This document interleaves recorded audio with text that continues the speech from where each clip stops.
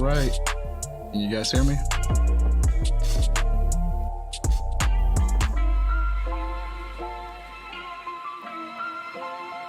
Let me see here. Let me turn this down. Sorry about the stream starting late. Keep having this issue where the stream just wants to keep dropping frames tonight for some reason. I don't know why. I think I may have too many things open in the background going at the same time on my computer. So, see if I can figure this out. Well, first off, let me fix my hair. I don't even have my headphones on yet. I've been trying to figure this thing out this whole entire time because my stream keeps dropping frames. So I might have to stop and then restart. Let me check something here. Man, I'm gonna have to figure all this out.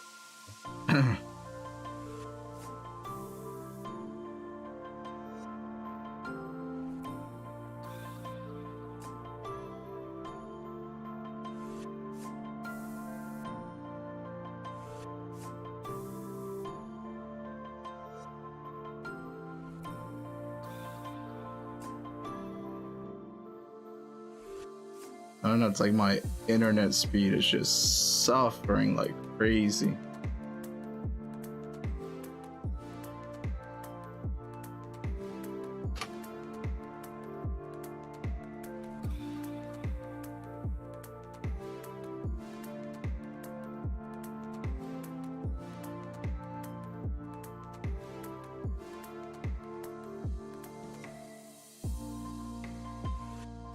Yeah, there we go.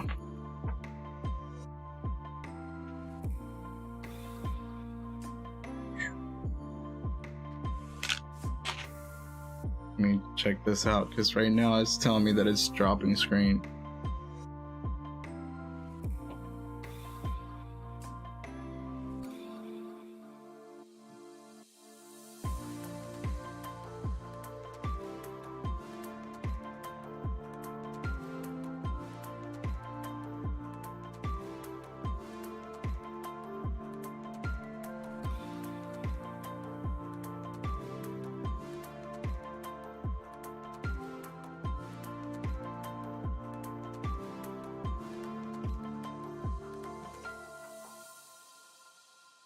Alright, give me a second. I'm gonna put you on BRB.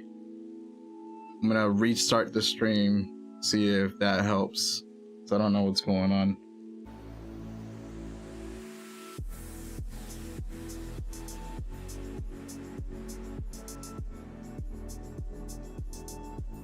Alright.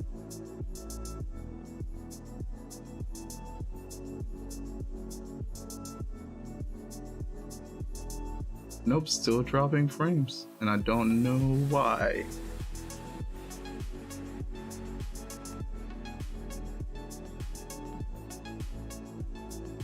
It's telling me it's my network, but my internet speed is fine.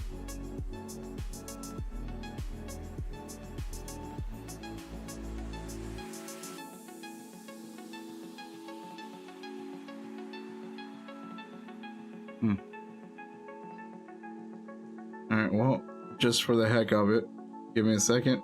I'll be right back.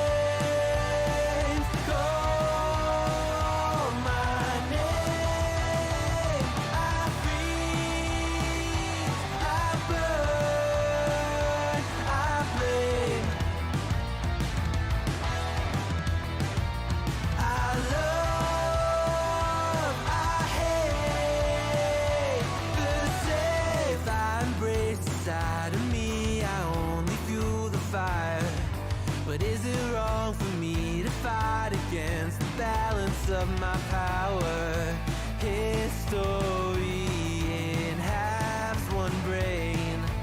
I will break the chain.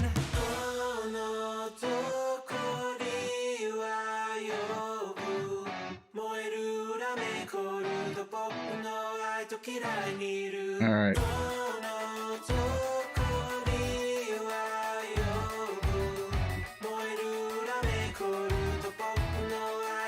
Alright.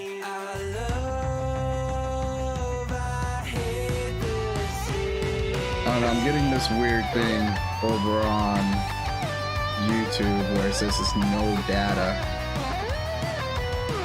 for my stream, so we'll see how it goes. I've been messing with this for like 20 minutes now. I don't know, everything earlier today.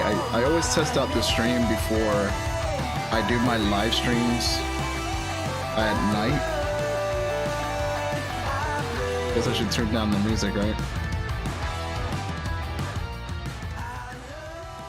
Okay, so I always test out my streams before the nighttime, and I was testing it out earlier, and everything was fine because I was messing around with it because of what I was talking about last week, where I had to try to figure out how to monitor my game audio through my headphones and still be able to talk to people on the PlayStation. And that's what I was working on earlier while I was, testing out the stream, and everything was fine. So I'm gonna have to cut this down.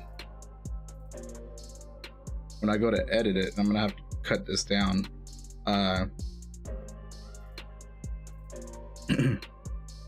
Yeah, because I don't know.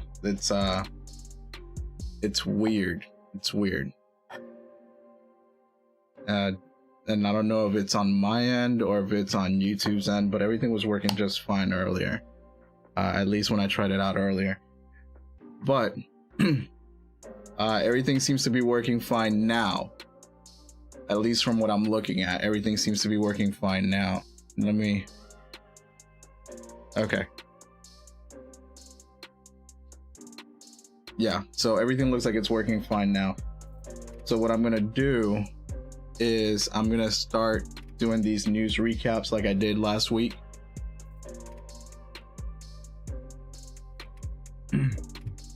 About what either happened during the week or what I just found out during the week. I have a lot of things open here, a lot of windows, and that's probably why I was having issues. And I don't know if that's the reason why I was having the issues. So I didn't have all these windows open when I was trying this out earlier, testing everything out. But I'm trying to, let me see. Okay, there we go.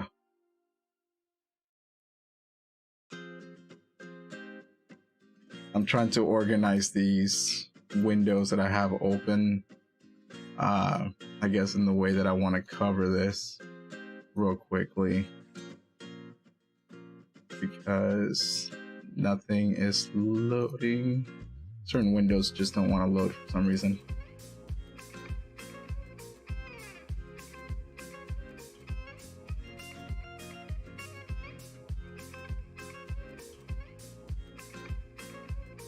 There we go. All right, I think I have them somewhat organized.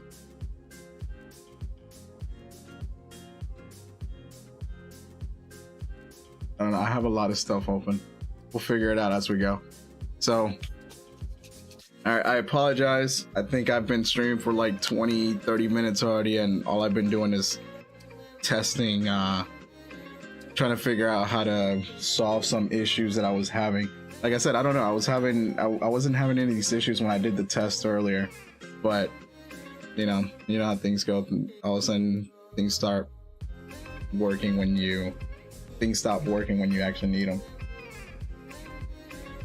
And I don't know if that's on my end, YouTube's end, or what.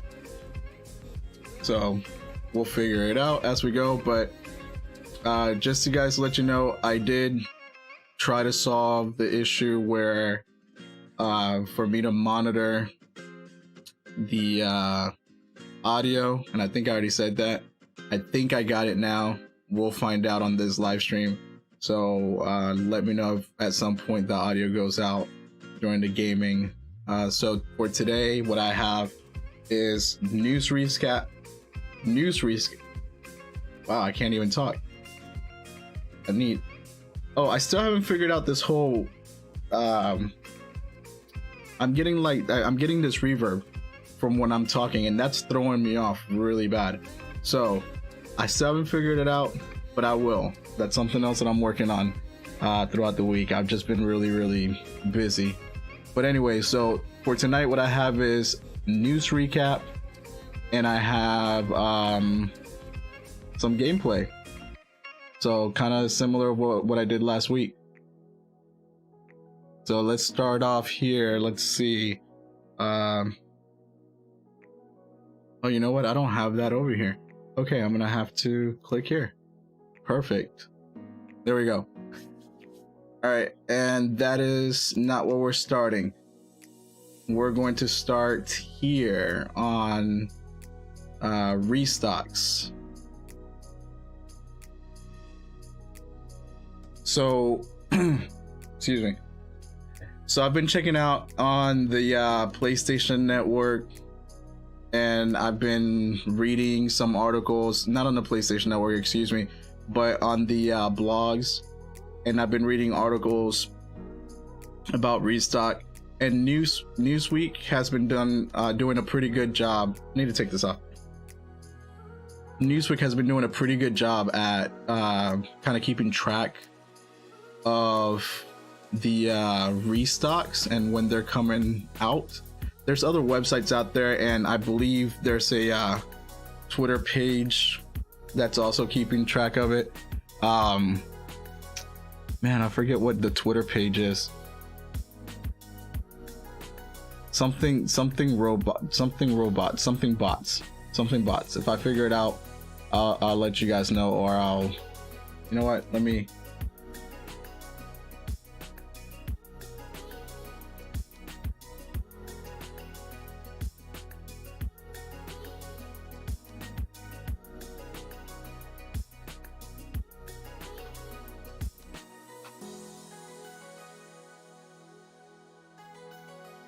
All right, let's see. Blah blah blah blah. Oh man, and I don't have it pinned, and I don't have it pinned on my phone. But Newsweek has been doing it pretty good.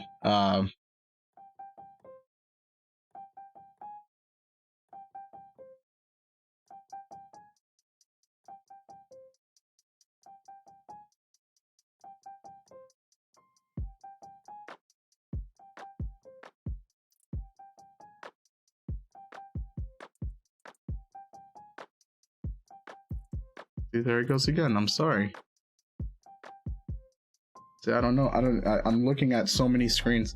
I don't know what's going on, but it said that I just dropped some frames, and it's due to network. Now, whatever that reason is, I don't know, but we'll figure it out, or at least I'll try to figure out here.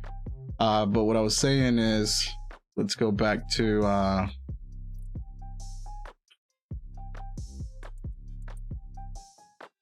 and I shouldn't put inventory bots. There you go, on Twitter. Yeah, inventory bots, consoles, they've been doing a pretty good job at kind of tweeting out when whenever the whenever there's some sort of stock that goes up somewhere. And there's another one on Twitter as well, but I've been following this one, and they've actually been pretty good at when things come in stock, or things come out in stock, depending on the stores they're in. You know, whether it's on Amazon, Target, or whatever, and they've been pretty good at it. But like I was saying, Newsweek actually has been doing a pretty good job as well at keeping up with the restocks. But with that being said, I was also reading a few other articles earlier in the week, and I just kind of want to go ahead and put it out there. The likelihood of you finding a PlayStation or an Xbox in stores right now, it's going to be very slim. And the reason why it's going to be very slim is because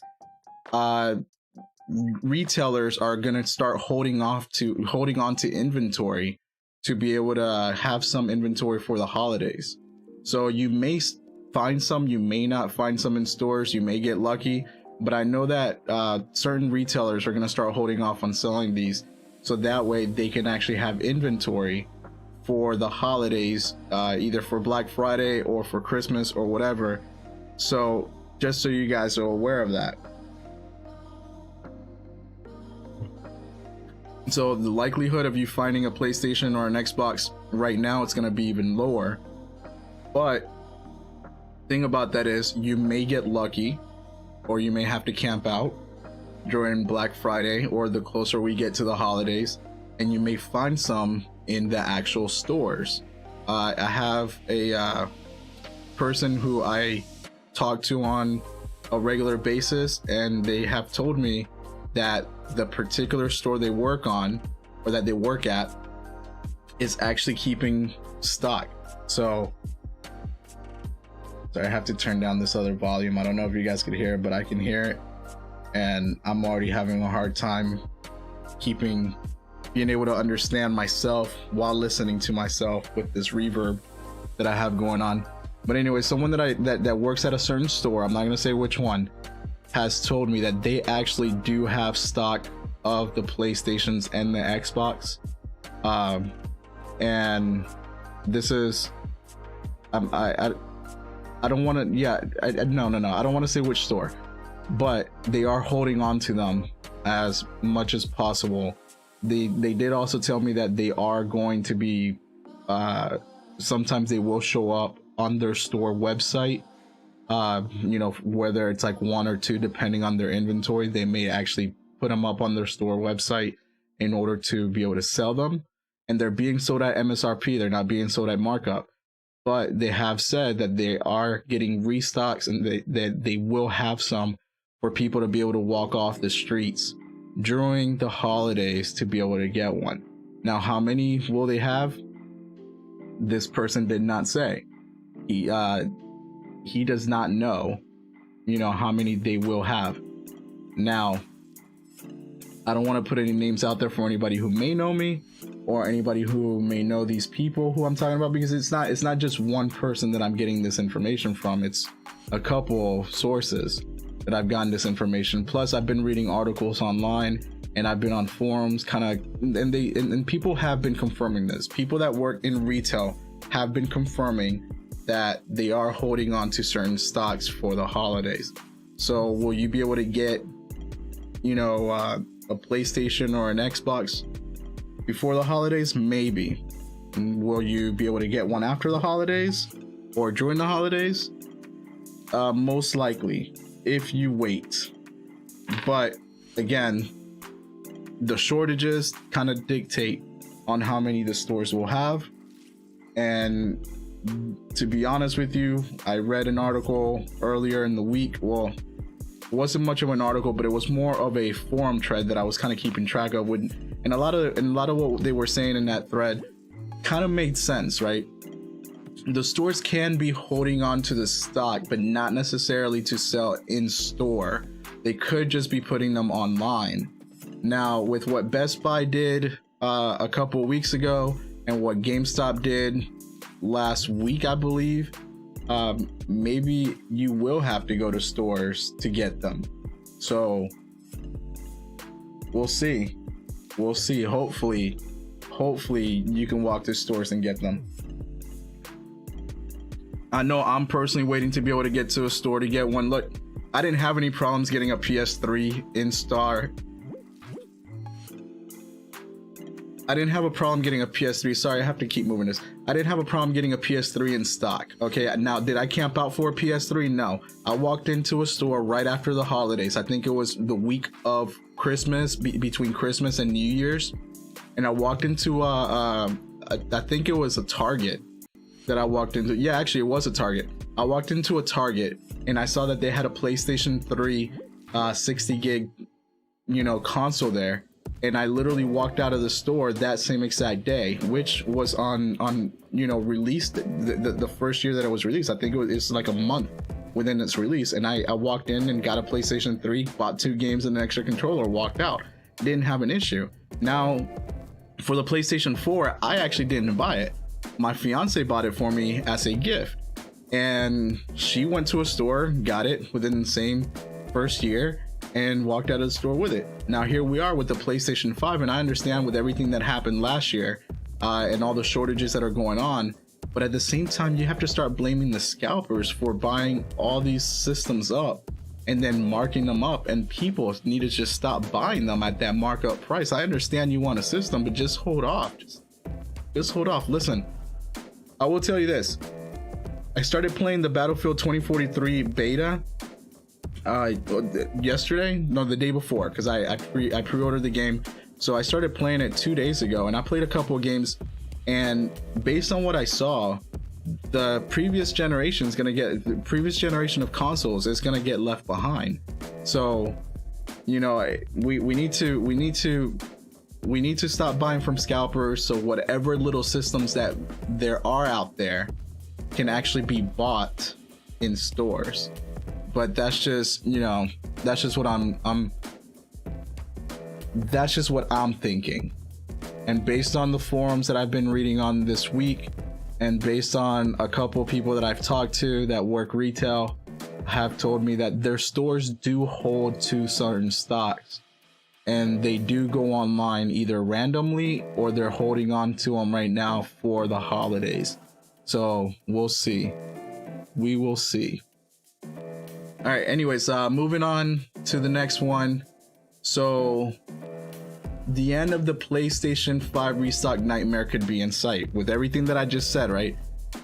This is coming from Tom's Guide, and I'm not going to go over the whole entire article, but the CEO of AMD is basically saying that they're expecting June or September of next year, 2022, when, and they're quoting her here, if I'm not mistaken. Yeah, Lisa Su.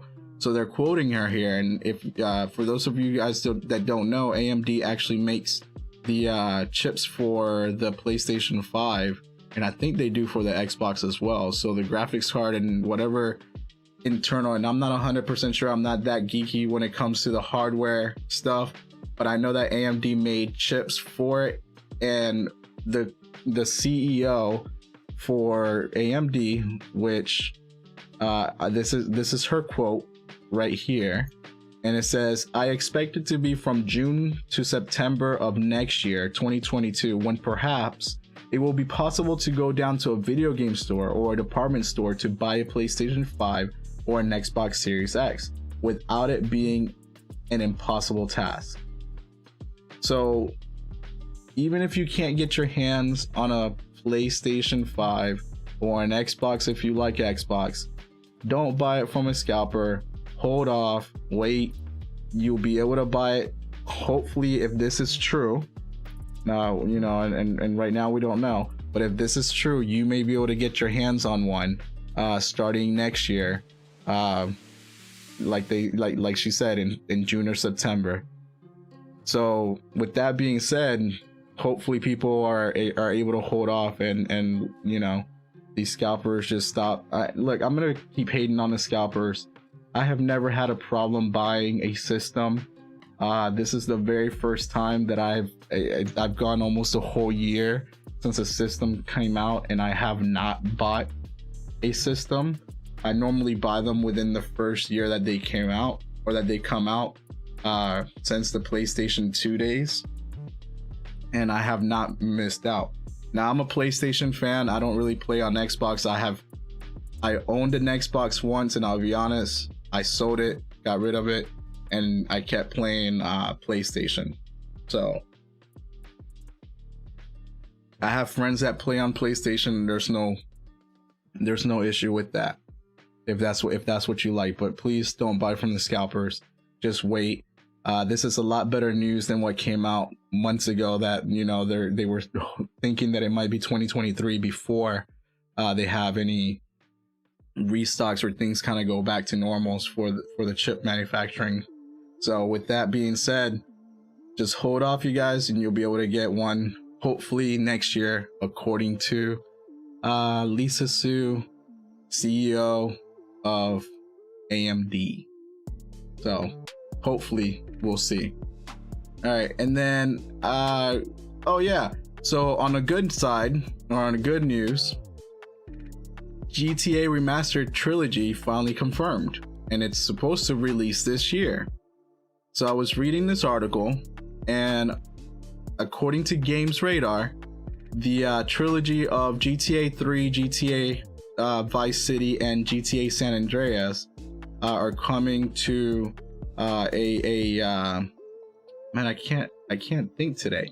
They're coming, and they're getting renewed, and they're gonna come to the new systems by the end of this year.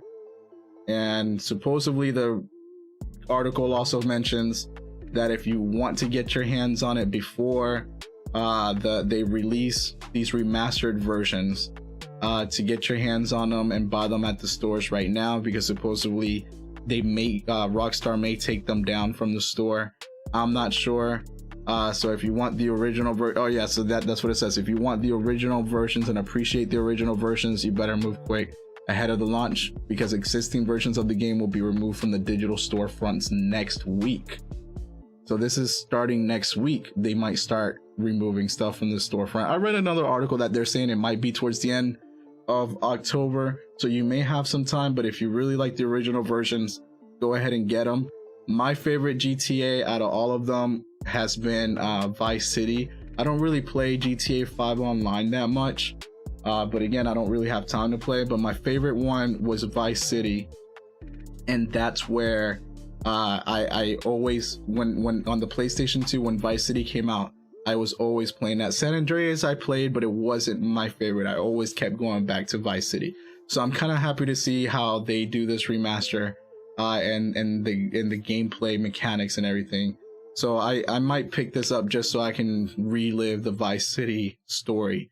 I still have the original Vice City game, and I believe, so I bought mine when it was the original first version that came out, before they had like a second version come out and then a third version come out, which had different so I think they might, the other versions had improvements, and some of the music licensing, there was music licensing issues, so some of the other games didn't have certain musics versus the first one. I have the original first one exactly how it was released, and I have gone back and played it actually during the summer of last year. During all the lockdowns, I went back and replayed GTA Vice City. So, and I went through the storyline again, and dude, it's a great storyline. So if you haven't played any of these GTA games, get yourself a copy when this comes out. I know I probably will be getting a copy depending on the price. I may wait a little bit to get a copy of these games. So we'll see how that goes. But right now, you know, that the whole thing is that they're coming out this year. So yep, so here it is. So Rockstar is yet to announce the release date for the trilogy, but did confirm that the games would release later this year on PS4, PS5, Xbox One, Xbox Series X, Nintendo Switch, PC, via the Rockstar launcher, with mobile versions following the first half of 2022. So we'll see how that goes. Again, I'm looking forward to it.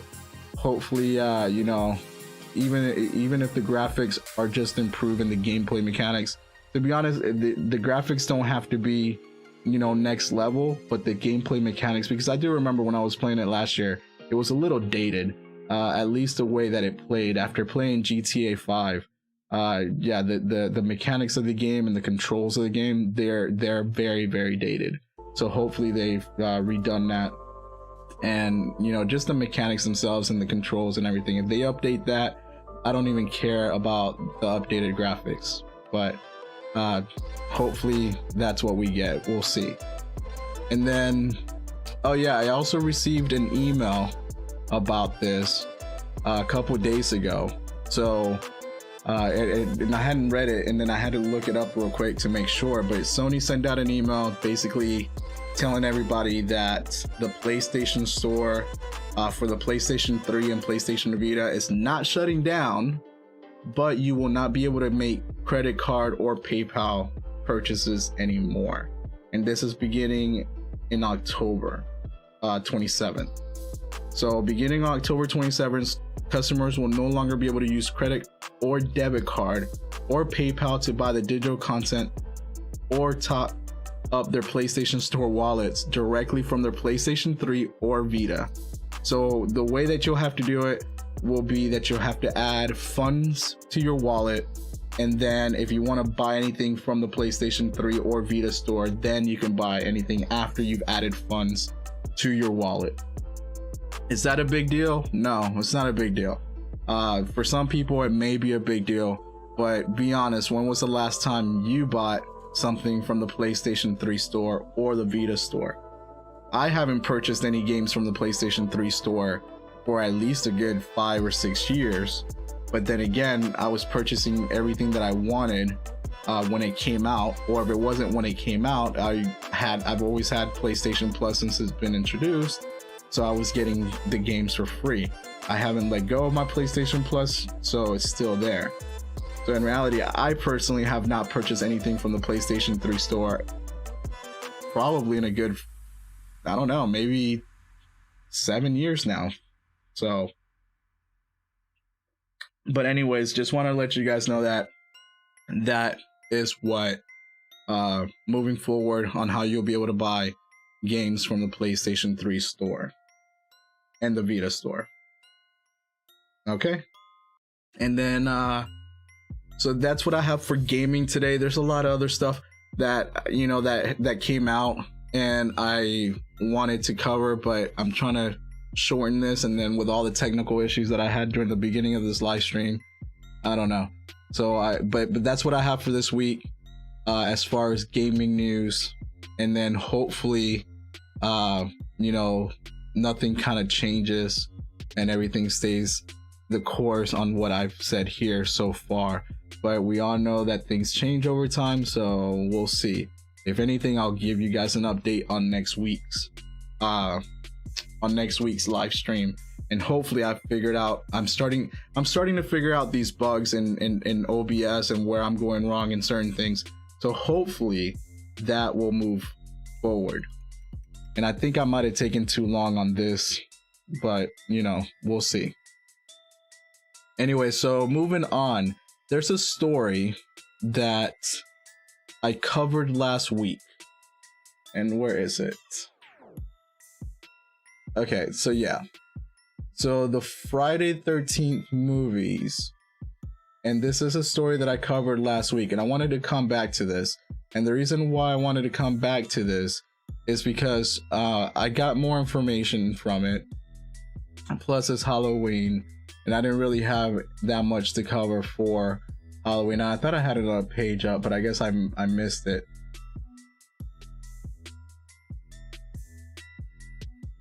Yeah, I thought I had another page up, but I guess I missed it. I don't know.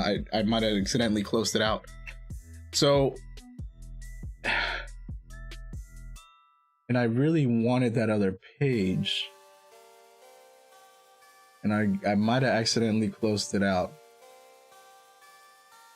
Let me see.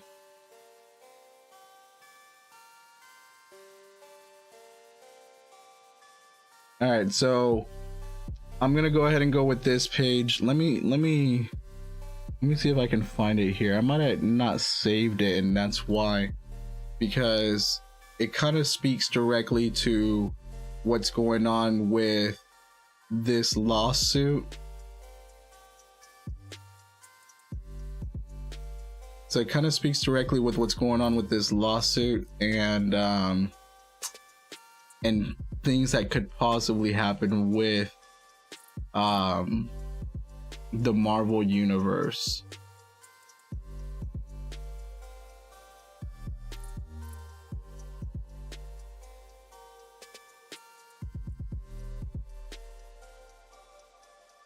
Let me see if I can open it up here.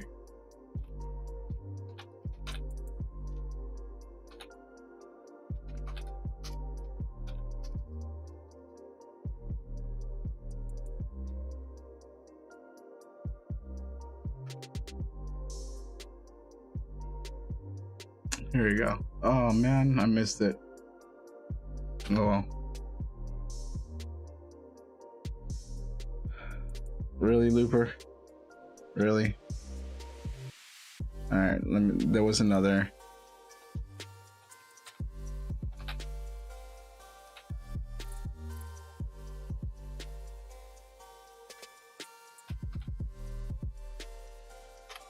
Hopefully I can get it back. I don't know why it keeps loading onto that.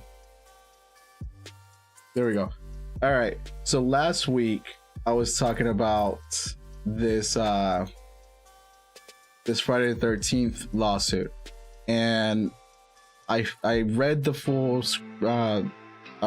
article from last week, and then I found a couple more articles that gave a little bit more information. So what's going on here is that the writer from the original Friday the 13th movie he gained the rights to the franchise, right? So the screenwriter has won the appeal in the case for the rights of the Friday the 13th franchise.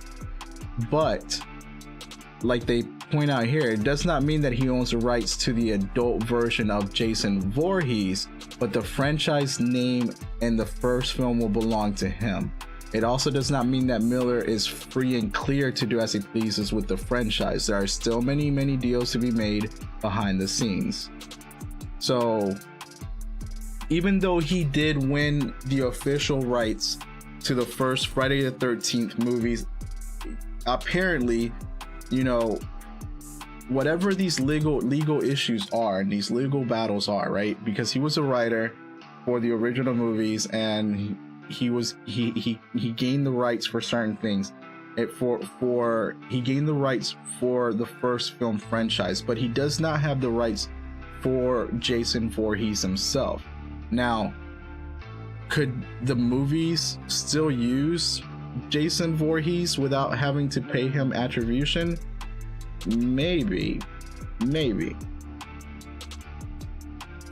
So this is what the whole argument is all about. It just basically boils down to when Miller was first, like it says here, when Miller was first hired, the first Friday the 13th movie, Cunningham argues that it was a work for hire situation, that it should have no claim to the copyrights of the screenplay in the first place, as the court ruled in 2018. But because he won the appeal in the Second Circuit Court, it now means that he may have to get accredited if they do move on with this. And it's basically what's happening with the Marvel and Disney universe right now, because there's writers, and they kind of hint to it here, because like they say, this is not completely unlike what's happening with the Marvel and Disney universe right now, and this case is a very high profile example of what's going to send shockwaves through Hollywood. Make no mistake that this will be happening more and more now, and I feel that horror franchises are going to be where we see the most action and suits being filed.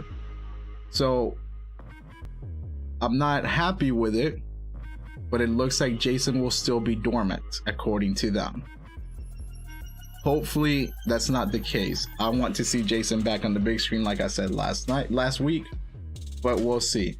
Now this from Looper kind of talks about that, because apparently this is also happening in the Marvel universe, where certain writers, that had an impact on certain comic book superheroes, or wrote certain comic book superheroes, or certain lines for certain copybook, or created certain comic book superheroes, they're being sued, and there's a lot of or at least not the writers themselves, but at least the franchises that they help build are being kind of put in this situation where they want their credit for where credit is due. They're the writers, they might have created the heroes, and after a certain amount of time, those rights kind of go back to them in a way. So I'm not entirely sure on how that all works out. I'm not a lawyer, but I know that there's a I know that I think it's during the Superman. During the Superman, how you see at the end of any Superman movie or anything that's made with Superman, it says that it's accredited to, and then it has either the family's name or the writer's name or whatever. That is something that could get worked out, which means that the writers who created a storyline or created the superheroes themselves will finally have some sort of payment for all this money that is being made through these movies. But anyways, I just wanted to kind of come back to that because I did read more on it, and I saw a lot of this stuff on it, and I'm trying to kind of quickly move through this, but I don't know. You guys tell me what you think. I mean, I think that if you're a writer and you wrote it, I don't know if it was work for hire, like they like to say, like the big companies like to say, which is what Disney's saying and what the big movie franchises are saying that it's work for hire, so therefore they have no rights. I don't know. I kind of feel like they do have rights, but then again, it was work for hire in a way, so I don't know. I mean, it would be no different than if I were to write something for somebody else. Can I later come back and claim it? I don't know. I'm indifferent. I'm indifferent, and I'm indifferent only because I want to see Jason back on the big screen, and all this, you know, legal crap is just keeping it from happening. So we'll see. We'll see what happens. I know, like I said, there's a lot of lawsuits going on back and forth between families, and I believe even Stan Lee's family at some point filed a lawsuit against Marvel. I don't know. We'll see. But anyways, I want to kind of move on from here and move on to something else that I kind of saw this week as well.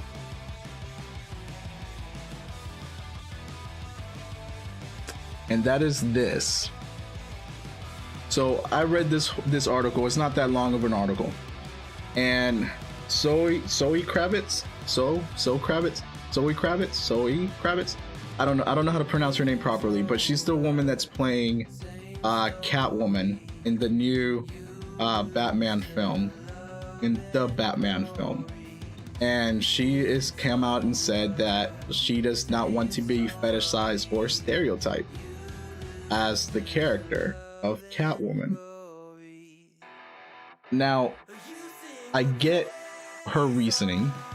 I understand that, you know, she wants Catwoman to be treated more like a woman and not be one of those, I guess, stereotyped skin tight suits, damn she's hot type of woman.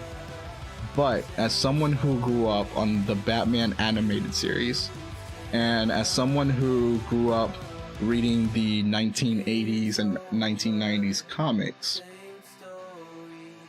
I have never personally fetishized against about Catwoman. Now, do I think she's an attractive drawn character in the comic books? Of course, a lot of characters in the comic books are drawn very attractive, and that's the point. But from my understanding of Catwoman, she's a femme fatale. She uses her looks to get what she wants from men, and not just men. And I haven't read Batman Year One in a long time, and I haven't read the Catwoman comic books in a long time either. But if I remember correctly, she was either a prostitute or a dominatrix, and she used those skills in order to get information, in order to be able to pull her heists. And she also used those skills as a seductive woman to be able to get over on Batman plenty of times, at least in the animated series. And so I don't understand, I don't understand if maybe she just doesn't understand the character. I read this, and she said that she really didn't know much about the character when she signed on to play the role, and that she kind of did her research, and she read some of the comics, and she watched the movies, and that she didn't want to be, stereotyped like the people in the back before her played that, the people that before her played the character. Now, I'm gonna say this: you're already starting negative press for the movie. You're already starting negative press for the movie. People that watch these types of movies keep up with these characters a lot better than I do. I watch the movies, I watch the animated series, the animated movies. I have plenty of the graphic novels, and to be honest with you, Catwoman's a femme fatale. I'm just saying it. She uses whatever she needs to use to get what she needs to get, period. Now, could I be wrong on that? Sure. She's kind of like an anti-hero. She does what she needs to do for herself, and she looks out for herself. She, when she needs to work with the heroes, she works with the heroes. when she needs to work by herself to get where she needs to get, she works by herself to get what she needs to get. It is what it is. She's a very athletic person in the comic books. If I'm not mistaken, she was like a gymnast before she became, I don't even remember, but I think she was either like as a child she was a gymnast, came from an abusive family, and both her parents killed themselves or something like that. And then after they killed themselves, she ended up in like a home or a group home or something, some juvenile detention center. Look at that. It's kind of like just coming back to me. And then that's and she also used to do gymnastics as a child. And then she trained in martial arts before she was put into a brothel, or she went into a brothel. See, I'll have to go back. I don't remember. But either way, she's a badass character. And for you to sit here and start putting out press like this that you don't want to get stereotyped, I mean, just think of her as a badass character who went through all this crap, you know, all this heartache in her younger years, to be the big badass that she is today. And don't get me wrong, you know, I don't even know how to put this, because I'll be honest with you, when news like this come out, it makes me think super woke. I no longer want to see the movie. I'm sorry, that's just how I'm thinking of it. That's just how I'm seeing it. When stuff like this comes out, I'm just thinking, you know what, this is gonna give negative press. It's gonna start with crap. I just don't want to see the movie. And I was already kind of iffy about seeing this movie because of all the other crap that has come out from it. But when you're already putting stuff like this just kind of gives negative press. So hopefully this is all you say, and you don't say, and who am I to say anything to you anyways? I mean, you're a big Hollywood movie star. So at the end of the day, my opinion doesn't freaking matter. But at the end of the day, I will say that I think maybe not saying these things to people, or not saying these things to upset people who will go watch this movie based solely on the fact that they are huge Batman fans and the whole Batman franchise. Because like I said, if it's already putting me off, then you're probably going to be putting off half the fan base, and you're just going to create a lot more hate. So yeah, I'll leave it there. I don't want to get too far into this whole thing. But again, like I said, Catwoman, femme fatale, she uses whatever she needs to use, whether it's kicking someone's ass, if she needs to kick their ass, or her sexuality to get the job done. She's badass. I don't think people won't see her as anything else other than that. Now, are you going to get cosplayers who are probably going to see your version of Catwoman and then dress up sexy? Sure, that's what's gonna happen. It just is. It's gonna happen. So I'll leave that there. You do what you want with it. I don't know. Hopefully no more negative press about this movie, because like I said, when things like this come out, I just don't want to I don't want to watch it. It's making me not want to watch this movie. So I'll leave it there. Tell me what you guys think in the comments below, I guess, or in the comments. All right, let me move on from here, and we'll see. Let's see what else I have on here. Yeah, it's some more of the Batman thing.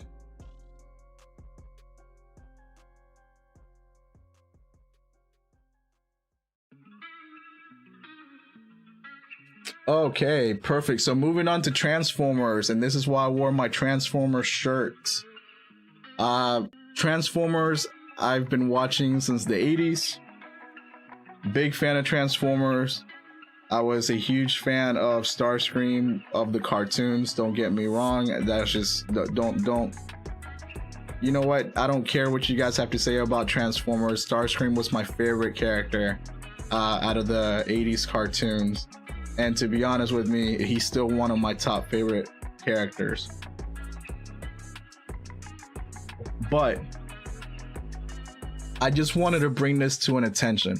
And it has nothing to do with the fact that there's a Transformer 7 movie coming out, and people believe that they should just stop making them. But if I remember correctly, and I didn't really watch too much of the Beast Wars TV series during the 90s, so I'm kind of interested in seeing how this movie's going to do with that.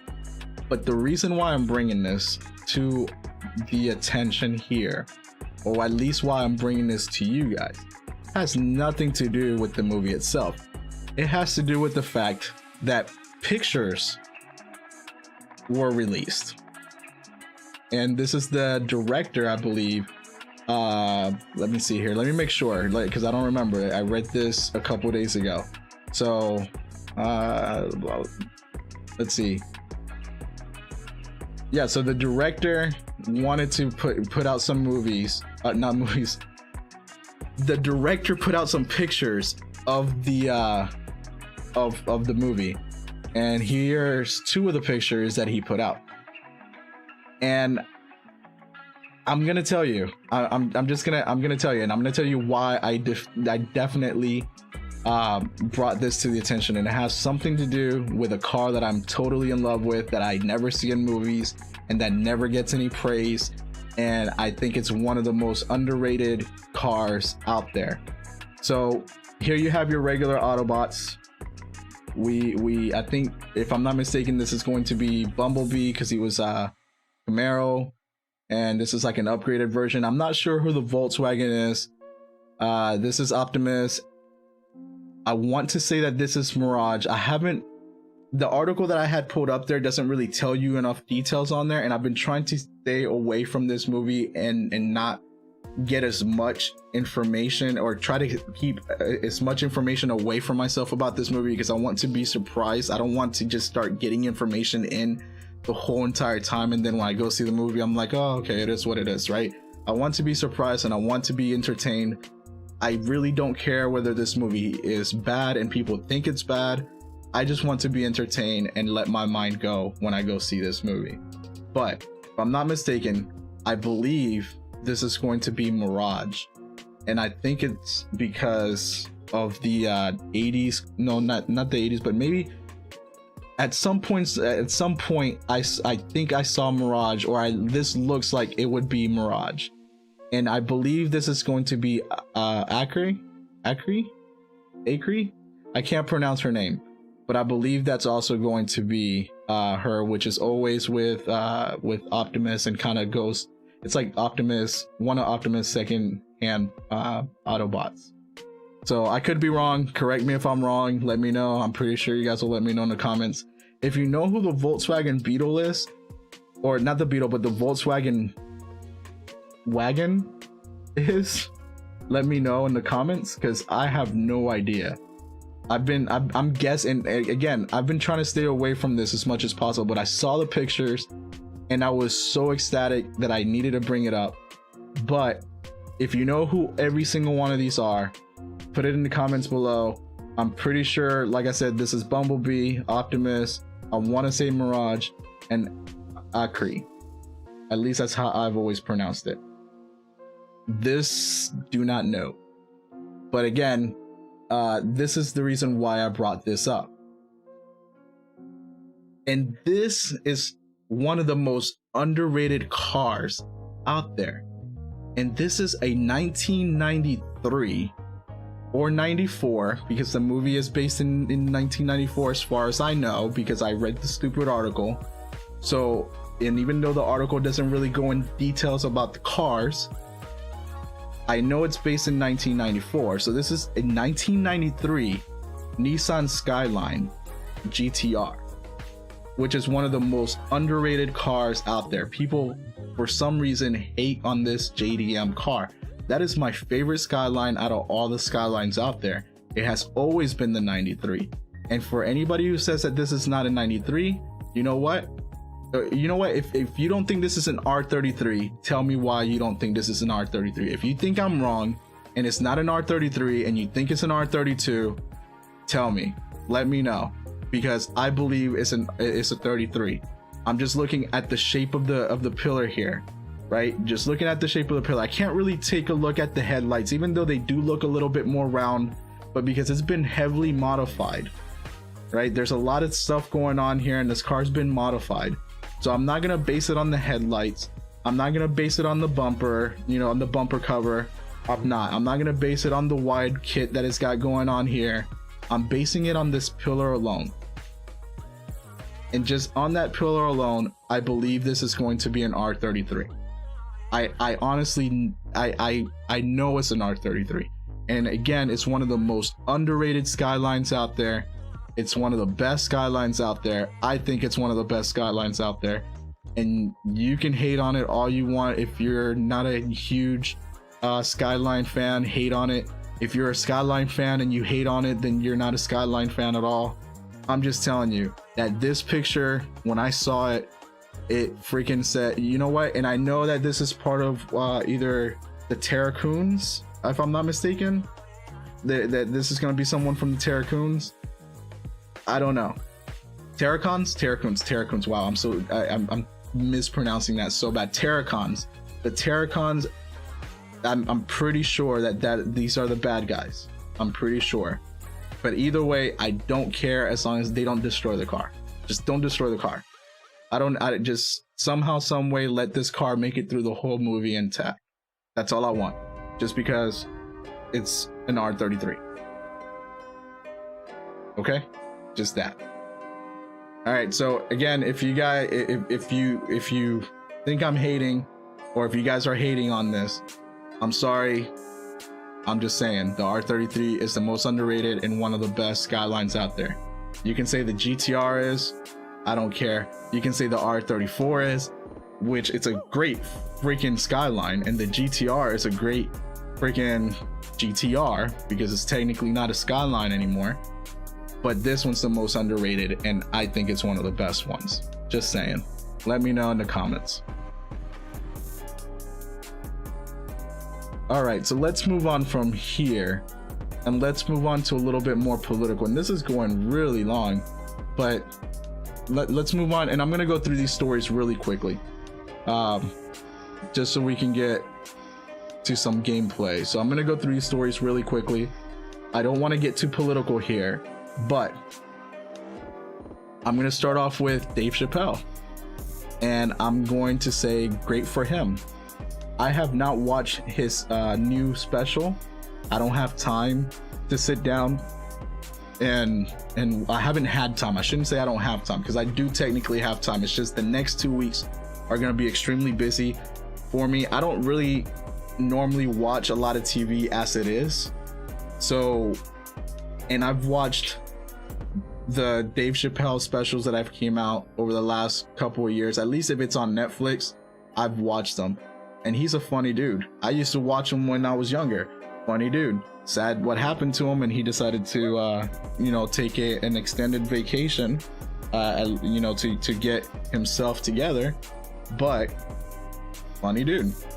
And I will say that I'm glad for him that amidst all the controversy that has been going on, and all these people calling for Dave Chappelle to get canceled because of the comments that he made during his special, which I am going to watch in the next couple of weeks. Trust me, as soon as these next 2 weeks are done, I'm gonna watch that special because he's a funny guy. Listen, learn how to take a joke. It is what it is. Apparently he got praised. Apparently he said F everything and F you guys, and he was praised for it, and he just said F everybody. This is literally what he's saying. If this is what being canceled is like, I love it. The 48-year-old said in response to a standing ovation. The line and many more like it was greeted by rapturous applause from the crowd, which included a masked Brad Pitt, Tiffany Haddish, Donald Rawlings, and Chuck Lorre, and many more. At the end of the day, yes, did he say some jokes about the LGBTQ community? I saw some clips. Yes, he said some jokes. But that's just what they are. People just need to stop being hurt. People need to stop being so sensitive. I mean, at the end of the day, let's be honest. It's just a joke. Learn how to take a joke. Everybody's so offended by everything nowadays. If it's freaking ridiculous. that, you know, you want to cancel everything because you get offended. You know what I used to do when I used to get offended? I said F you and I walked away, and I just said whatever, it is what it is. I didn't sit here and call for people to get canceled, arrested, or whatever else in between. I'm just saying, at the end of the day, grow some thick skin. That's the real world. That's the real world. Grow some thick skin.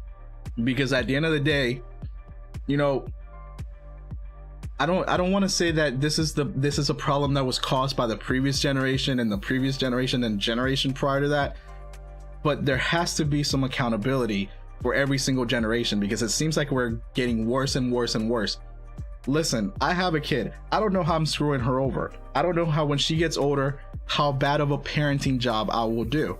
But I am trying my hardest to teach her to grow some thick skin, because at the end of the day, in the real world, there's people that are going to hurt your feelings.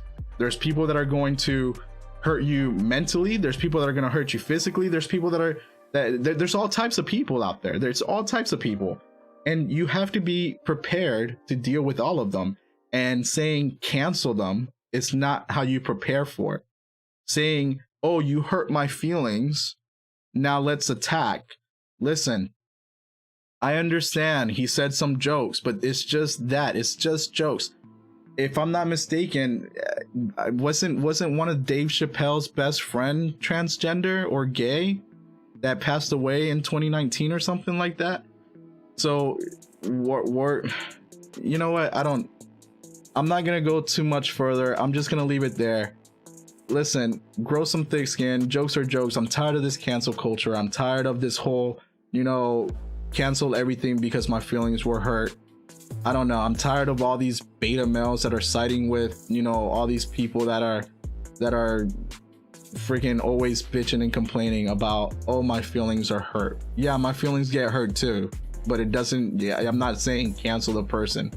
I just say, you know what? I just won't deal with it, or I just move on and go along my way. I just don't care to deal with saying, hey, if you're toxic, you're toxic. I just don't freaking pay attention to you. It is what it is. You're not gonna hurt my feelings by you telling me I want to cancel you. Just saying.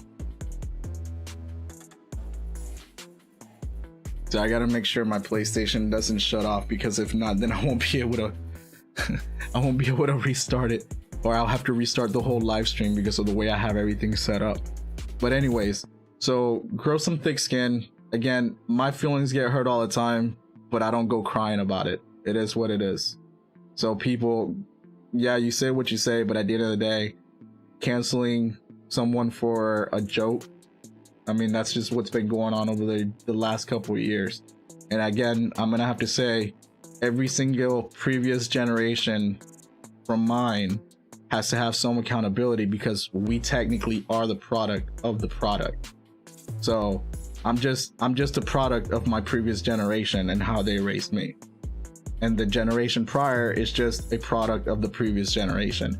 And the generation that's coming after me is just a product of my generation. So, I mean, I don't want to admit it, but I'm a millennial. I like to say that, and I heard this somewhere and I don't know where, so if you know, let me know in the comments. But I like to say that I'm a junior Gen Xer, because I don't like identifying with the way millennials are today. So that's what I like to say. So again, I don't really care. Now let me move to this, because this is part of the Dave Chappelle story. And I, you know, there were some things in here that I was reading and I was like, dude, that is freaking crazy funny. Now, again, it's just a joke. So let me see which one it was. This is what's being said, and I'm reading it. I'm like, really? So some Dr. Ani Blackstock, I don't know who that is, but they tweeted, Chappelle's transphobia and lack of understanding that black people can be both black and gay shows exactly why it's critical to understand intersectionality, and how black cishet men, despite being marginalized for their blackness, can perpetuate systems of oppression. Huh. So let's take that a little bit further. Despite being marginalized for their blackness, can perpetuate systems of oppression. Can they? Huh. I think anybody can. I think anybody can perpetuate a system of oppression. It's not just black men, but anybody can. Not only that, I'm gonna say it here. It's just a joke. I don't think Chappelle is transphobic. I don't think that how it says his lack of understanding that black people can both be black and gay. You know, I don't think it's that. I think that you guys are reading way too much into it, and I get it. Oh, in the society that we're in today, you should not say these types of jokes. Man, it's humor. It's humor. It's humor. Please, let you know what? I don't want to go even further onto this, but let's move on to a couple more tweets. Dave Chappelle's brand has become synonymous with ridiculing trans people and other marginalized communities. That's from Glad.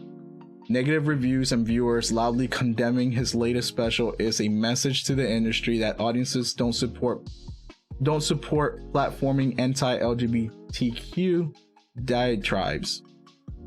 And we agree. I don't know what to say, man. Listen, a joke's a joke. Take the joke. I don't think that he's perpetuating systems of oppression by saying a joke. You know, I'm sorry I'm gonna say it here, but at the end of the day, grow some thick skin. You know, I don't care if you're part of the LGBTQ plus community. I don't care what community you're from. You got to learn how to deal with people and people's differences of opinion and differences in thought. But based on the way the country is today, I don't know if you could have a difference in thought. You have to, you know, if you have a difference in thought, the thought police will come for you. But I don't want to go even further into this. I'm just gonna leave this right here. Let me know what you think on the comments. I don't know where else to go with this, because I read this whole article and I started to break it down and I started to do my thing like I always do and research. And I was going down a dark black hole that I just did not want to keep going down on, because I was just gonna get really upset about people's stupidity. So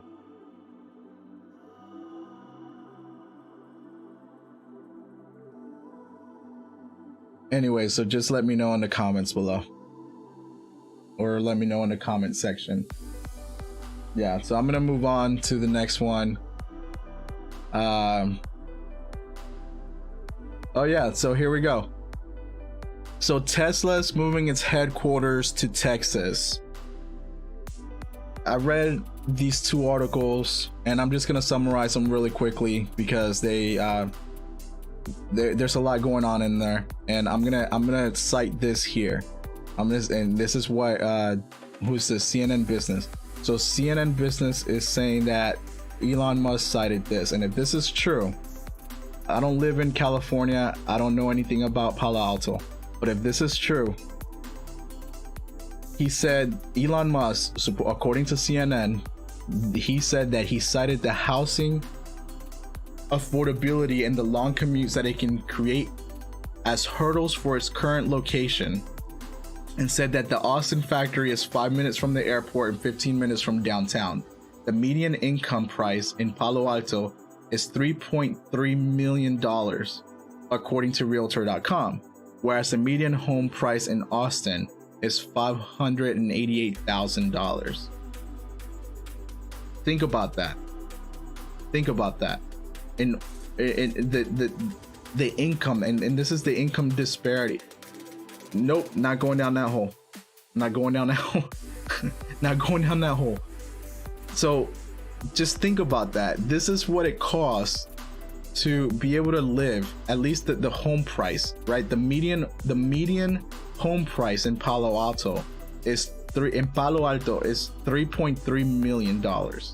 $3.3 million, which is where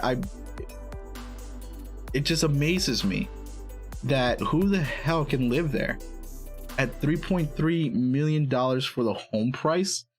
Who the hell can live there? And no offense, if you can make that amount of money, why would you be working at, you know what, why would you be working in a Tesla factory? But you know what, I don't even care. That's a completely different side story. You know what, good for you, Elon Musk, for moving your headquarters. Just move everything out of California. Move everything out of California. California is becoming a big old cesspool. I'm sorry, Californians, and I'm sorry for the ones who live there and love their state. I'm just saying your politicians are making it harder for you when the average median home price is $3.3 million in Palo Alto, and I'm pretty sure it's a pretty nice neighborhood. I've never been, I don't know. I've been to California, and the last time I went to California, I wasn't impressed. The first time I went to California, really impressed. But again, the second time I went to California, I was pretty let down, especially with all the homelessness problems that are going on in California. So good for Elon Musk. I know that in this article he says he's not moving everything out of California, but that he's just moving the factory, not the headquarters. I'm sorry. He's moving the headquarters to Austin, which is fine. It's great. He kind of said he was going to do this last year, and I'm glad that he's moving the headquarters from California to Austin, Texas. Now, granted, Austin's another very liberal town, but it's better to be in Texas than in California because the prices in California are ridiculous. The homelessness in California is ridiculous. The cost of living in California is ridiculous.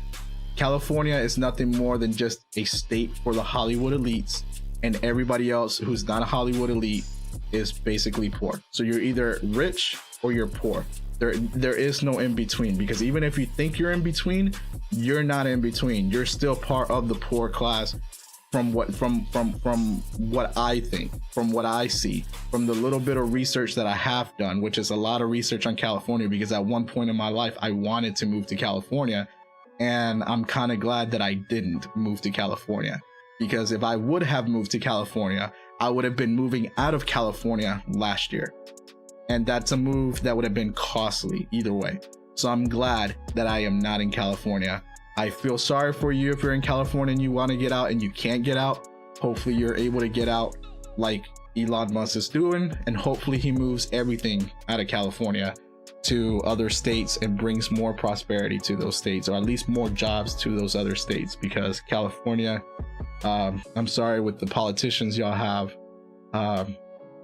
it's just becoming a big old toilet.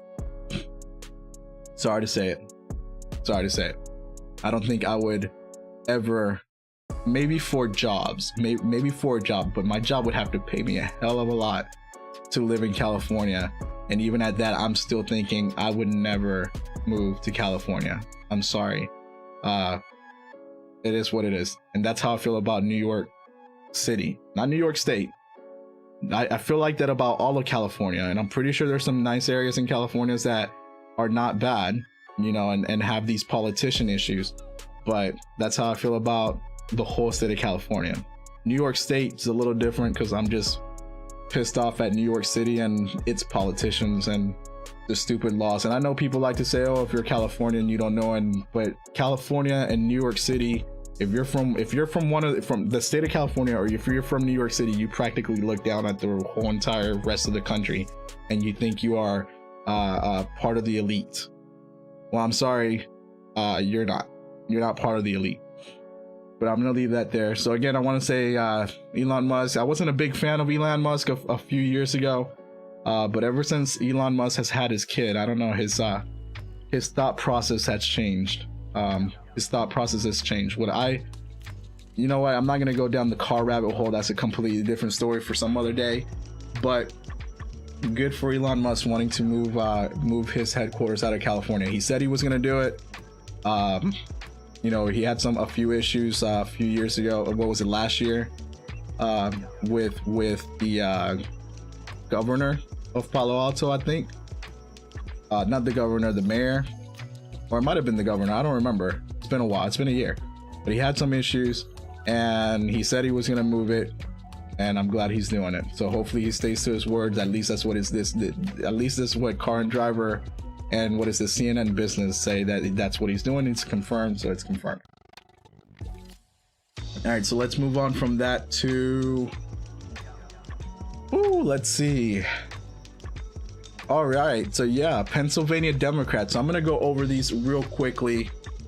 I'm gonna go over these real quickly because these all have to do with President Biden and how now certain Democrats are actually saying. Give me a second.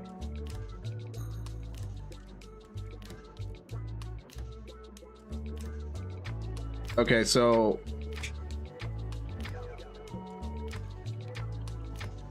man, my streams are all messed up. Okay, there we go. Okay, I'm back.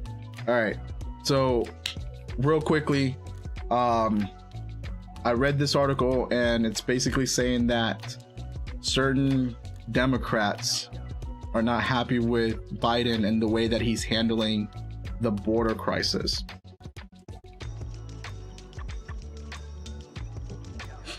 So guess what? If you thought that Biden was going to handle the crisis that he himself created, and I know people like to say he didn't create the crisis. Look, Biden created the crisis. He has no solution.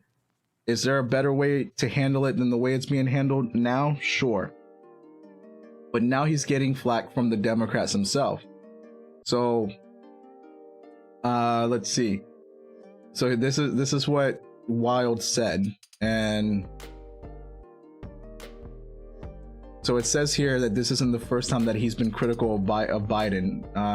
That Wild also released a statement attacking Biden and his administration on the evacuation of Afghanistan. Let's not even talk about how bad Biden botched the Afghanistan evacuation. So that was very, very mishandled. I mean, dude, how many more Democrats have to mishandle things? I'm sorry, how many more Democrats have to mishandle some sort of issue?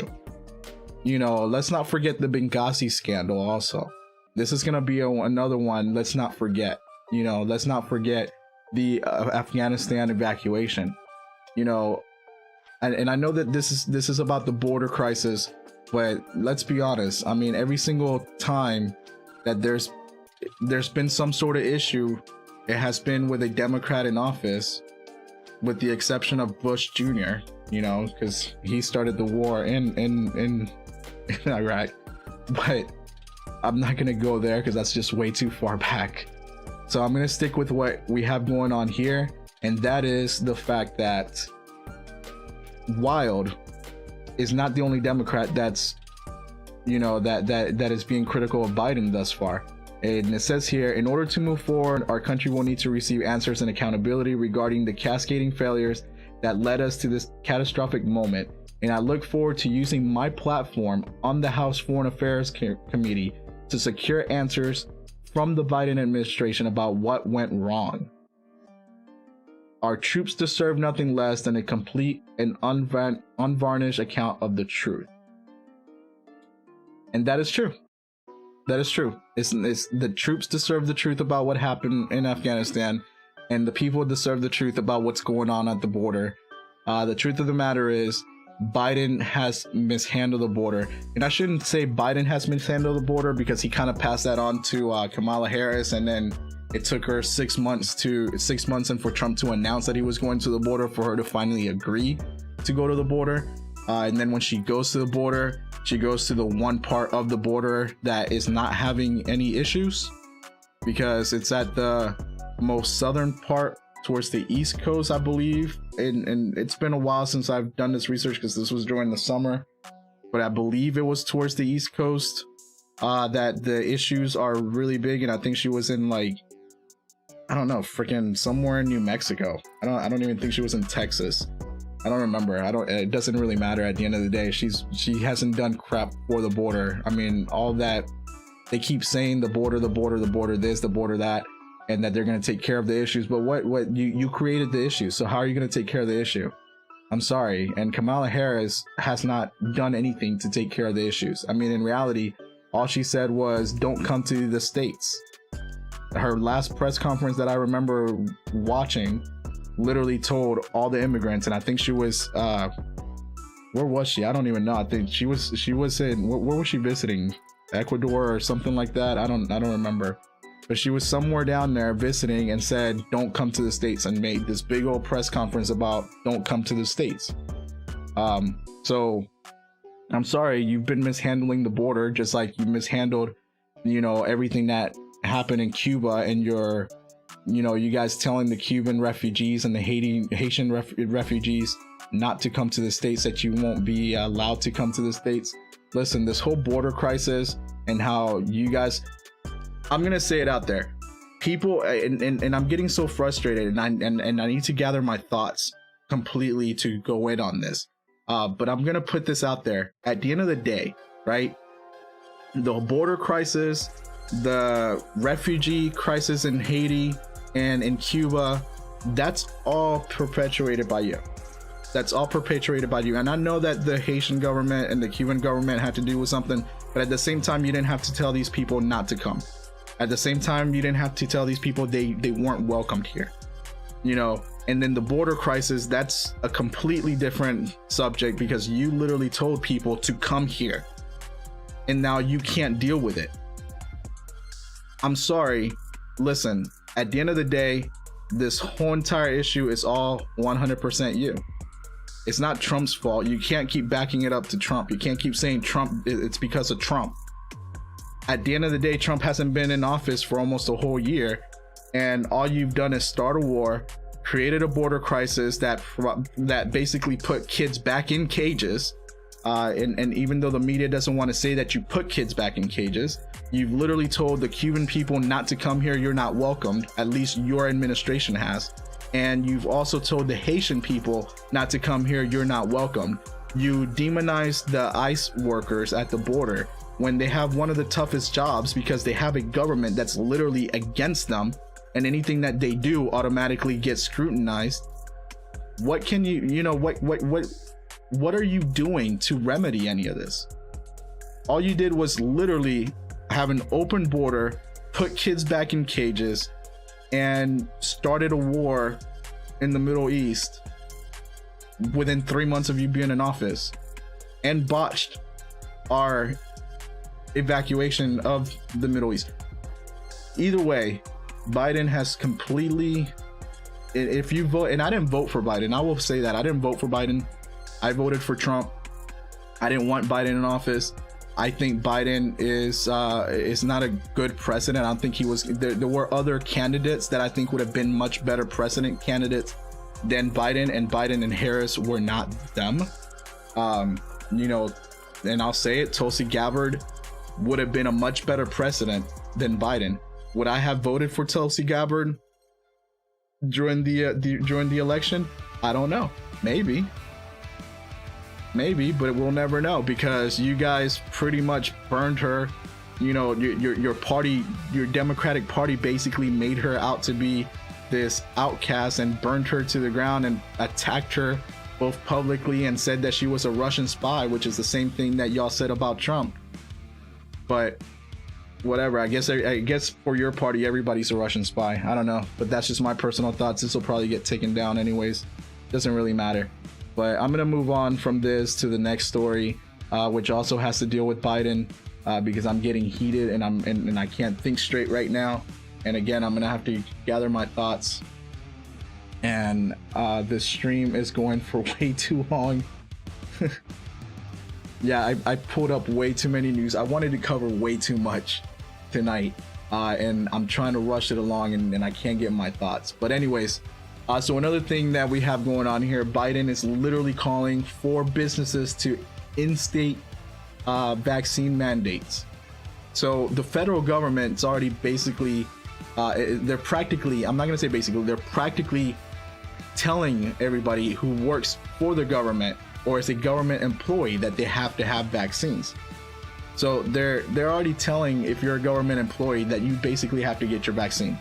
There's no ifs, ands, or buts. But now, right?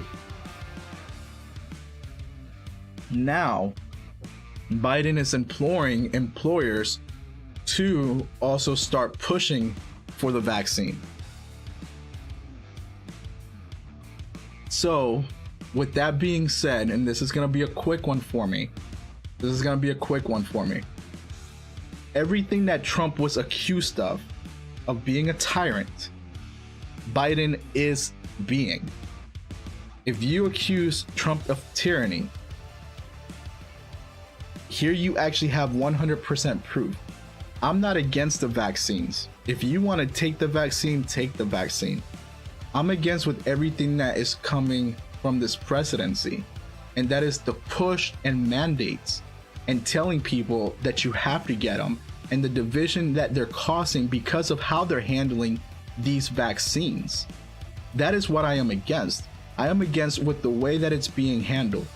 I don't know what's best for you and your family, but telling people and encouraging employers to tell people that they have to tell their employees to get the vaccine, if not, they cannot work. That is pretty darn close to tyranny. Just saying. And that is something that you guys said you wouldn't do. Your administration said that y'all would not do. I believe Jen Psaki, I don't know how to pronounce her name. I believe she did in a conference said that that is something your administration would not do. But yet here you are calling for it. Here you're calling for the vaccine to get pushed by businesses. And I've been watching what's been going on with these vaccines, and it's ridiculous. Look, I understand vaccines work, they do, but this vaccine hasn't been tested for as long as other vaccines have. And I don't think I personally don't think, and again, I'm not saying anything bad about vaccines, because again, they do work. Vaccines do work, but it should be your choice because of how this vaccine's being handled. And I think that's the problem, because the way that you're handling this vaccine and how people should get it, and the way that you're handling how people should go about it, right? That's what's causing the issues. I don't think people would have a problem getting a vaccine if you were to give them the option, but you're mandating, you're telling them that this is what you have to do. If not, you're not part of the group, and we will exclude you and make your life harder. You will lose your job. You will not be able to go out to eat. You will not be able to go to establishments.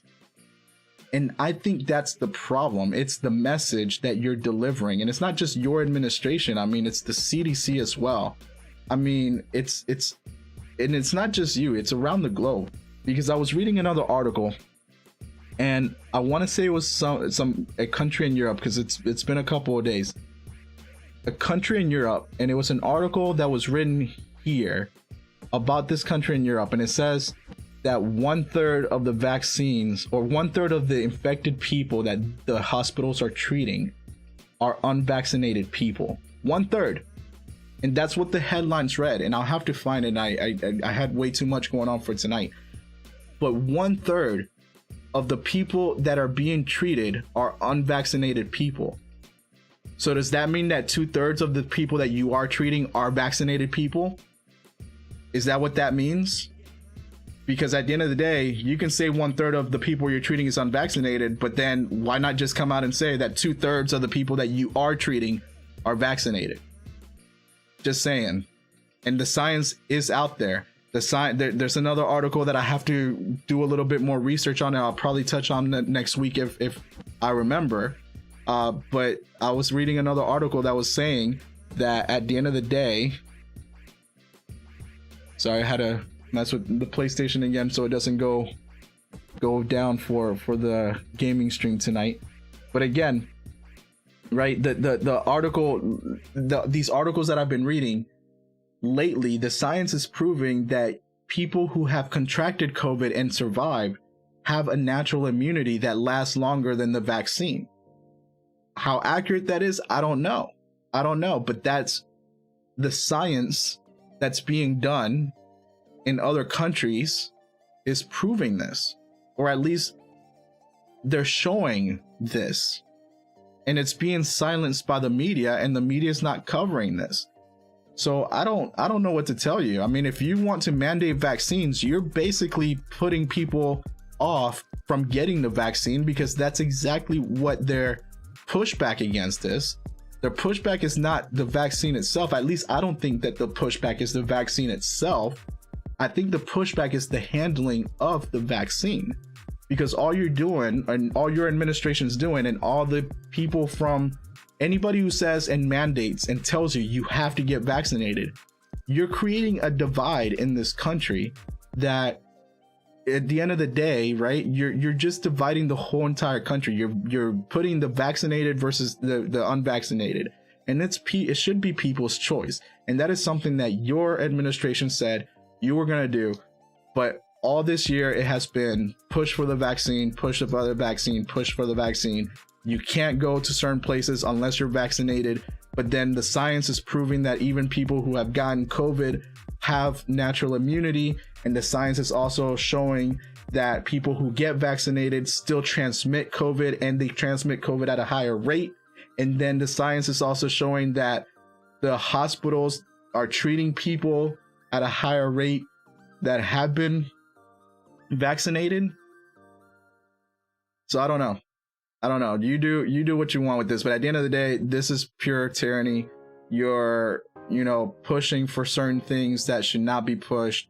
It should be people's option to get vaccinated if they choose to get vaccinated, or if they don't choose to get vaccinated, is their option as well. It is what it is.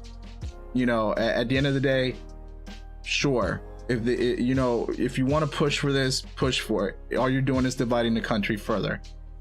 Figure some other way to handle this situation, to handle the push for people to get vaccinated. Instead of telling them that we're going to ruin your life if you don't get vaccinated, you're not going to be able to do anything unless you get vaccinated. You're not going to be able to work unless you get vaccinated. You're not going to be able to go out unless you get vaccinated.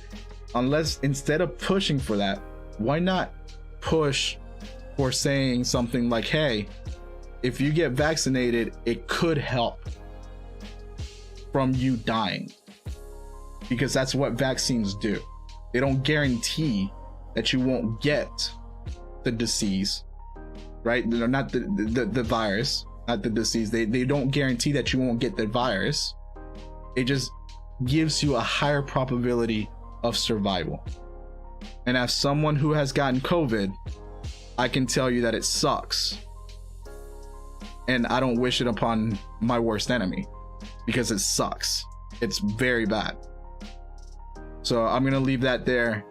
Tell me what you think in the comments.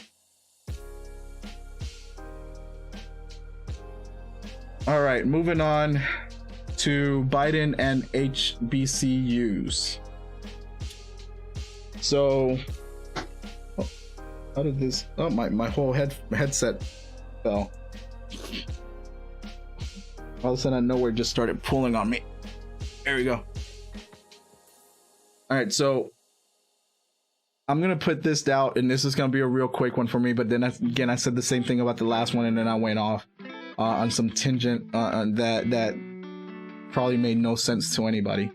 But I was reading this article about Biden and how he's the new plan that's coming out, and I'm gonna read just a little bit of this.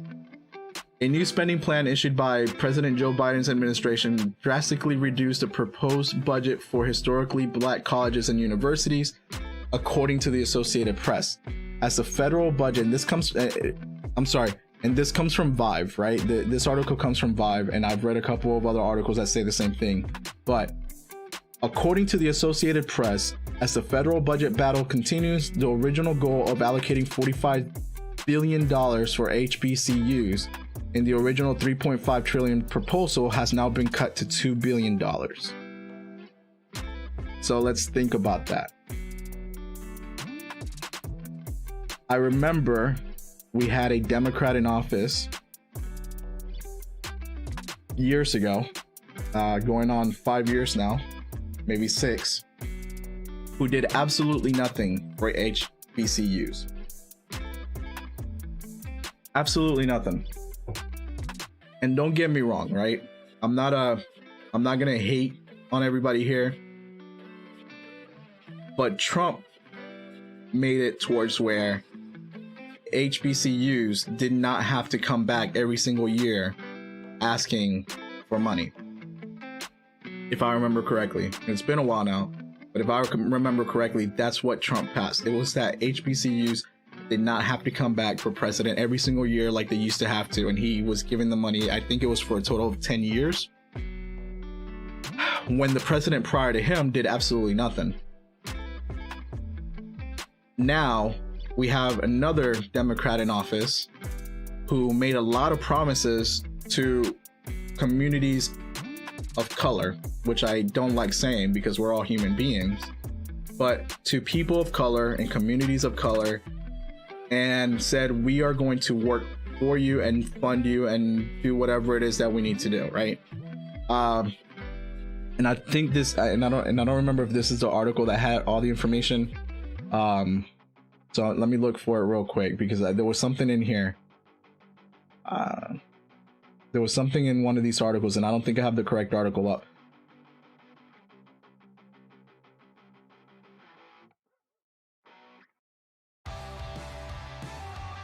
Okay, so historically black colleges and universities should be separated as a protected class of institution because, like, the black community, our experience in the United States of America is a unique experience, added Kevin Cosby, president of Simon's College in Kentucky. And then it says here, an executive order issued by the White House on September 3rd declared, it is the policy of my administration to advance education equity, excellence, and economic opportunity in partnership with HBCUs, and to ensure that these vital institutions of higher learning have the resources and support to continue to thrive, for generations to come. So that is an executive order that was issued on September 3rd.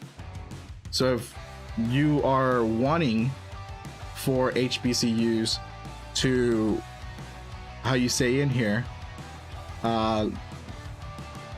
to have that they are vital institutions, and you want to ensure that they have the resources to thrive for generations to come, why are you defunding them? Why are you taking money away? Why is it that the one person who was called a tyrant and a homophobe and a racist for 4 years did more for HBCUs than the prior president to him and the current president is doing? So why are you defunding? You're cutting the budget from 45 billion to 2 billion. But yet in early September, that wasn't the case. In early September, you wanted them to thrive for generations to come. But the reality is, oh, how can we make more money? The reality is, how can the government keep more money for other things that are most likely not needed?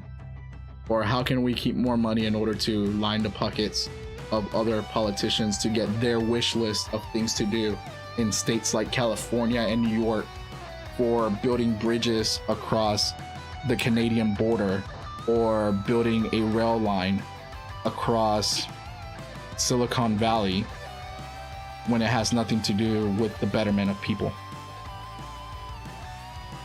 And for whoever knows what I'm talking about, you know what I'm talking about.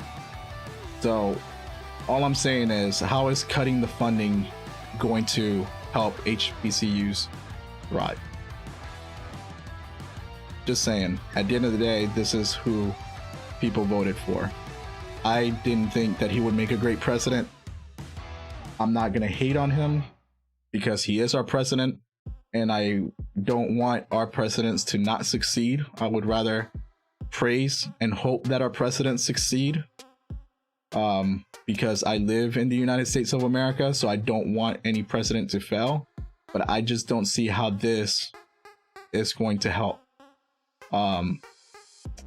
black colleges. I just don't. I don't see how this is helping communities of color. And you know, if Trump funded them for years to come. Why are you now defunding? But anyway, so let me know what you think. I'm gonna move on from here because I have been going on for this for way too long. And I think that's everything that I wanted to cover. Let me see. Oh no, still have another couple stories, so stick around for a few seconds. A few more seconds. These are gonna be really quick, really fun ones, so we don't end the night, the news recap, so it's not ended on a bad note. So I'll do some real quick ones here, some fun ones. All right, so moving on to Facebook. Facebook goes down again.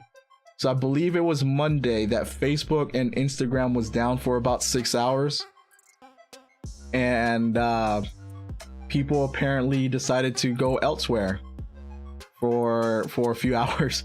At least the people who are constantly on social media. I'm not constantly on social media.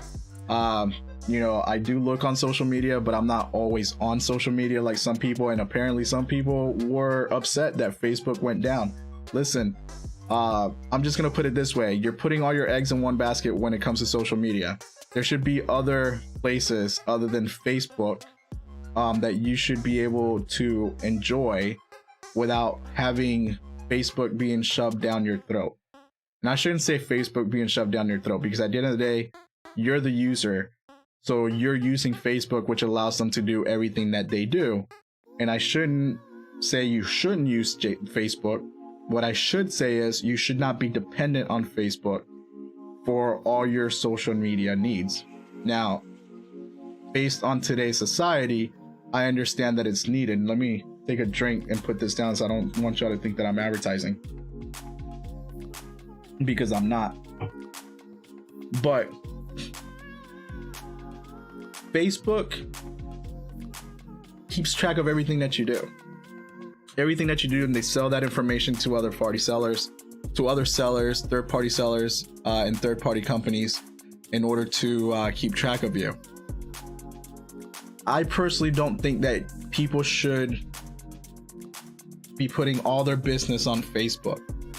And I hope this playlist I have going is long enough, because I don't want it to accidentally cut over to, you know, copyrighted music. So I have to make sure. But I don't think people should put all their social media business out there on Facebook. I don't think you should be putting everything on Instagram. Do I think that we need social media? Sure. I don't have anything against social media. I just don't think that Facebook should be as big as it is. And I don't think that it should be keeping track of everything that you do, especially if you have it on your phone, because there's absolutely no reason why Facebook should basically be tracking you and telling you other third-party companies where you're at. I get it. Some people don't care. Some people, you know, don't mind having the ad experience that's tailored to them. That if that's you, that's fine. That's not a problem. That's not me. I don't want Facebook tracking me, just like I don't want Google tracking me, but here I am on YouTube. I don't want certain apps tracking me. You know, I don't mind if certain ad experiences are tailored towards me, but at the end of the day, don't put all your eggs in one basket. And everybody has been doing that for the past, I don't know, 15 years. Everybody's worried about, you know, Facebook going down and what are they going to do with their lives. Well, you know what? At the end of the day, there used to be another social media, and there's plenty more out there that you could go to and move over to, or at least start using a little bit more. And I'm going to encourage something because I'm thinking about it, and I still have my very, very first MySpace page. I created oh gosh, I created MySpace page back when I was still in high school. And I still actually have access to my very first MySpace page. And apparently, when Facebook went down, people started going back to MySpace, or at least tweeting about MySpace. Here are some of the tweets. Okay, by Steakum. Okay, everybody, let's head to MySpace. Mohammed Salih, I'm sorry if I mispronounce your name. Tom from MySpace about to make a comeback. Bring back MySpace. Like, she created the effing rainbow. Terry Hartley, MySpace Tom, when we all signed back into our accounts for the first time since 2007. I'm not gonna play this because I don't know if it's copyrighted material, and I don't know if I can, so I'm not gonna play that. But that is hilarious. And then DJ Cliff Potts, Tom would have had MySpace back up and running in 5 minutes. All Facebook services seem to be down. Has the revolution finally begun? Excuse me while I set up my MySpace page. Let's see. Tom Anderson won.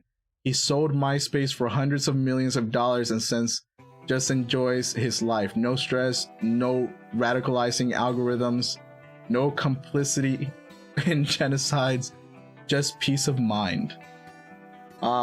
So I don't know. I'm gonna encourage people to go back to MySpace in some sort of form. I don't know. I still have access. I've actually logged into MySpace a couple of times. It's definitely not what it used to be. It's more music generated or curated, and artist curated. So, but you know, people stop using so much Facebook and try MySpace out again.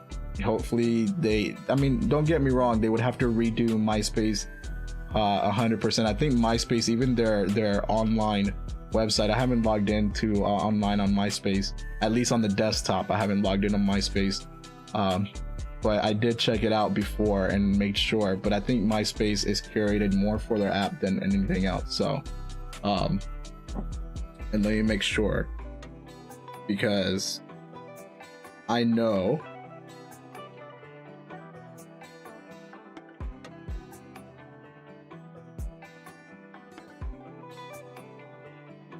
so yeah, so MySpace is a little bit more curated for the app. I think if you go on their online site, let me see, I haven't been on their desktop version for a while. So yeah, so it's a little weird. It's a little weird on how it's set up online.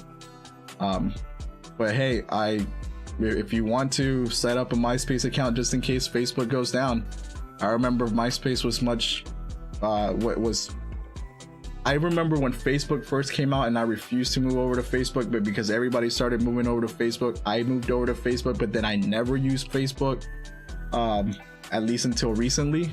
So I don't know, go and get a Facebook account, or forget your Facebook account and go to MySpace if you want. Maybe people will transfer over to MySpace with everything that's been going on in Facebook, or maybe people won't, because people just don't learn. And you know, we live in a society where everything is being tracked. But I wonder who could have foretold that. Intent thought police. Just saying. Let me know what you think. And for last but not least, what do you think of this? Is this suggestive or vulgar? People apparently are not happy with this suggestive and vulgar skeleton couple inflatable. I don't know. I think that this is an inflatable that's saying, look at my x-ray.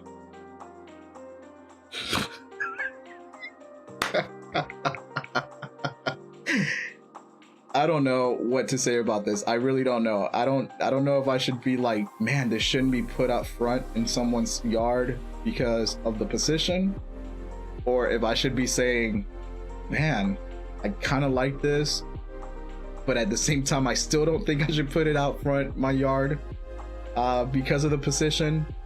But it also says a lot, because if you look at if you look at the inflatable, right, which some apparently people are upset about, if you look at the inflatable, it's a married couple. I mean, she's wearing a veil. It's a white veil at that. So it's encouraging marriage and what you can and cannot do after marriage, or what you can do after marriage, not what you can't do. But some people don't, but whatever. This is encouraging marriage, at least you could look at it in that way and then have a conversation with your child and say that this is encouraging people to get married and that love is still in the air, even in the afterlife. Yes. And that's what I'm going to go with. You tell me what you think in the comments, and I'll leave it there. But happy Halloween. If you want to get this, you can find it on Amazon, I believe. And it's a pretty big inflatable. Apparently it goes on here for $76.49 if you want to get this for your lawn. If you have a problem with it, then don't get it for your lawn and move on. If not, it's a good explanation to tell your kids that this is an inflatable that encourages marriage and that it shows that marriage is everlasting even after death. Let me know what you think. All right. So anyways, I think it's been pretty long. This went a lot longer than I thought it was going to go. So I'm going to go ahead and move on. We're going to take a quick break.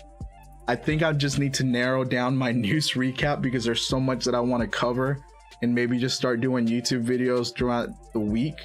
But I'm not 100% sure if I'm going to be able to do that right now, but that is something that I will do in the future. But I'm going to try to do a news recap at least for an hour within the first segment. And I know that I'm going on a 2-hour stream now, but this 2-hour stream, I think for the first 30 to 45 minutes, I kept having issues. And I didn't really start on the news recap, but you know, again, I'll break this up and put it on the YouTube channel, and you'll be able to just get smaller clips of it on there. But let's go ahead and take a break. When we come back, we'll go ahead and get straight into the Battlefield 2042 beta.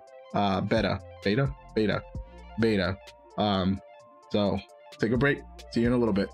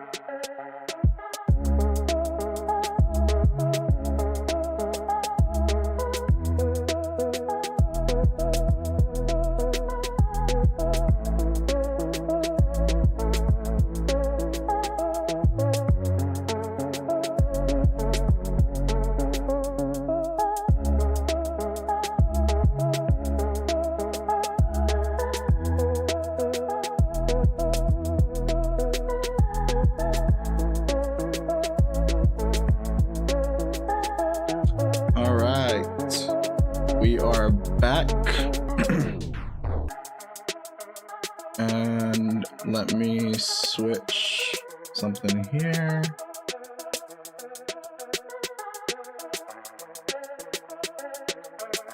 You guys still hearing me? I don't know.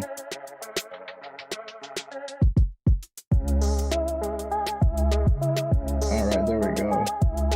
I just needed to make sure that that was still going on. Alright, so we're gonna go ahead and get into the Battlefield beta. Hopefully beta is still going.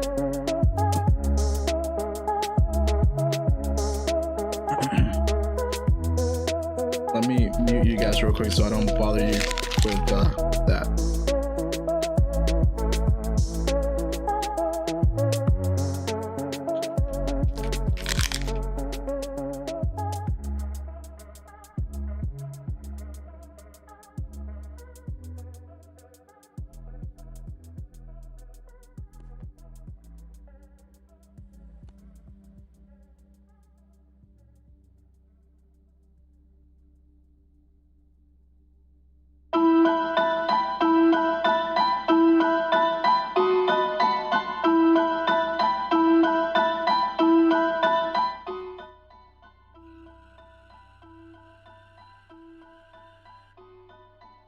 Alright. Sorry, I wanted to open at least one pack before we get started because we all know I'm gonna go back to my granola bar. So I've been playing the beta for the last couple of days. I haven't played that much. I've only played a couple of rounds here and there. And let me go ahead and stop the music. So I've only played a couple of rounds here and there just to kind of see and get used to the controls, and then get everything going set up correctly. I also had access to the early beta, and I'll be 100% honest with you, I still suck.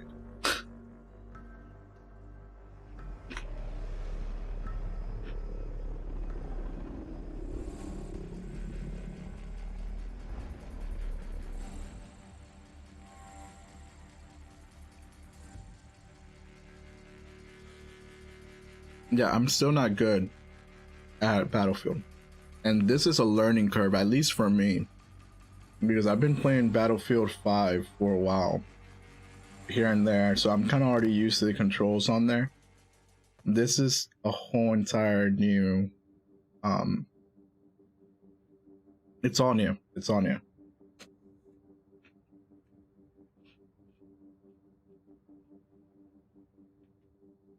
Anyways.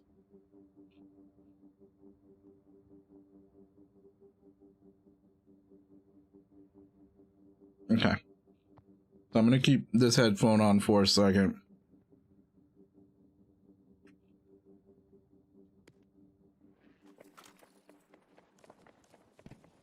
Before...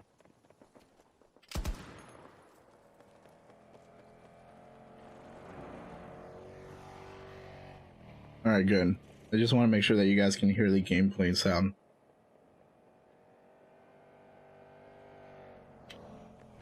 So, I've been playing it for the past couple of days, trying to get the stream set up properly.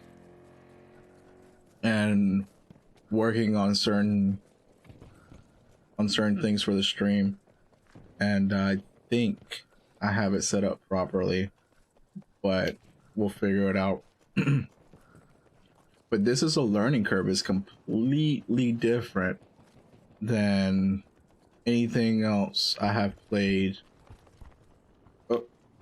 Oh, there we go. It is completely different than anything else that I have played in a very long time.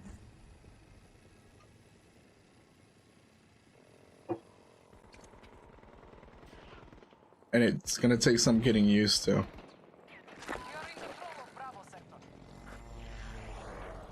Man, I really have to work on this reverb that I'm hearing. Oh crap.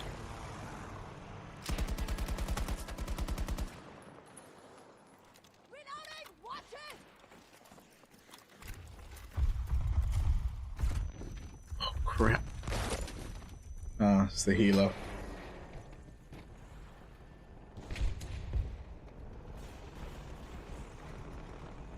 So, let me turn up the game audio. There we go, because I can't really hear it. And I don't know if and I want to make sure that you guys can hear it, but I don't know if I'm going to be able to keep doing it this way. Because I can barely hear it.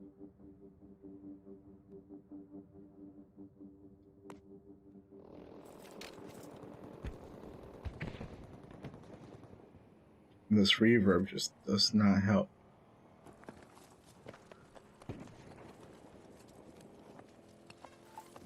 Regroup on my far marker.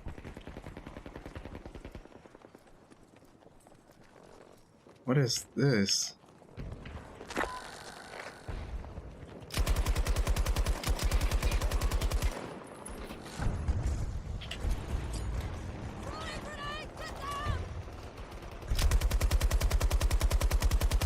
See, like that guy that I'm just straight up shooting.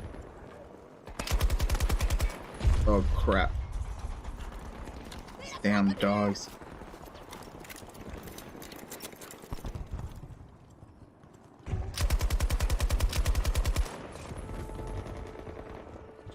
Our forces now hold Bravo sector.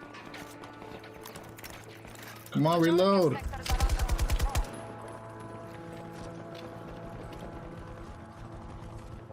So yeah, so I've been playing this for a couple of days now.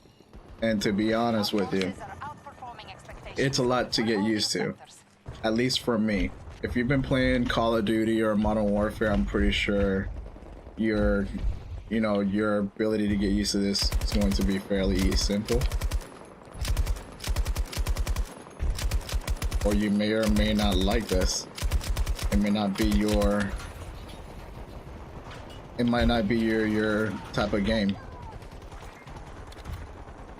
So I'm okay with it, but then again I like Battlefield. I'm just getting used to this. Getting used to this gameplay and style is going to be fairly hard. At least for me.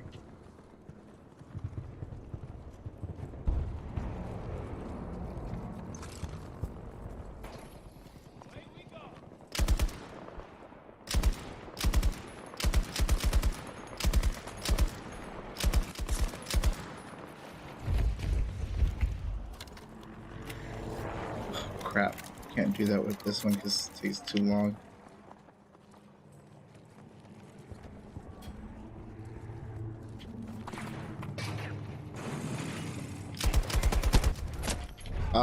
Forces still strong. So yeah, I still suck either way with this game. So either way, I'm not bad.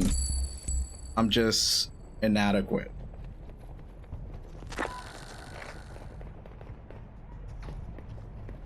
And the controls, I still haven't gotten used to them either, so.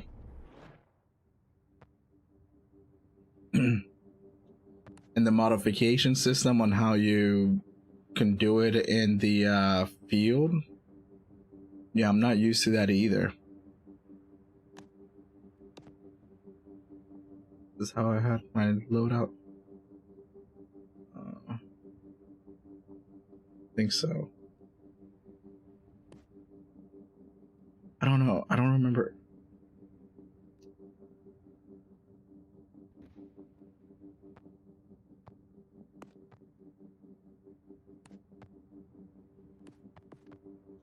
Alright. I think that's how I had my loadout.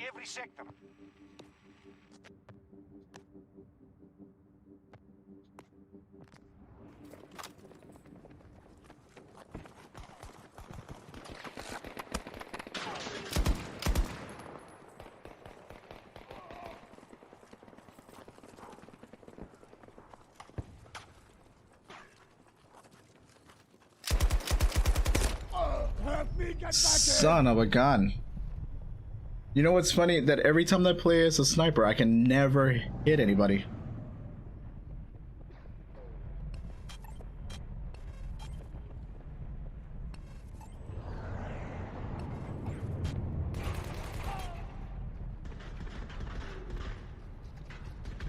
Come on, revive me.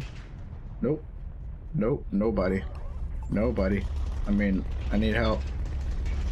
I need help. Some help would be nice. Nope, nobody. Of course not.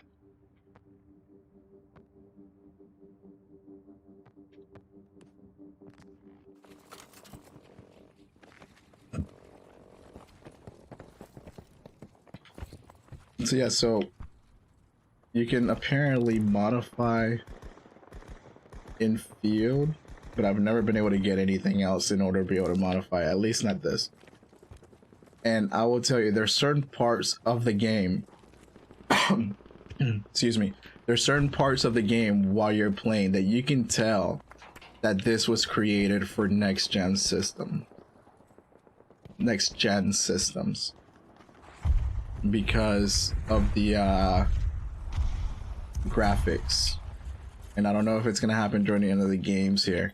But yeah, so I'm gonna come in here and you see how that's pixelated, and that could be all due to the fact that this is the beta and it needs to, you know, they need to work out certain things and it might not be in the final version of the game. But you see how it's all pixelated. I don't know if that's how it's supposed to be. I don't know. And during the open beta, no, not the open beta, the closed beta, there was, while I was playing, at least on the PlayStation 4, this rocket went off once, and there was a tornado that also came through. Now, I played one game earlier. I played one game earlier of this, but I did not. No, I played 2 games earlier. Was it 2 or 3? I might have played 3 games earlier, and I did not have tornado. I did not have that go up. The missile, or the rocket, go up once. So I don't know. I don't know if maybe because of the open beta and because everything that's going on, it had to get downscaled. I don't know. Hopefully it's not like that for the final version of the game. Forces in Charlie sector. Conquest proceeding. We now control most of the map. So hopefully for the final version of the game it's not like that. I know that technically we should be moving on to the next generation consoles and that these games need to be made for the next generation consoles, but if you're gonna also release it on the old generation, then at least make sure that you can, I don't know, at least just make sure that everything works out perfect, or at least looks decent. We have command of Bravo sector. Because the way that I see it is, you know, with the pixelation going on, I don't think that that's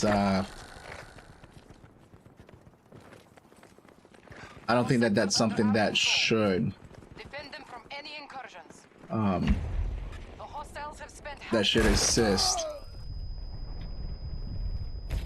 I have to turn this up. I'm sorry, I can barely hear it. Yeah, I might have to go back to monitoring. Where did I have this before? Okay, there we go. I might have to turn this monitoring off and then go back to the old way that I have it, because I can barely hear anything.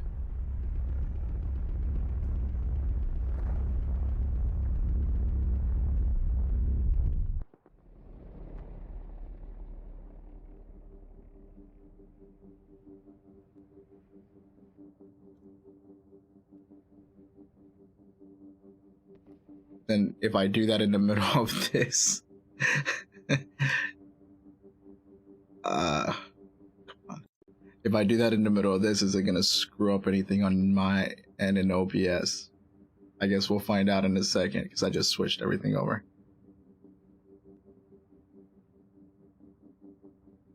Then let me click on this as properties, RP, game audio, and I'm gonna stop monitoring it. There we go, and close. Alright, so I am no longer monitoring it. There we go.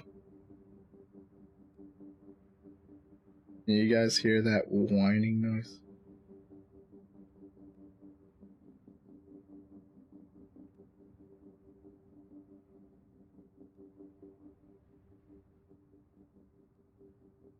Let me go ahead and just jump into the game and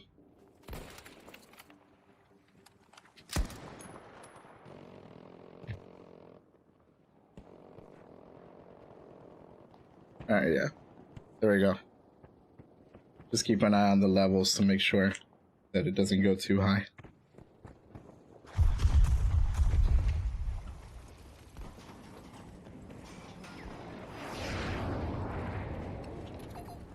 Watching the air support.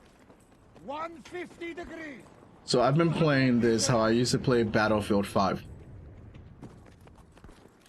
Or how I normally play Battlefield 5, which is very bad to begin with.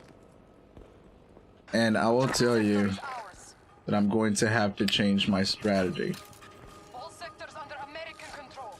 We must retake those objectives.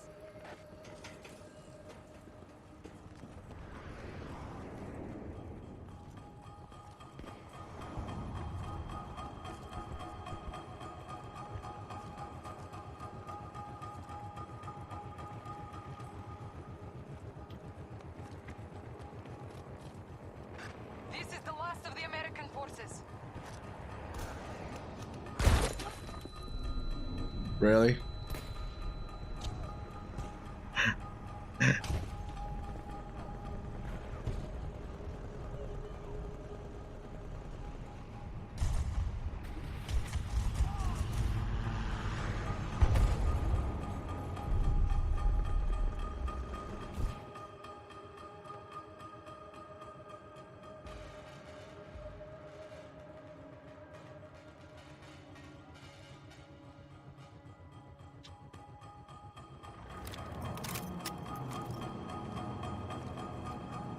Occupation of Bravo sector complete. This is the American forces' last chance.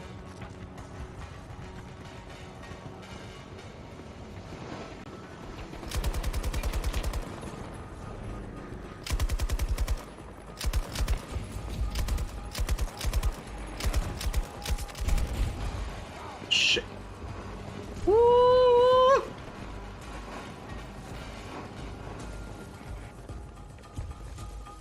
Let's go.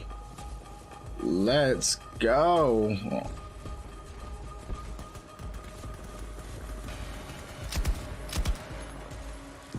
All right. Retreating.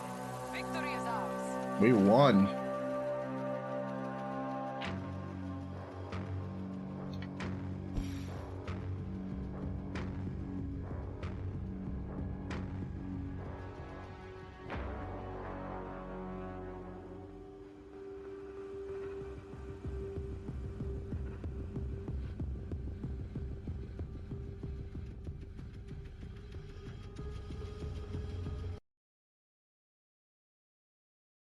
I don't know. I might have to break my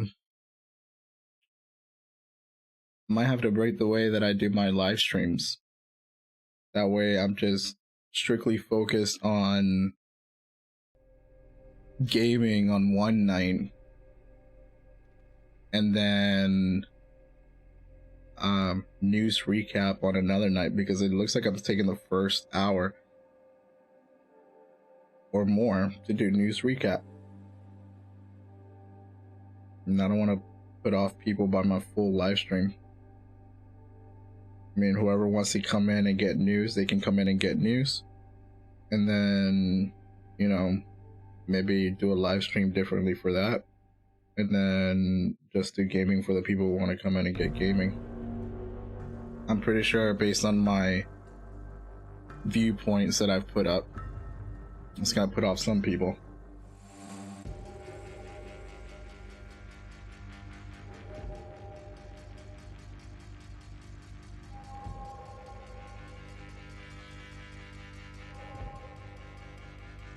And to be honest with you, my viewpoints are very centered, to be honest.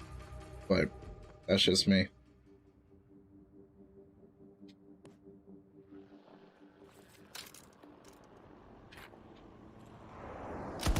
Where's my... There we go.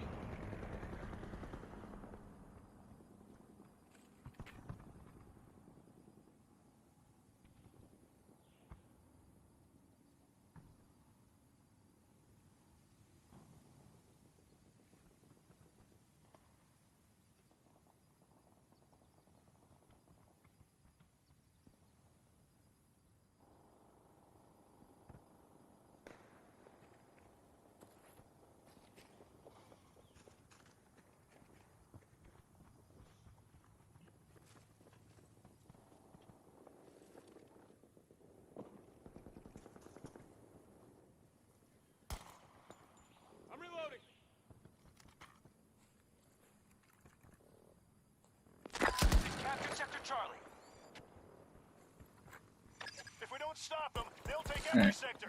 I need to, I need to go to play. Sorry, I don't know what I was doing. What are these guys doing? They're just chilling here.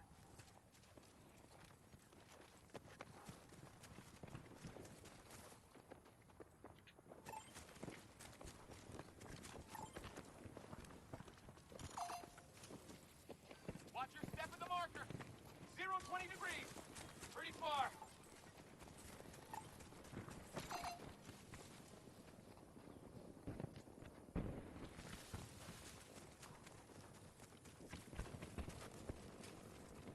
Alright, where are we going?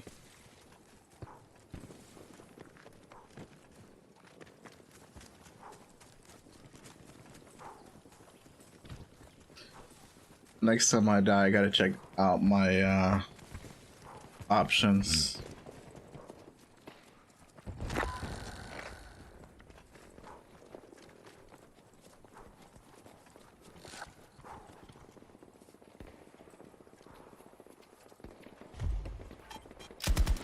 Head across the map.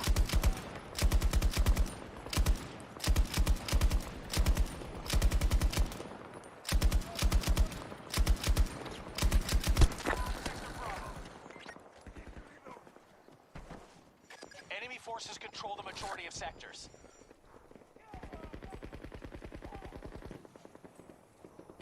Let's hear it. Not good, sir. We need to secure more territory. Son of a god.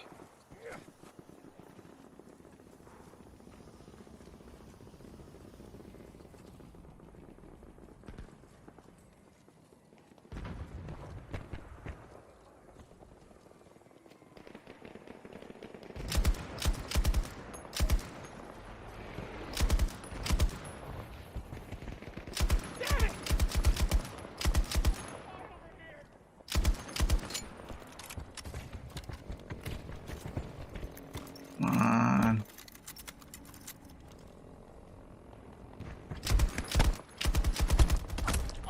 Requesting medical aid. I wonder if I can finally use the sniper here, because I tried earlier today. Didn't do really good. Didn't do really good.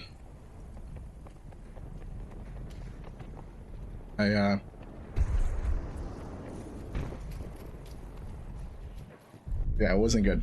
I'll just leave it at that.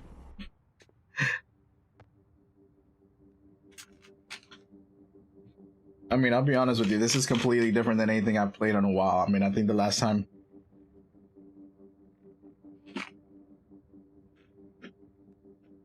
I tried the Call of Duty ones,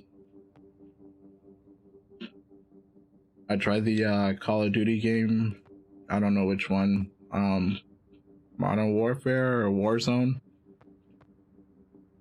That's not my type of gameplay.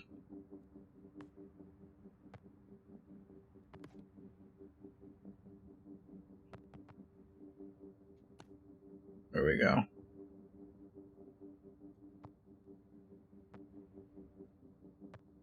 Oh.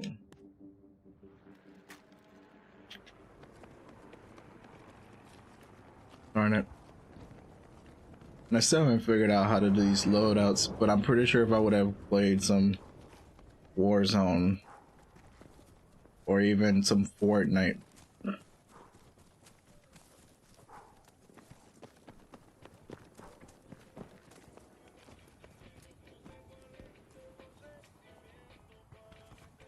They've taken Sector Alpha. Majority of sectors under enemy control.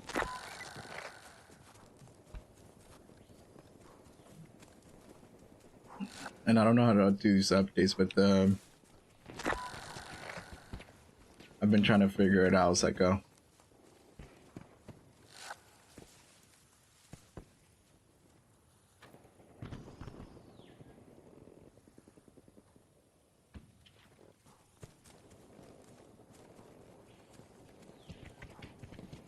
Or at least how to modify the weapons.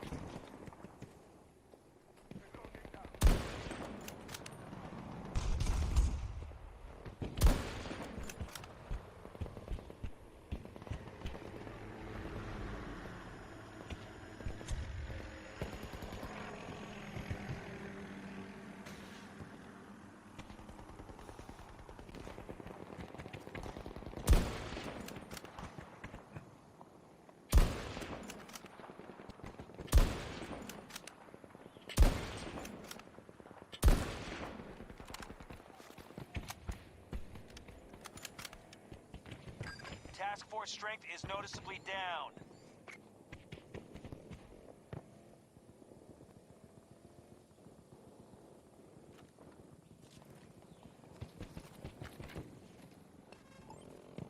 Head out to the marker.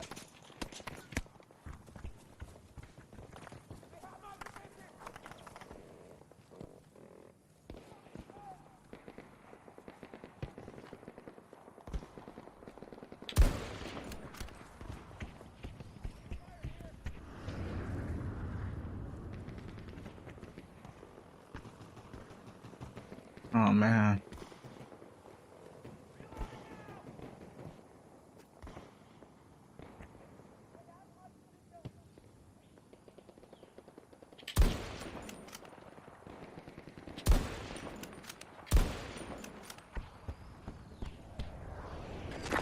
I need something, man, I can't. Got to start securing sectors. Enemy has majority control.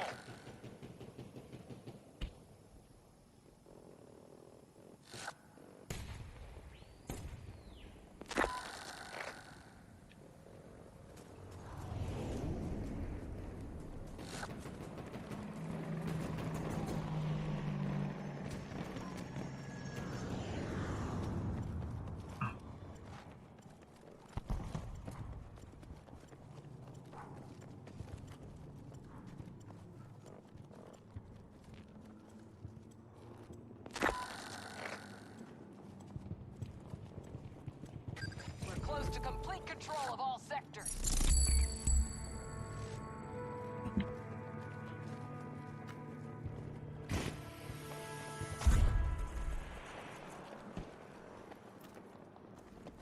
Charlie objectives under control. Sector secure. Oh. Yeah.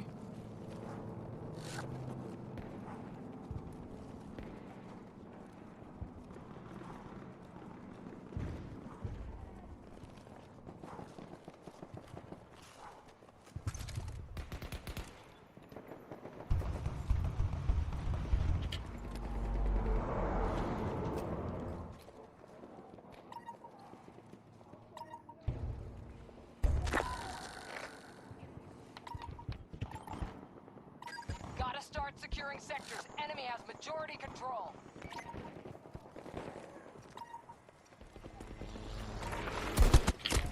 Requesting medical assistance.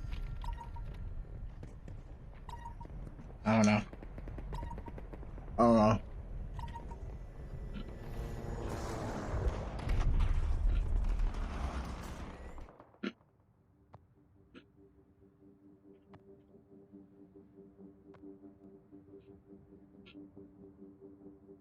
Definitely something I gotta get used to.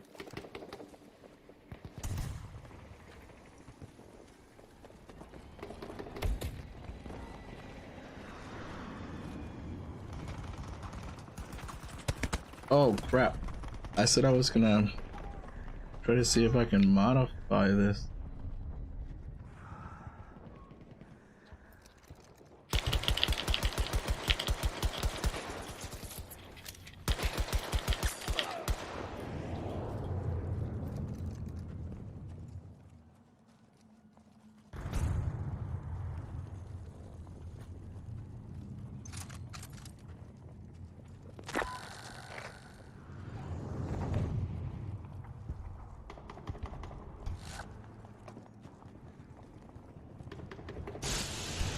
No, crap. Gotta get out of here. I'm still right here.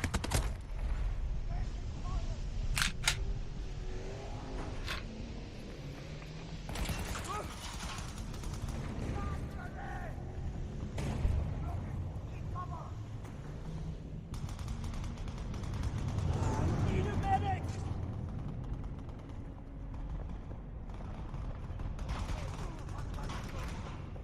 Reloading now.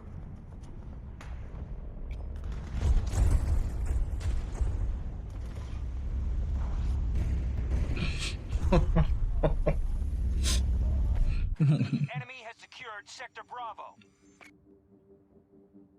Majority of sectors under enemy control. Let me see. Okay.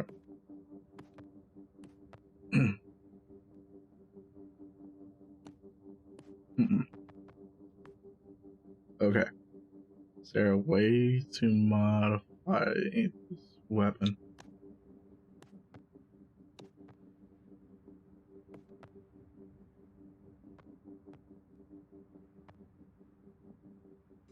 We've burned through half our resources.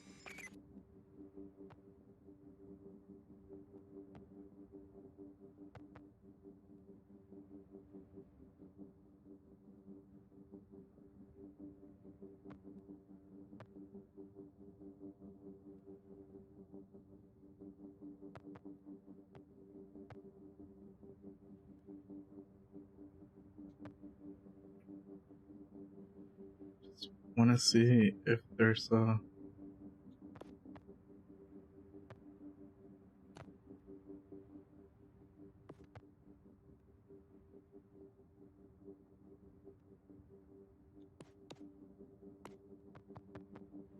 Alright, let's try it again.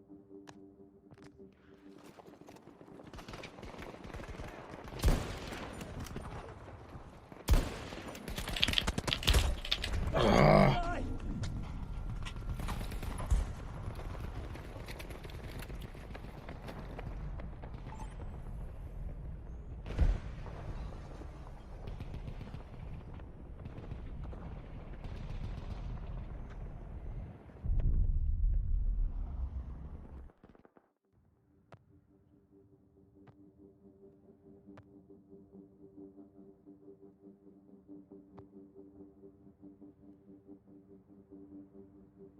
Like, go back. Alright, let's go with Boris. Huh.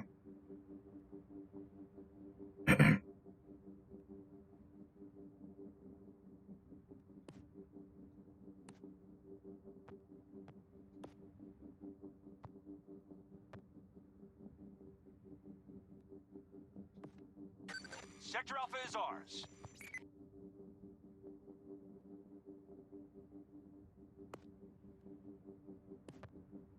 What you just like my loadouts don't say using that with her.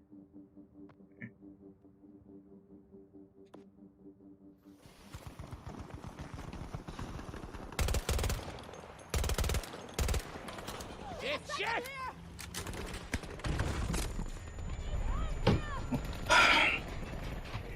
Can't do nothing to that.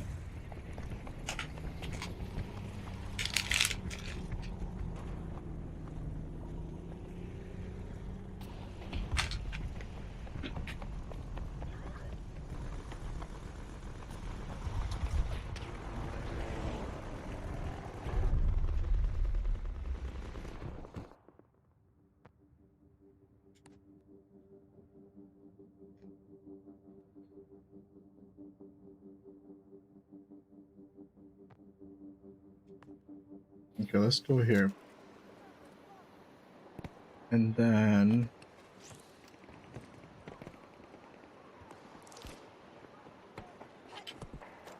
Ranger drone requested at this position.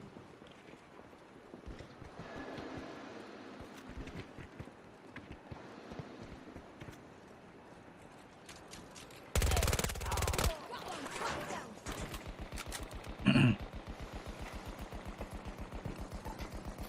Assigning new position. Move.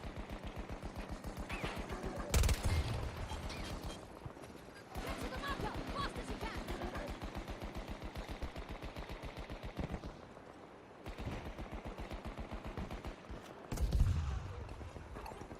We need to move here.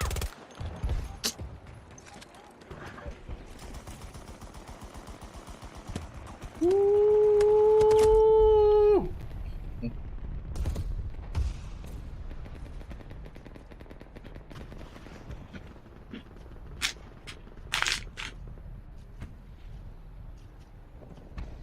I need help.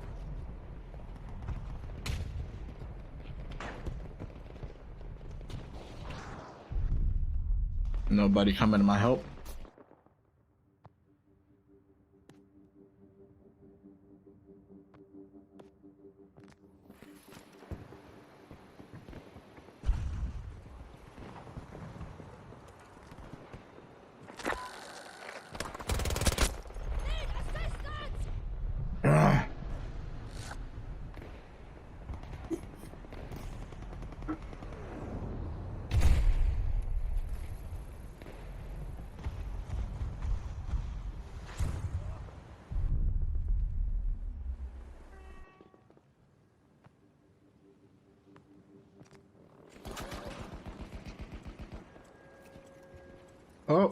Oh, I was talking about that earlier. Taking Sector Charlie. Our forces are nearing majority control of the sectors. Oh.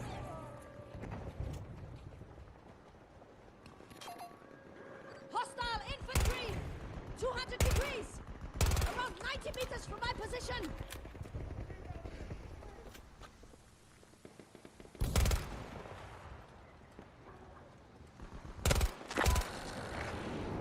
Ooh.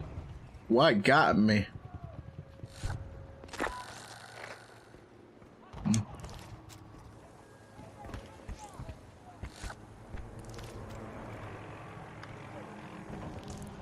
Taking control of Sector Bravo. Ooh.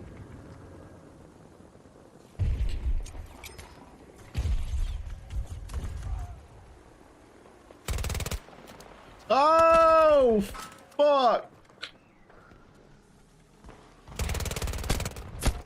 Son.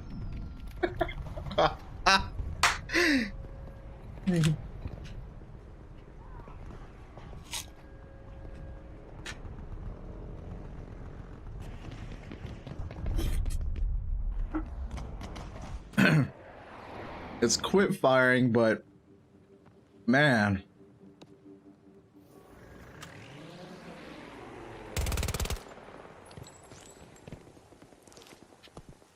Requesting ranger deployed on my marker.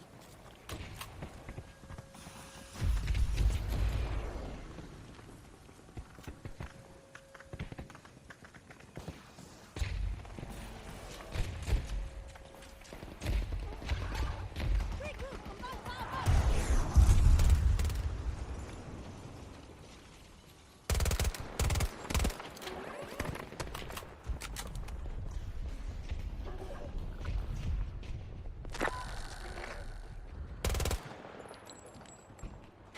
Russians have control of most sectors. Ah! He got me. He got me. He got me.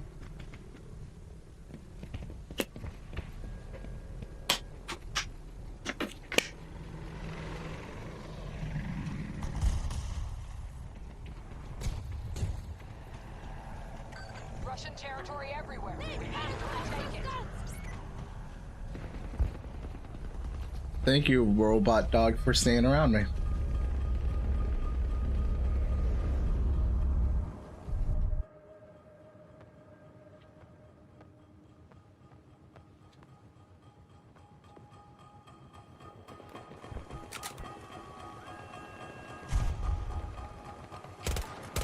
Marker set! You've got far to go!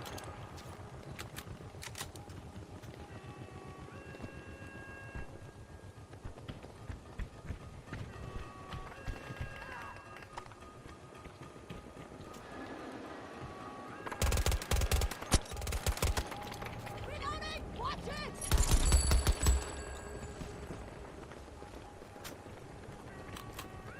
We've got nothing left to spare. Fight to win. Oh, crap.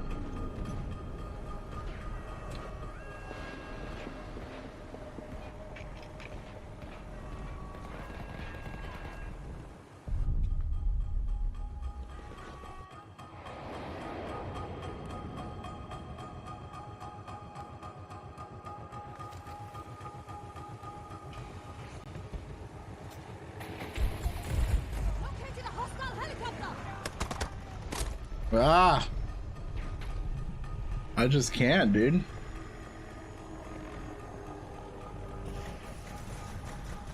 Our forces have taken all of Sector Alpha.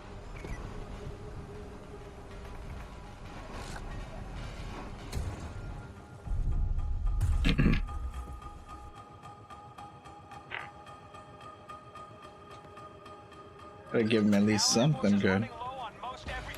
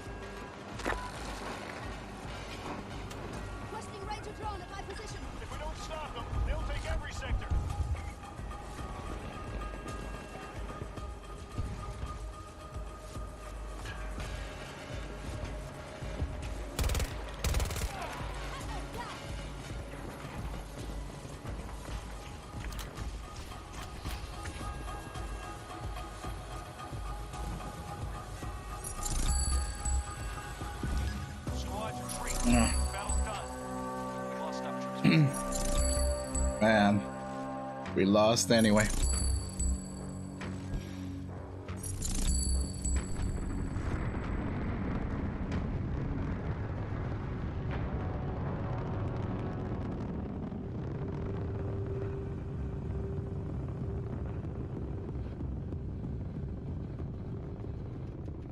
See what I mean? I don't know. It's like, I don't know. I don't know. Because during the early beta, I guess it's because there wasn't that many people in, but during the early beta, I saw that rocket take off a couple of times. I also had a tornado, but I don't know if it's because the PlayStation 4 can't handle it. I don't know. Anyways, let's take a quick break. I'll be right back. 30 seconds to a minute or something like that. I didn't have to go to the bathroom, so you guys take a bathroom. Go to the bathroom as well.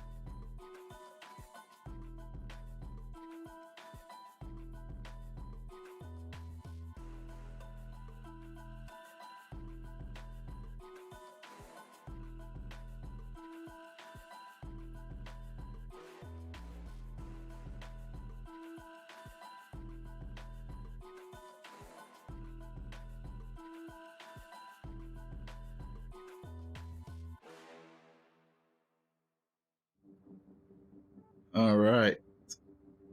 So we're back. Most sectors are now under our control.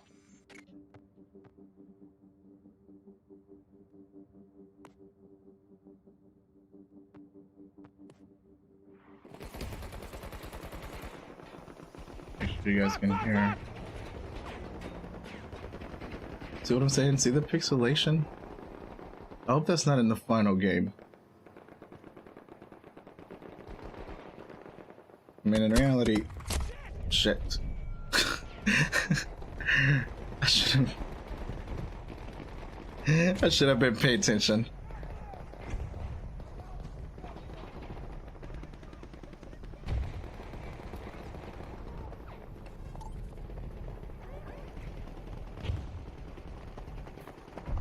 Sector Charlie is under our control.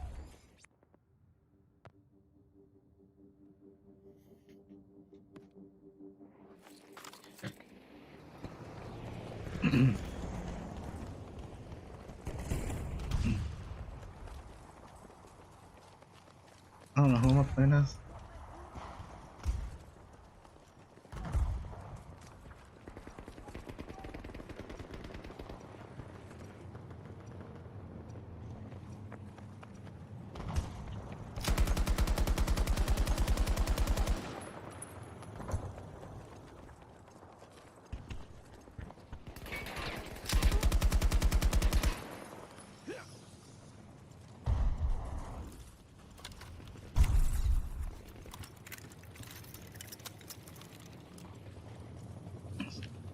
It's still a learning curve, and I'm still trying to learn.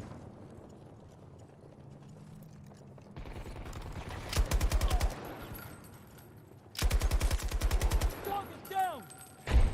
Still trying to learn all this stuff.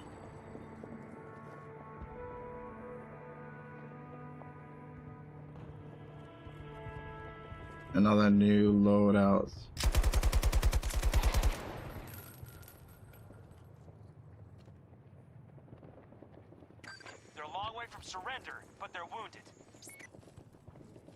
Sector Alpha under control.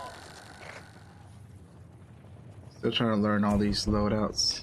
The enemy has full control. I mean, I don't know what Take this back is. those sectors.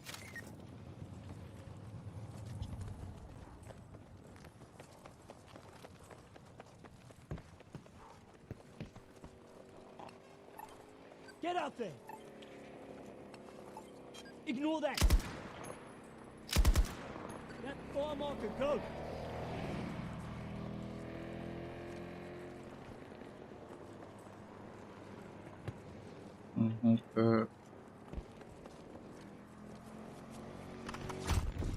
No.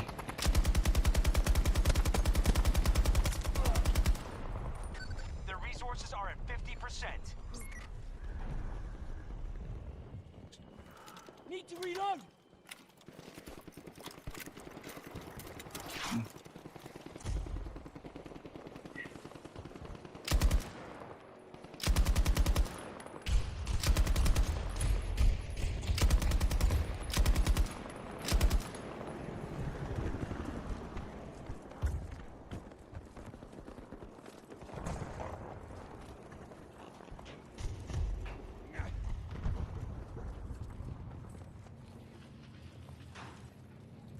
What is this? I don't know what this is. Releasing drone.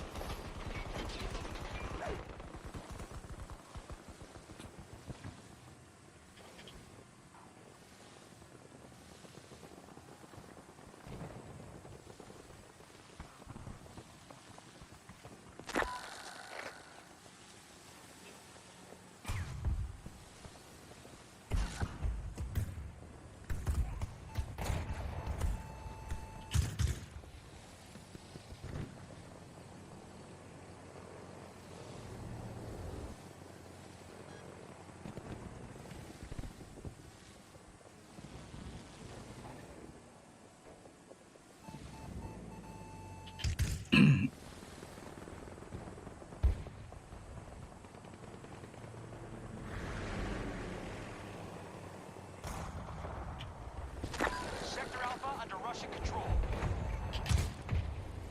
Got to start securing sectors. Enemy has majority control.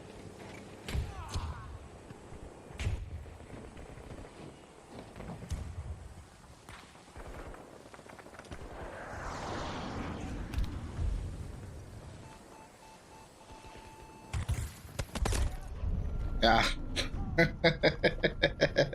That's actually pretty cool. That's actually pretty cool playing that little drone.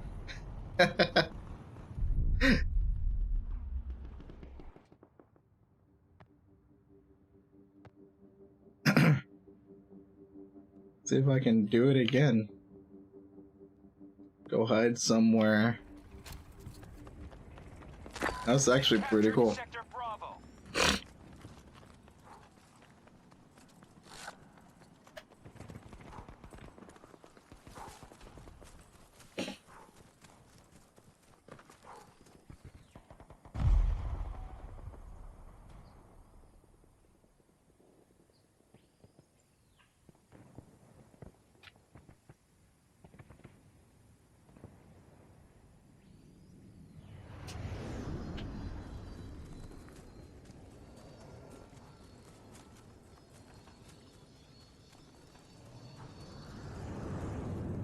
Okay. See where I'm going. See how far this little drone thing can go. Taking Sector Charlie.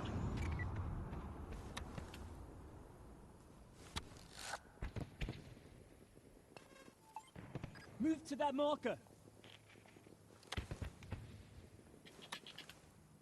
Am I too far away? There we go.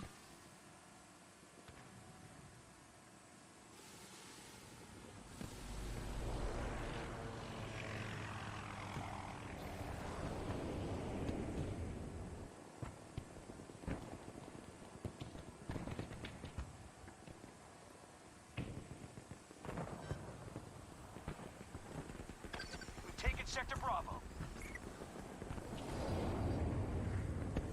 Okay.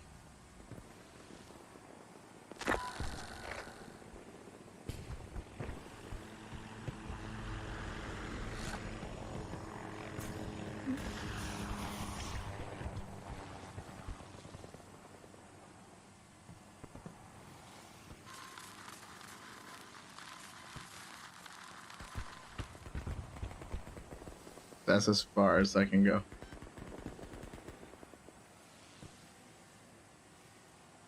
Okay.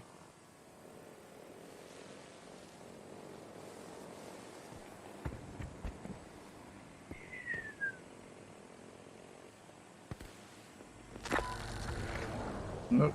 Losing connection. Only a few sectors left before the Russians have it all.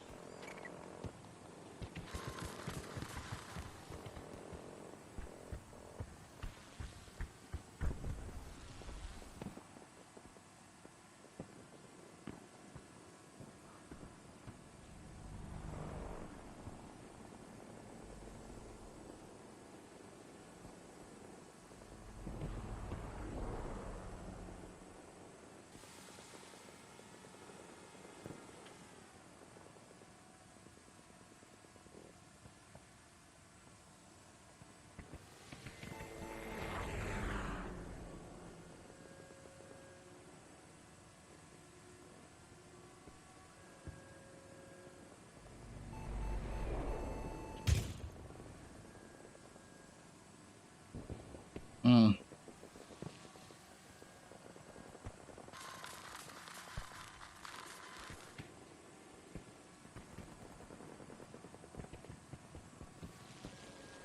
Sector Charlie in enemy hands.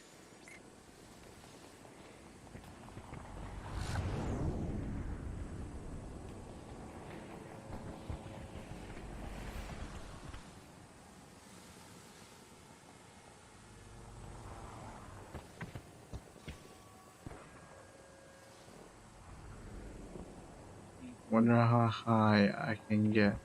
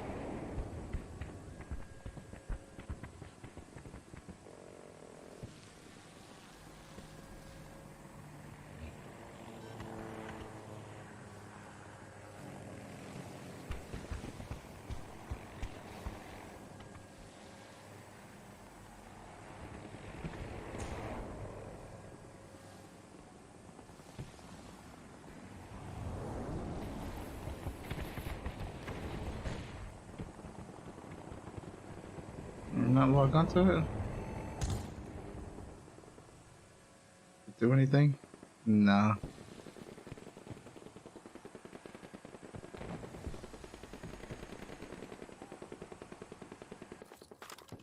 Let me go get closer.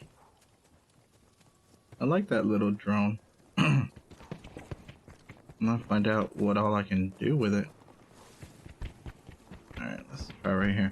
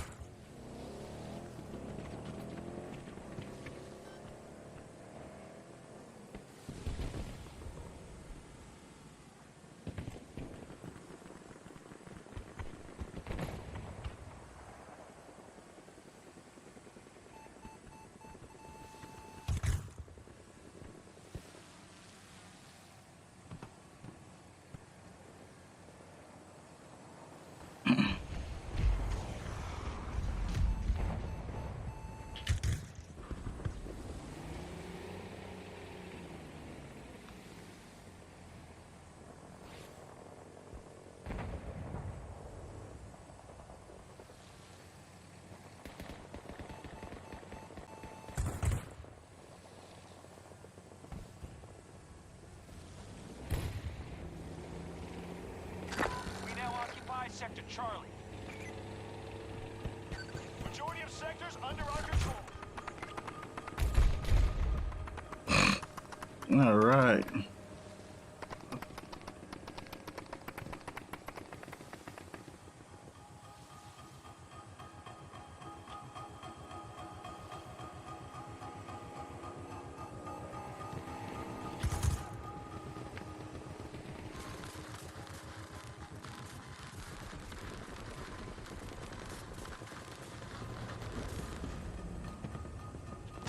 Sector Bravo is in enemy hands.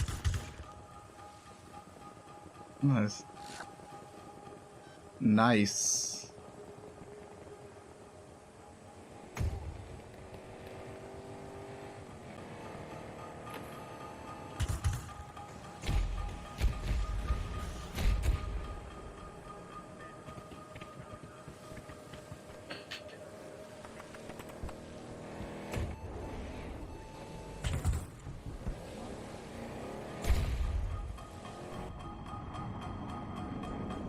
Oh shit. There it is.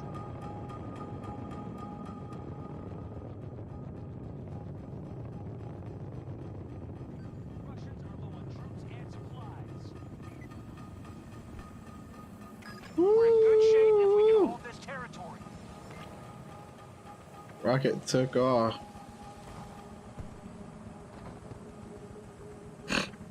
Let's see if I can actually get all the way over here.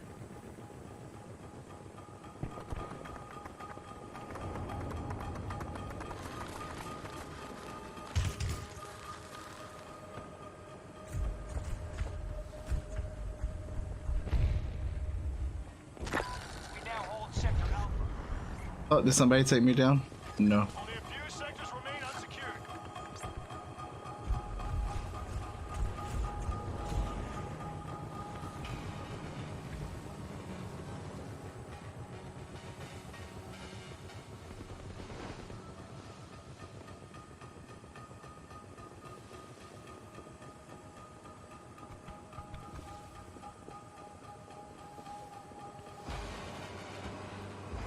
They take more losses and they're finished.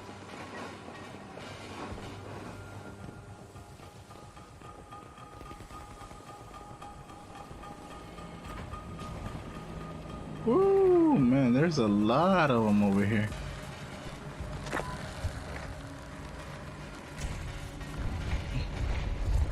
Russians have Sector Charlie. Gotta start securing sectors. Enemy has majority control.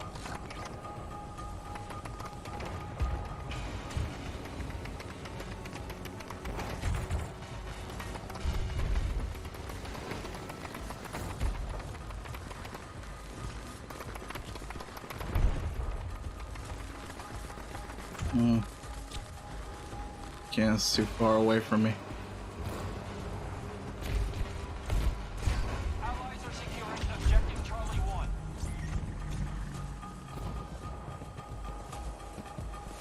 We have full control of Sector Alpha. Did I really just play that whole round on nothing but a drone? I mean, I don't think I made any points. Let's find out. I really don't think I got any points. I got some. I literally just played that whole round on a drone.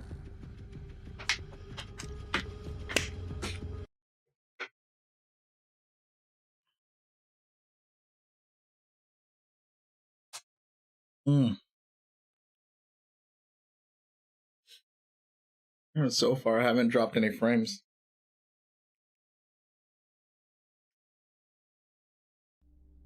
You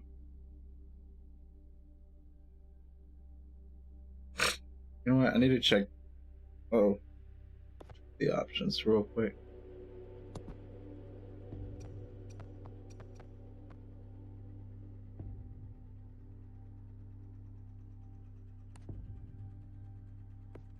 Maybe that's why I haven't been able to hear anything and they haven't been able to hear me. I don't know.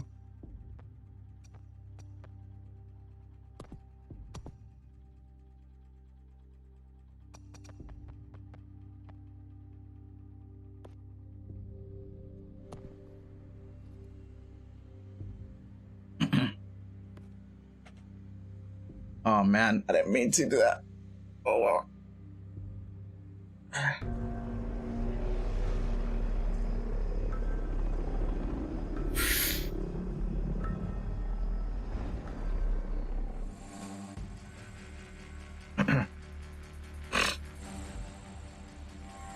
What was I playing as? Because I like that little drone. I might go back to that.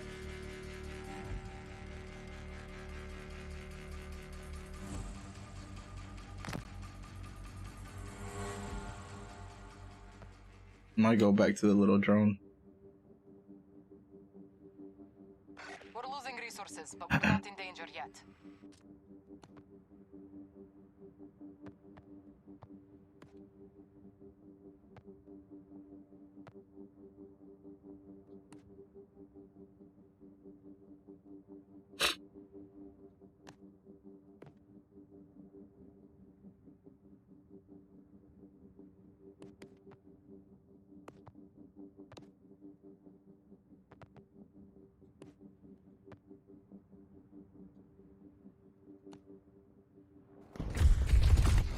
Ew.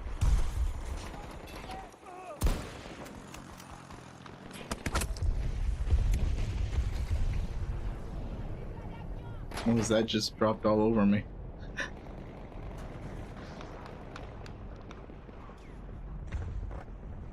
What in the heck?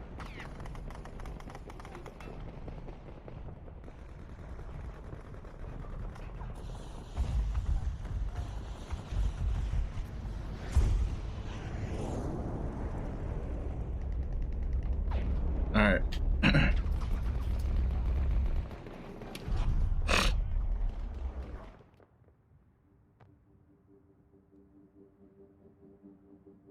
Modify.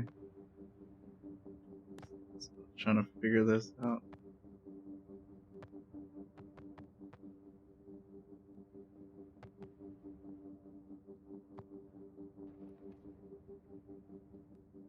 Go for it.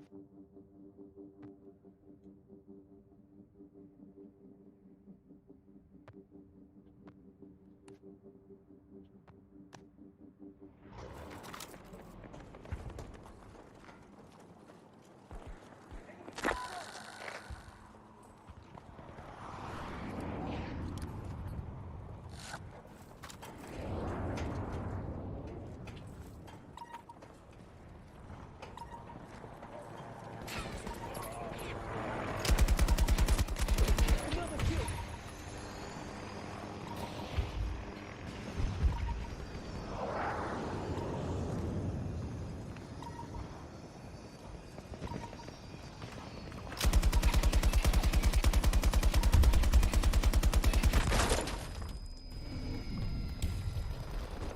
I have this C4, don't I? I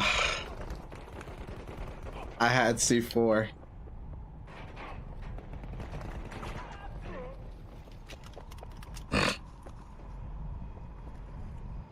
No. Forces control Alpha Sector. American troops occupying most of the map.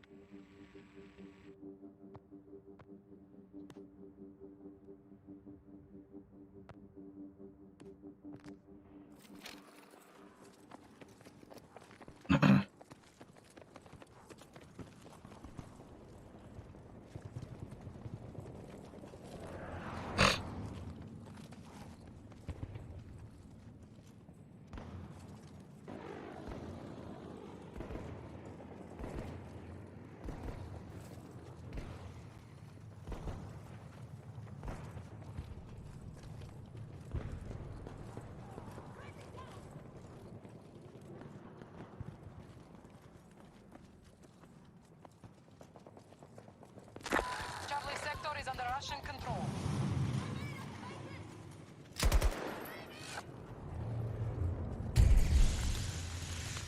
Crap.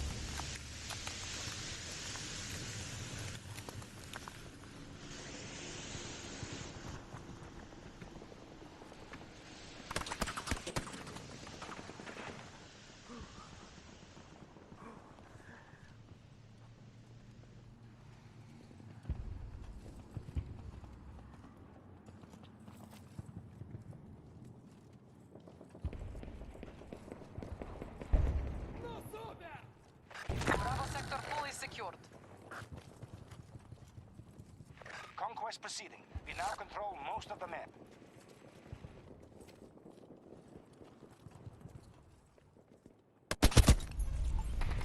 Ah.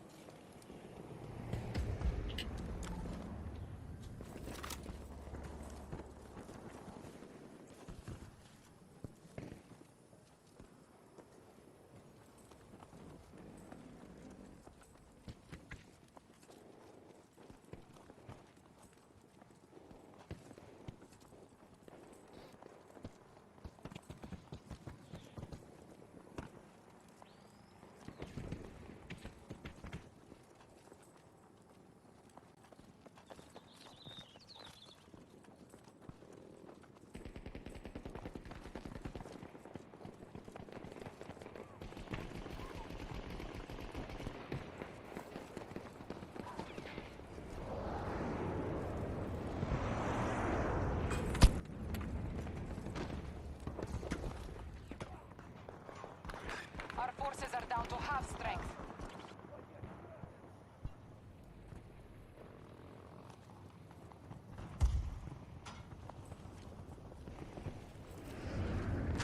Alpha sector has fallen to American forces.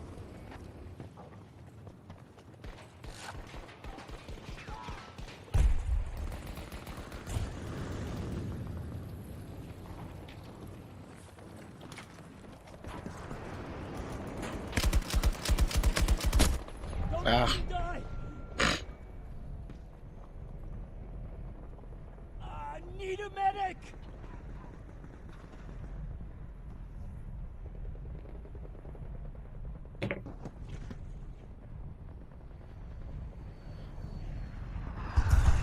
Please! I need help! Charlie sector is now under U.S. command. Stop the US forces from conquering every sector.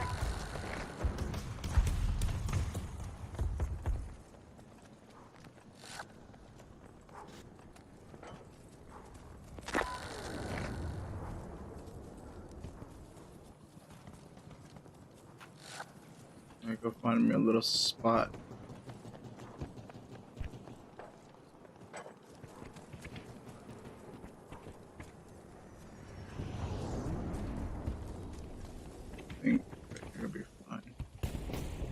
I think this will be fine.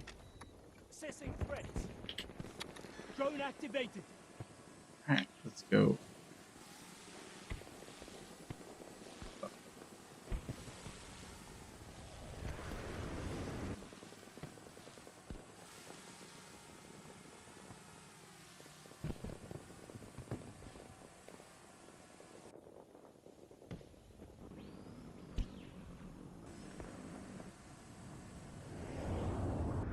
Enemy vehicle!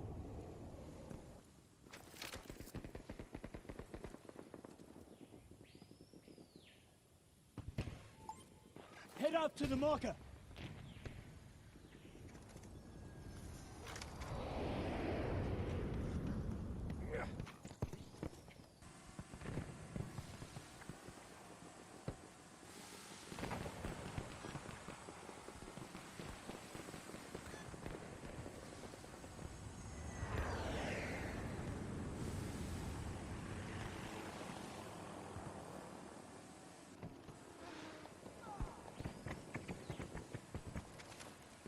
Area's not clear.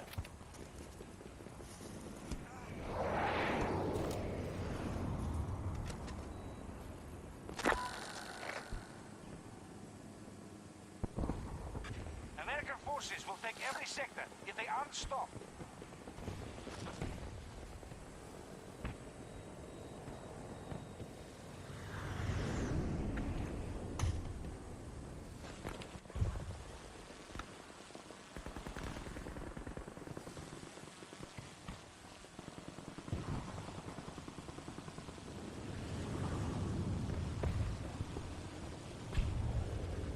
What is up with this?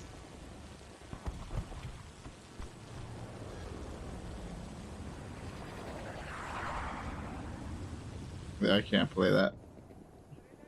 Our troops are moving on Bravo 2.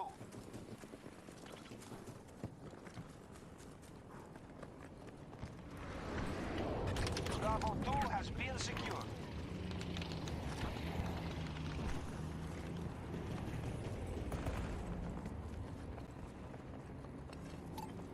You need to move out there.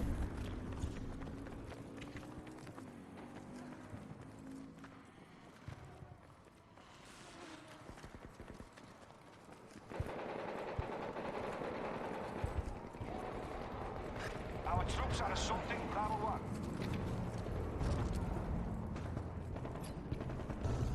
I've got you.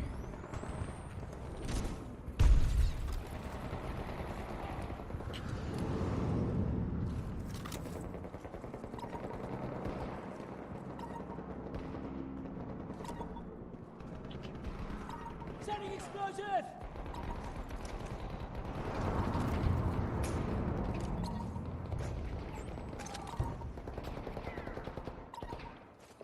Explosive is ready!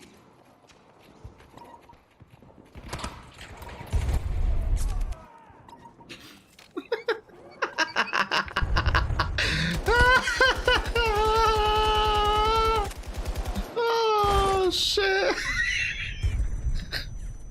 Allies are assaulting Bravo 1.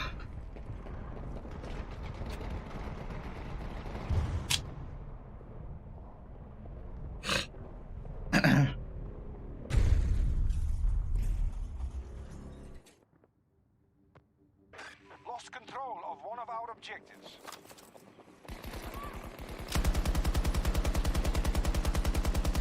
Bravo sector has been seized by hostiles. Reloading now.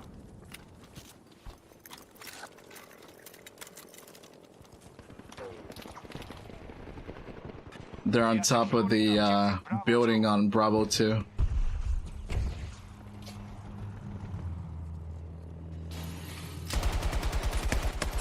Get me up from here!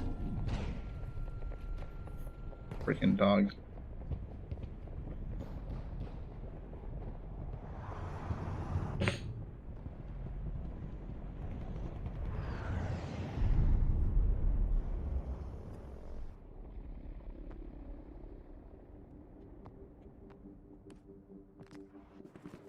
No, don't drop. I don't want to get dropped off in there. I'm gonna use my little drone.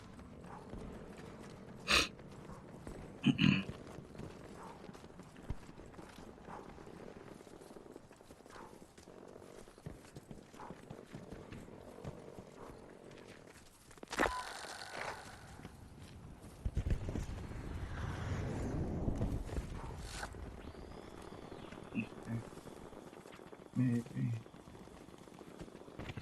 Alright. And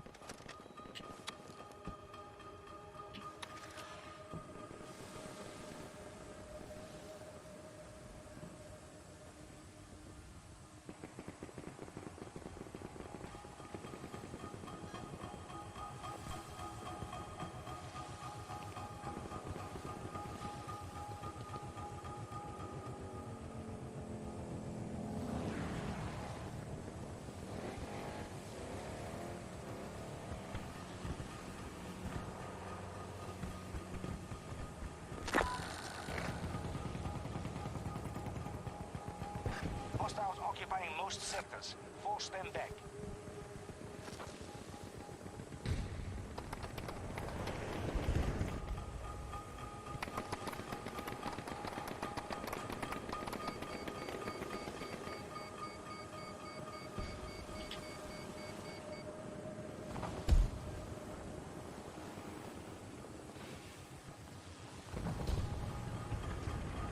We cannot sustain any more losses.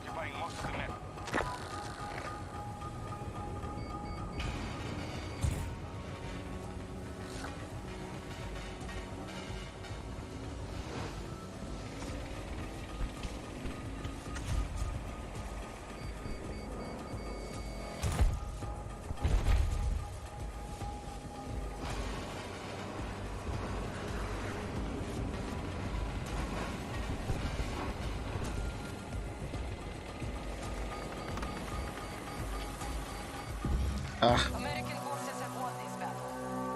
They won't be replaced.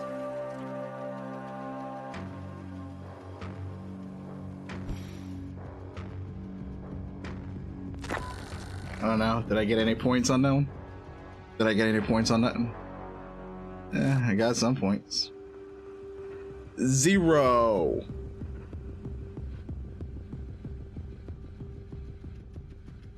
I don't know. I like playing with that little drone.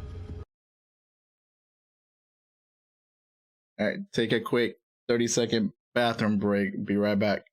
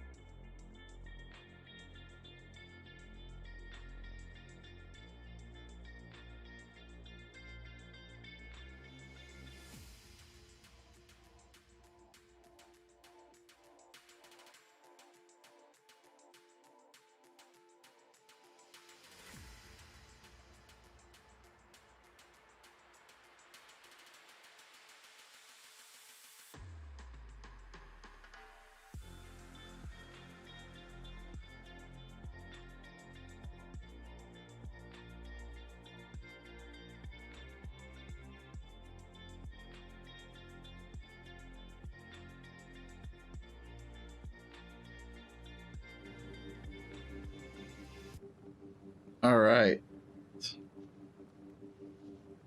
Let's go ahead and go in.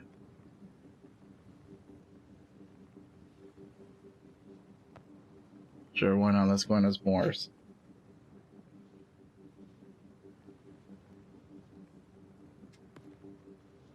Let's go in as Boris.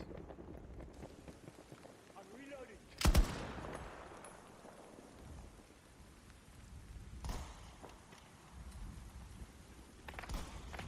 Stay at my position.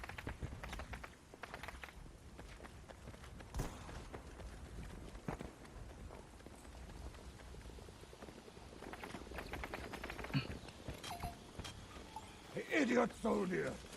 170 degrees! 170 meters away!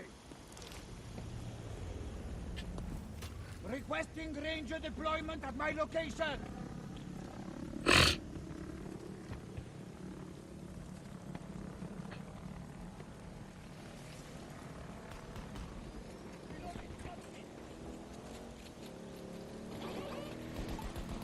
Get to the far marker!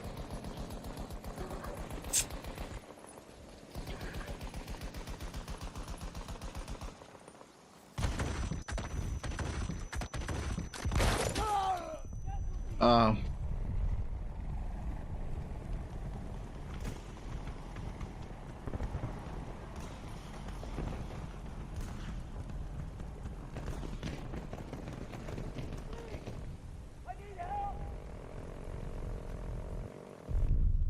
I wonder if the, you know what, I'm gonna do it.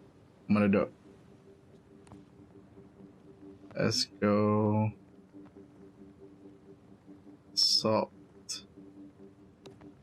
And is that a salt? No, it's not a salt. There we go.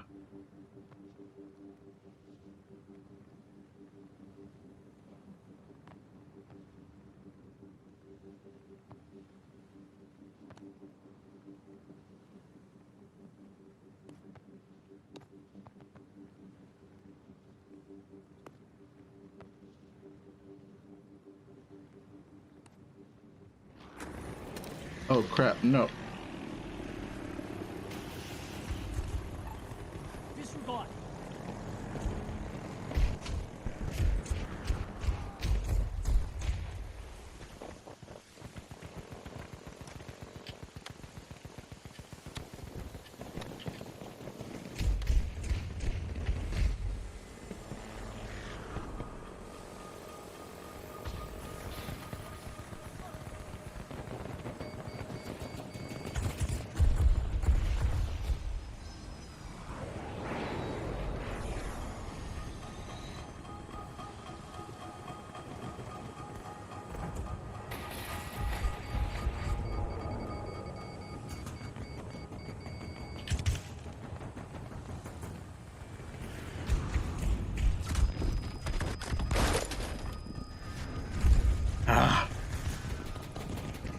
wonder if these little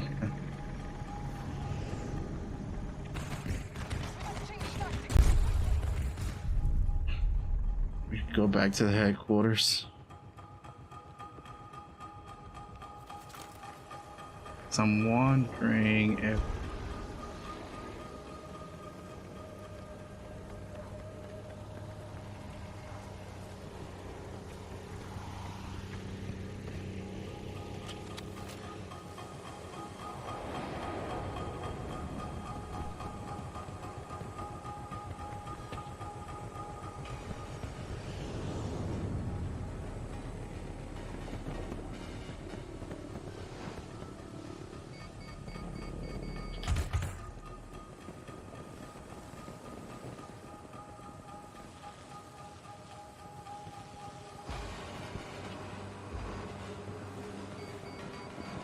Our resources are almost completely spent.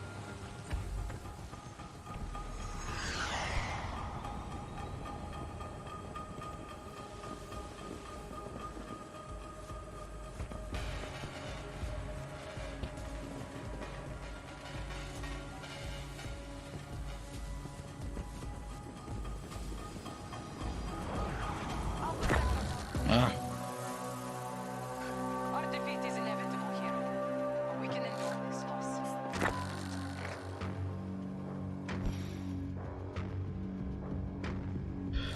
okay, so I guess one more game.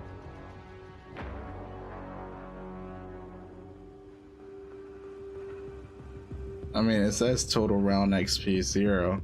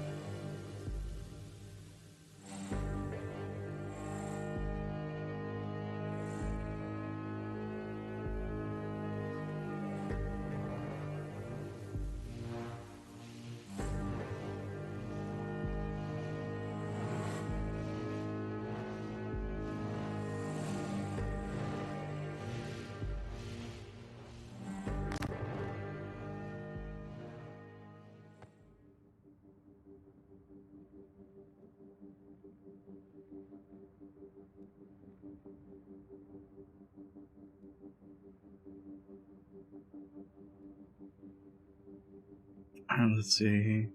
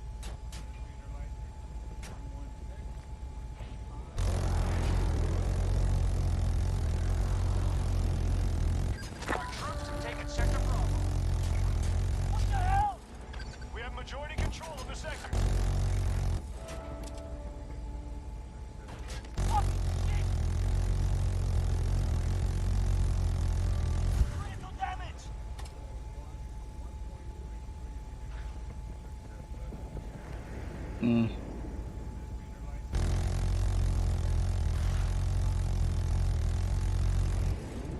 That's why I don't ever get in the helicopter.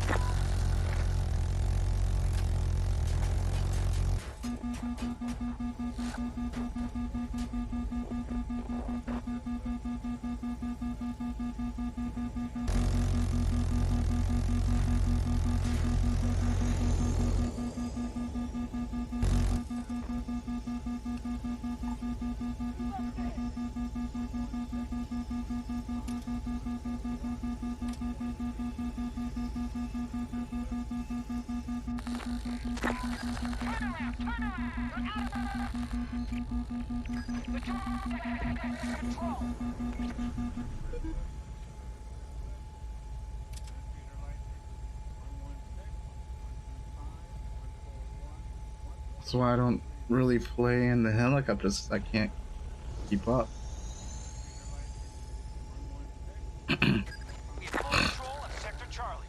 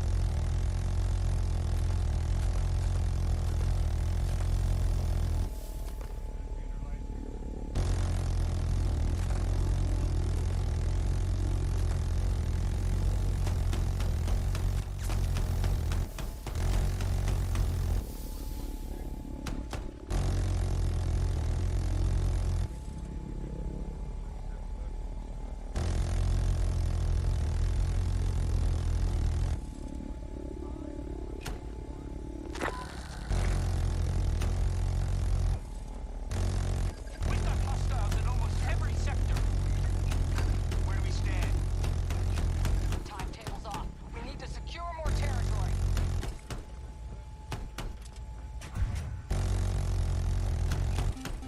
Hmm.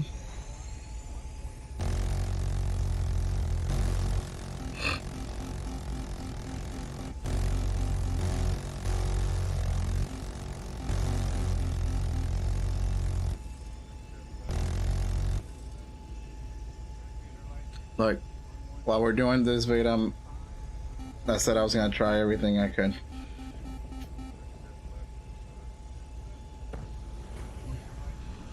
They're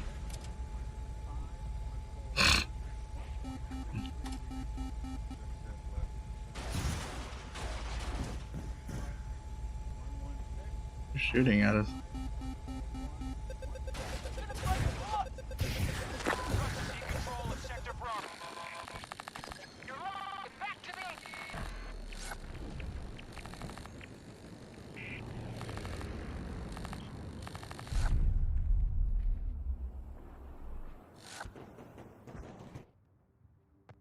Yeah, I said I was gonna try everything.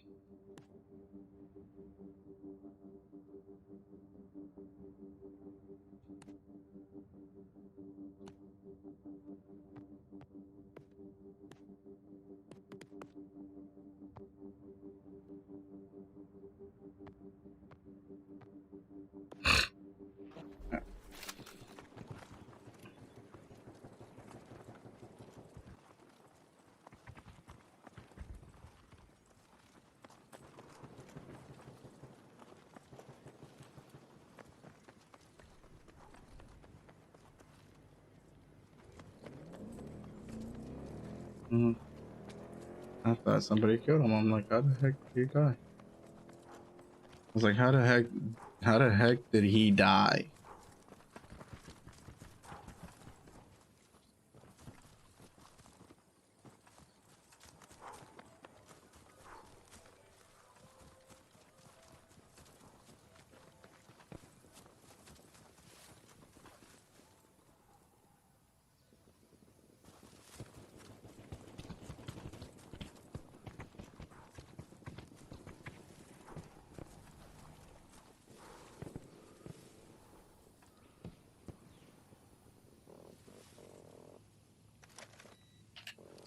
Little drone again.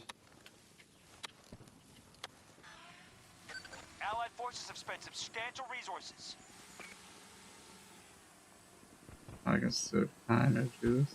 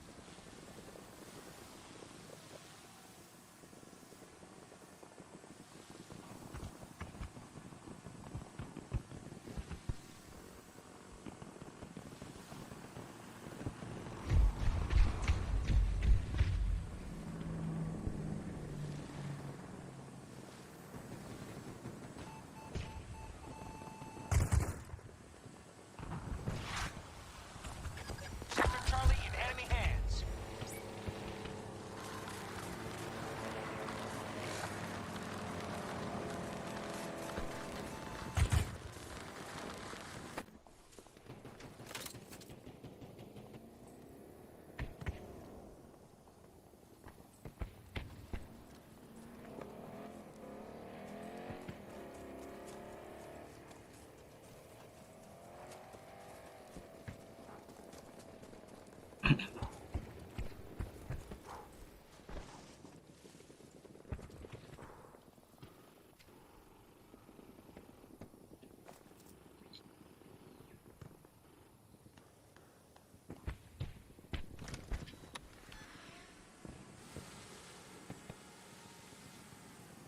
The Russians have Sector Alpha.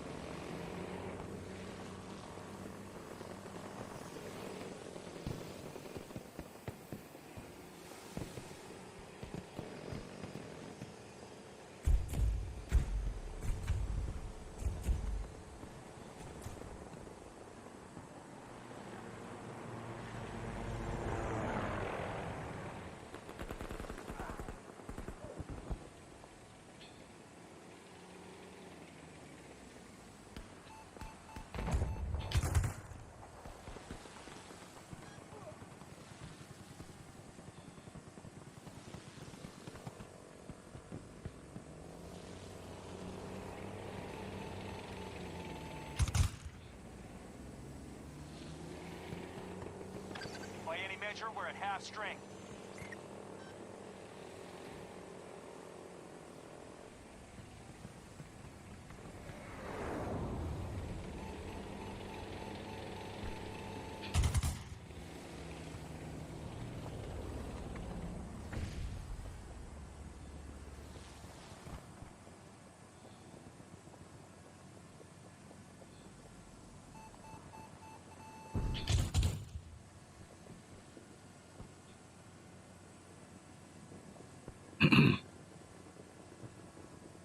I like this little drone.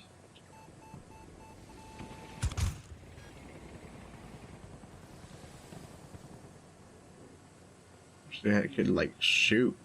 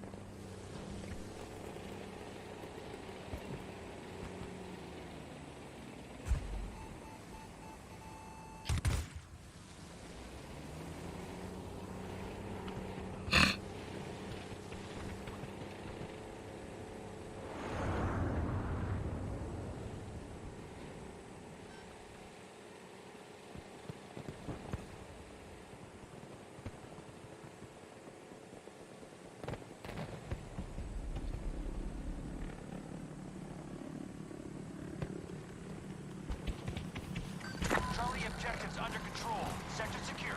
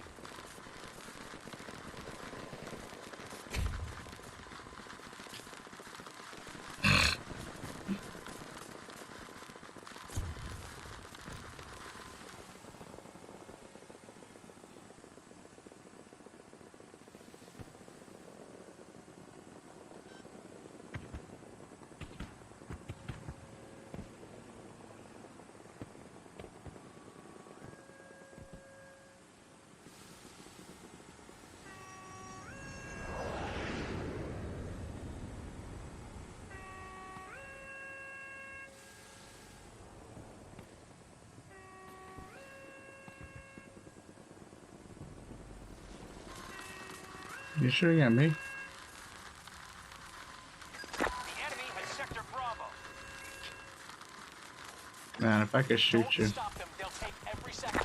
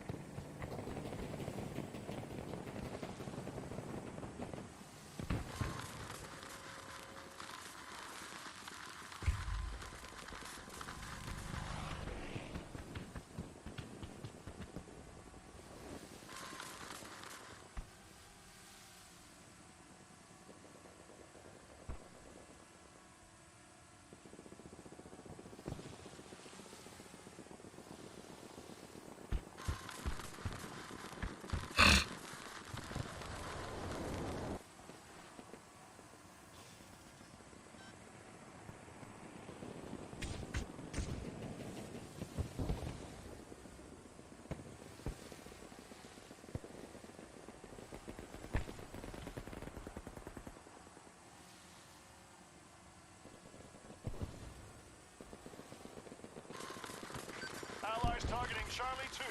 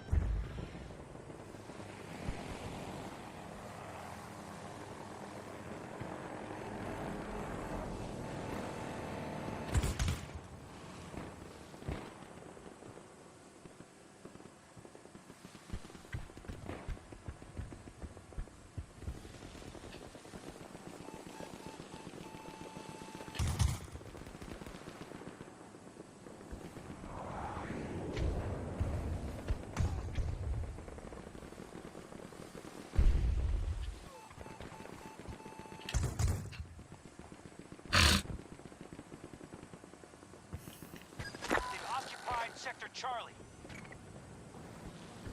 Hmm.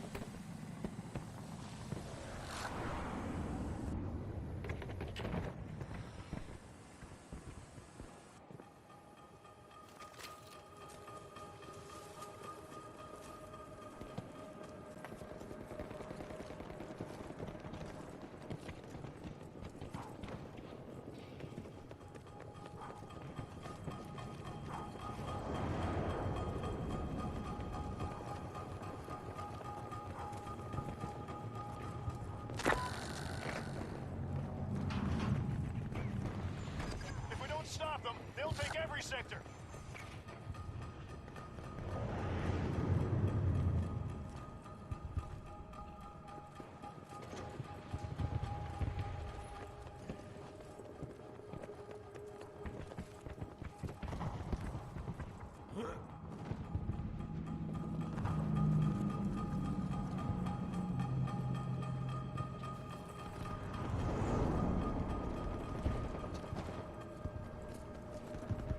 Troops and material are almost gone. The enemy controls Sector Alpha.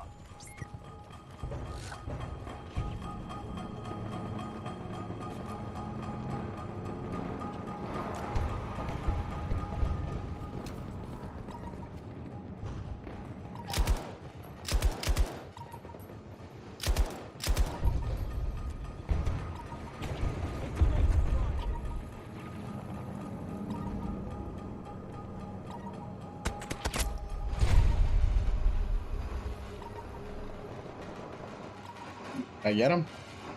Did I get him?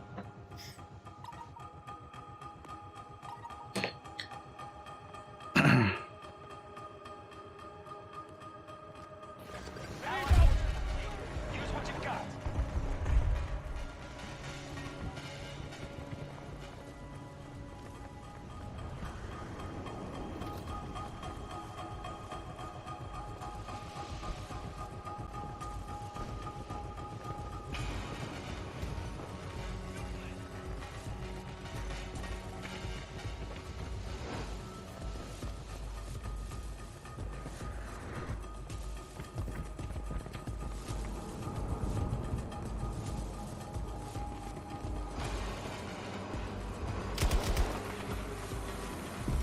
Yeah. Sectors retreat.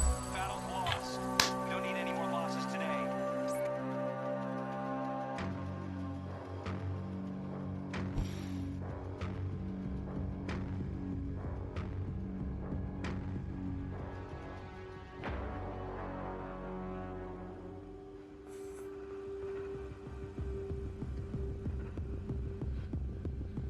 I don't know. Kind of want to play one more round. Kind of want to play one more round. I'm getting used to the getting used to this now.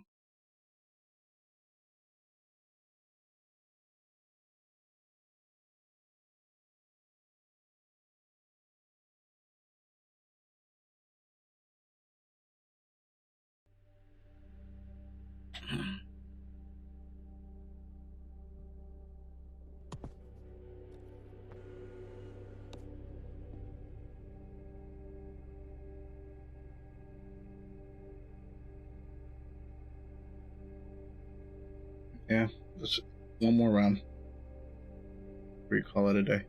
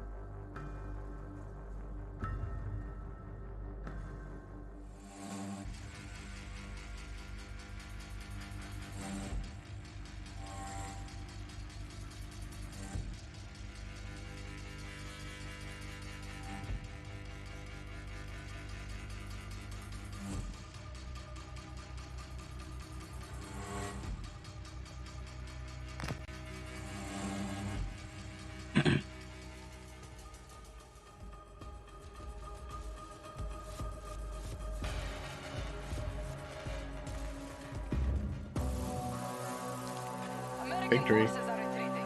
I don't even make it into the game because I have to wait.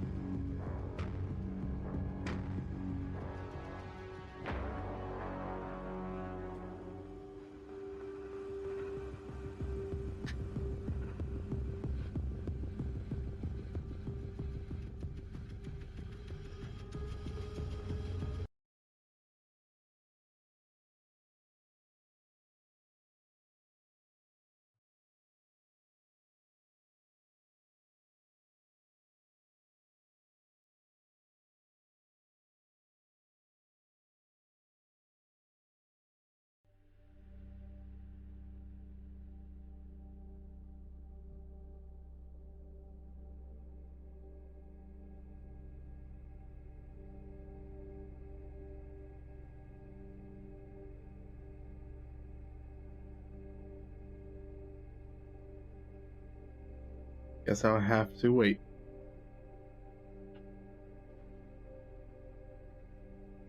Alright, 3 seconds. 3 seconds. 4, 5, searching.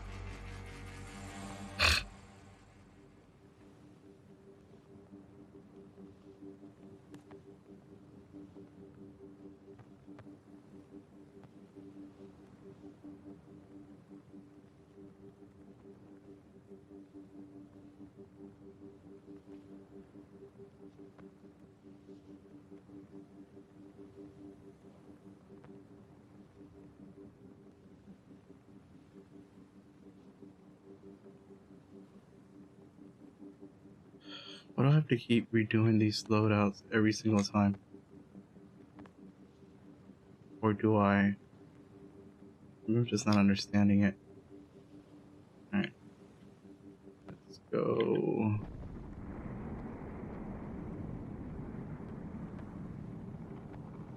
Right here.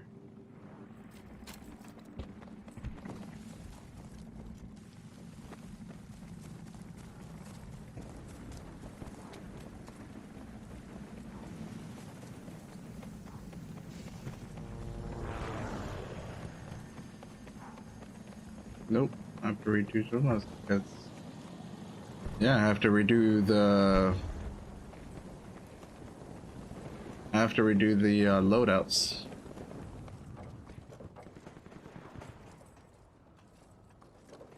Because it gave me the wrong thing.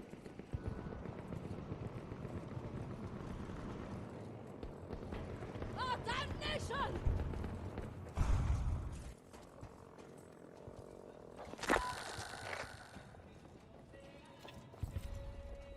The majority of sectors are under our control.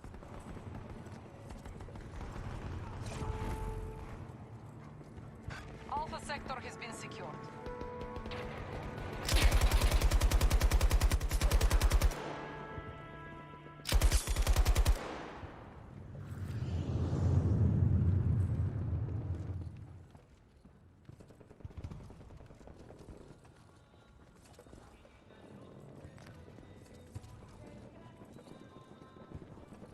That was some slow down there. We have the superior position. Send in a ranger Do not drone let at them these reclaim coordinates. ground.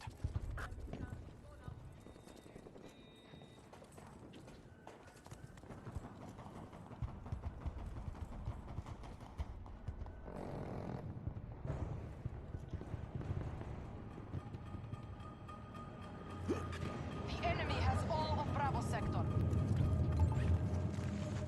Cross to the marker! I know it's far!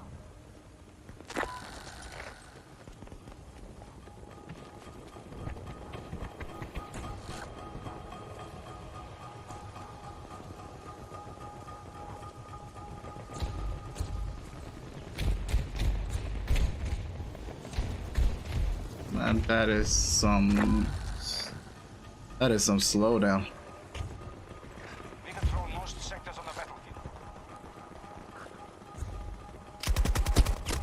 Help me stand! Nope. That is Stand strong. definite slowdown. One last blow and victory is ours.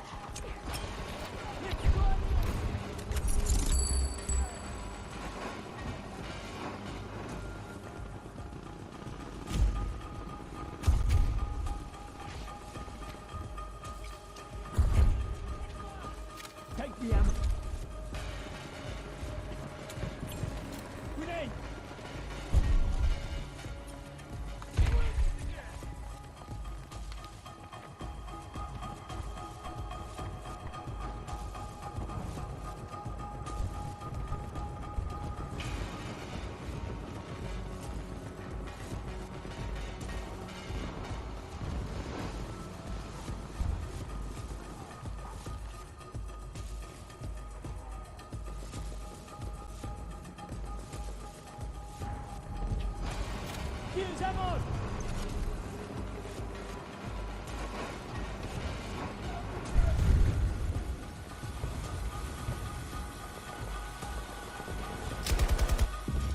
American forces are retreating. Mission successful.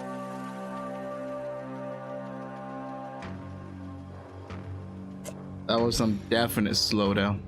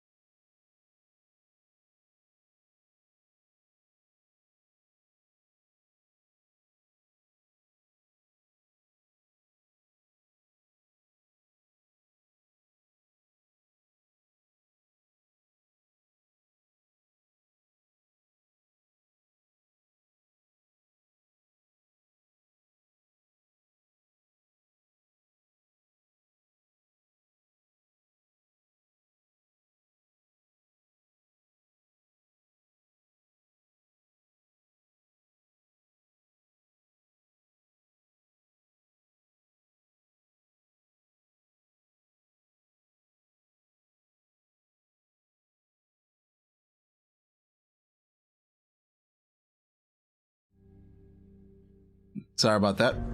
Had to use the restroom. Yeah. Alright, one last gameplay. One last gameplay. Regardless of how long it lasts.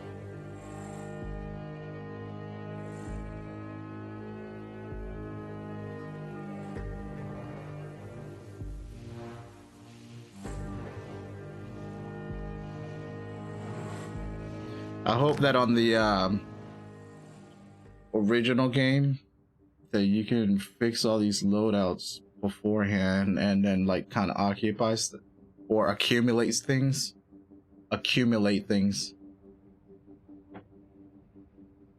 That way, you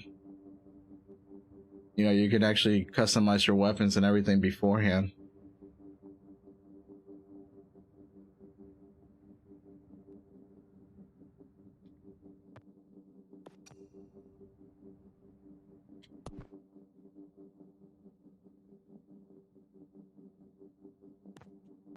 Hope when the full game comes out, you can customize everything.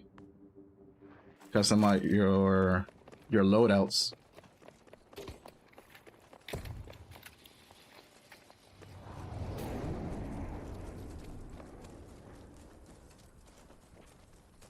I'm experiencing some slowdowns, but that could all be part of the PlayStation, my PlayStation. I don't know.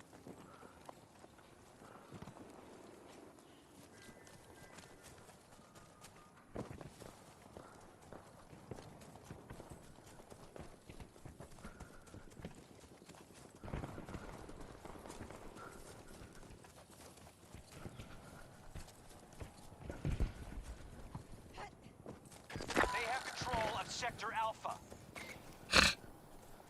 Only a few sectors remain out of Russian control.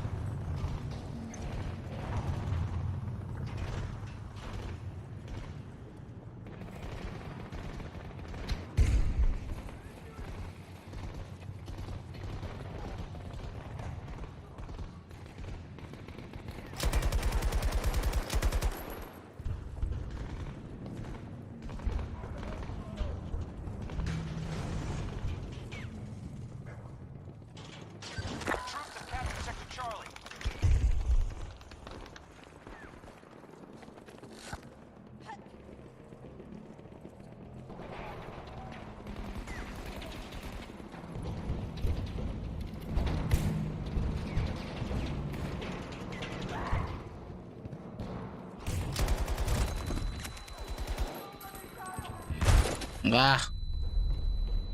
Yeah, I'm definitely getting some slowdowns.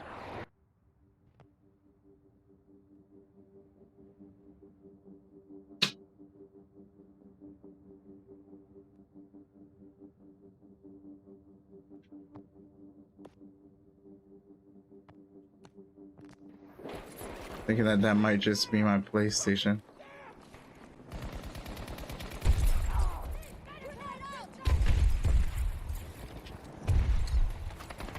Ah!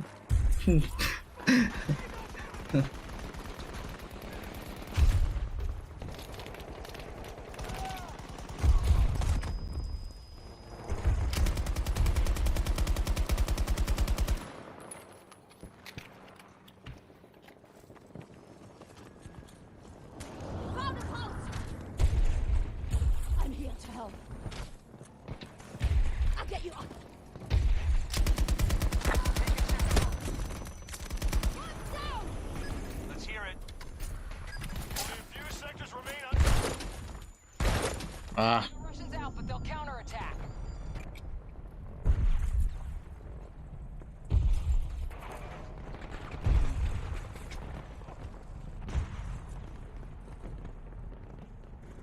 Those frame drops, by the way, are actually on the PlayStation. It's on the PlayStation side.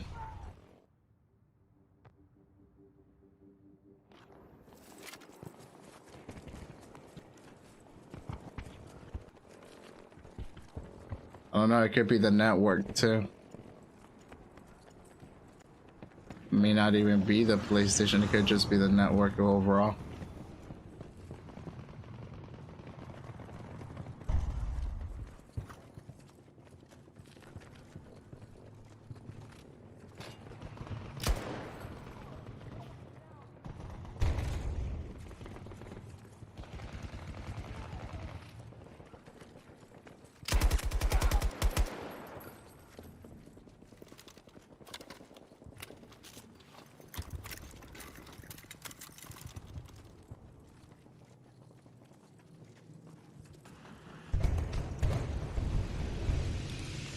Son of a gun. Enemy helo on my mark! 0 degrees! 170 meters!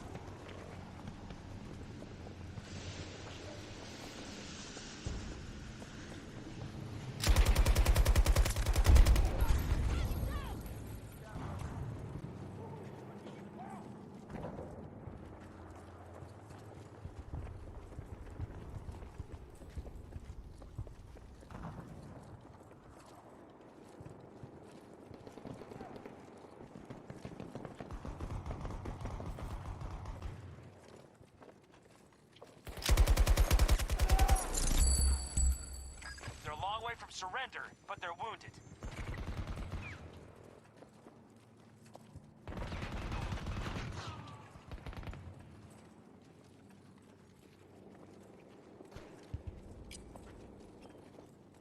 There's gotta be somebody on. There's gotta be somebody on the roof on Bravo too.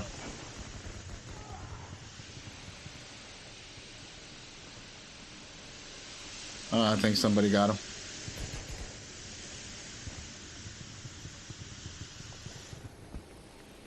I think somebody got the person that was on the roof.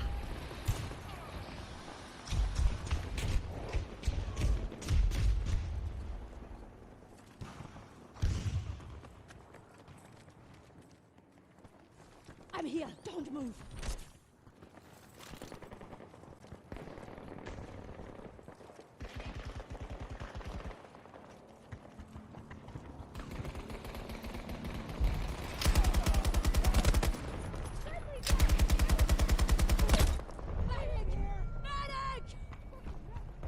Ooh, sniper.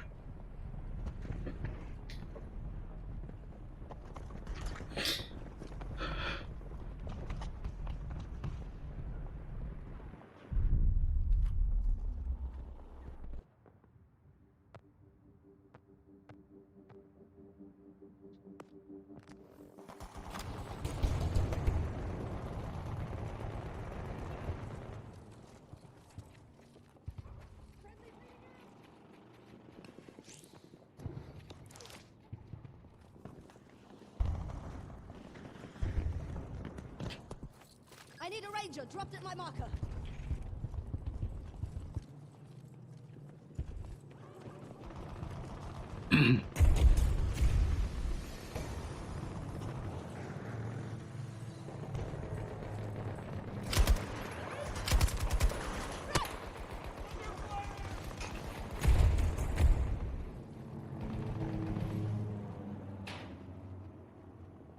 Someone's sniping all the way from A.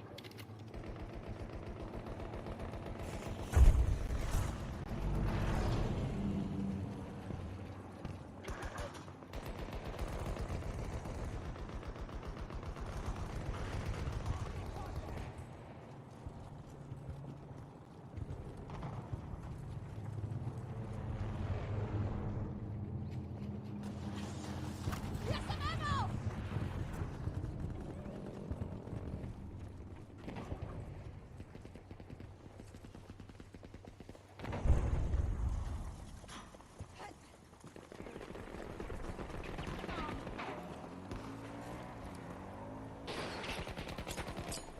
Grenade out! Step Damn it.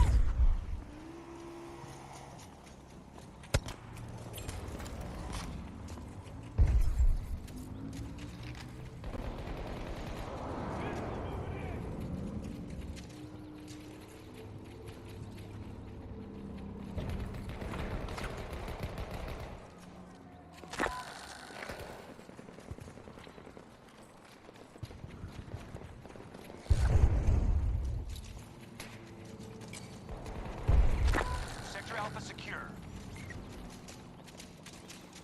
Just a few sectors left to secure.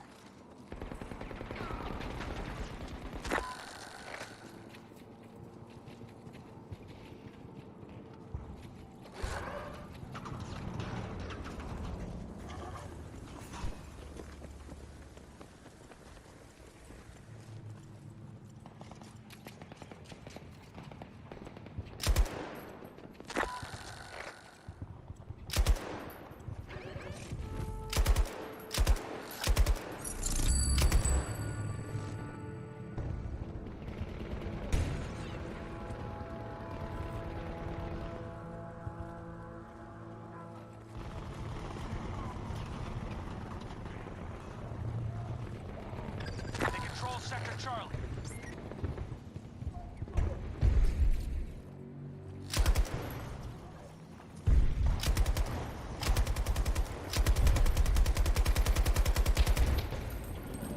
Really?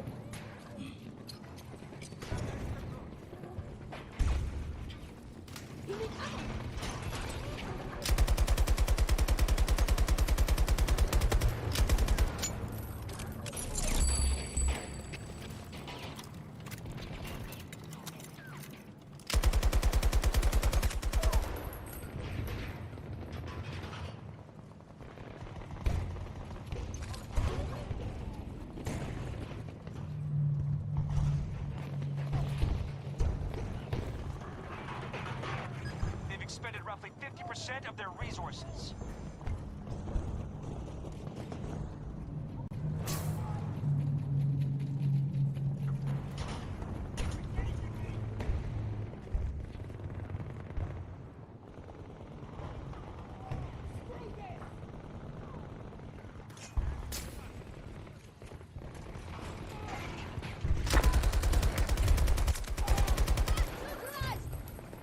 Gotta start securing. Enemy has majority control.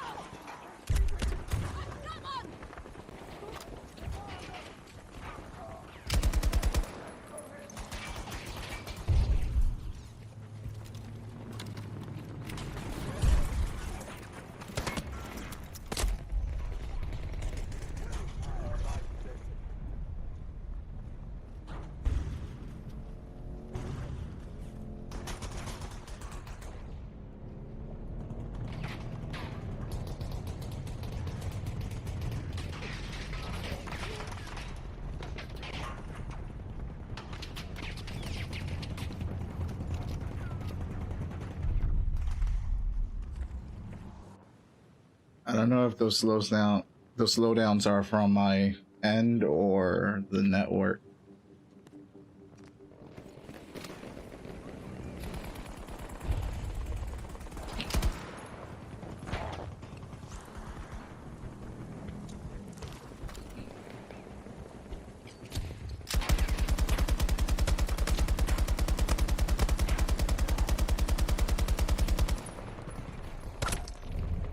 Oops.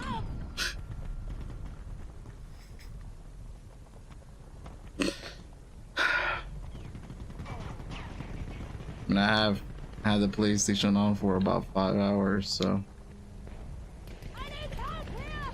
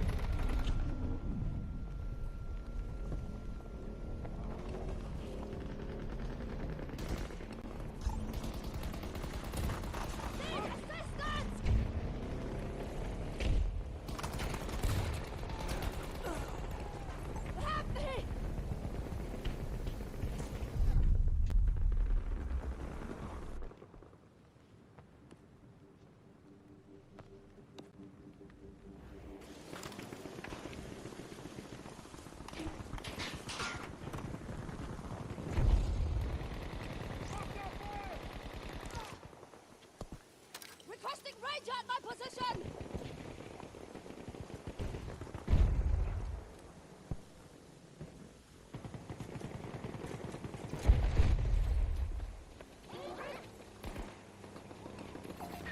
They're using a tank! 60 degrees! 50 meters away from my position!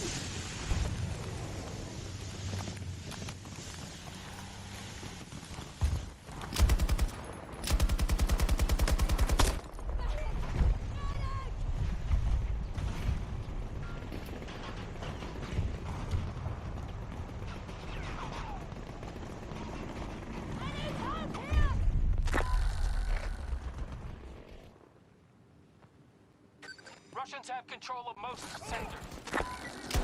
Russians take control of Sector Bravo.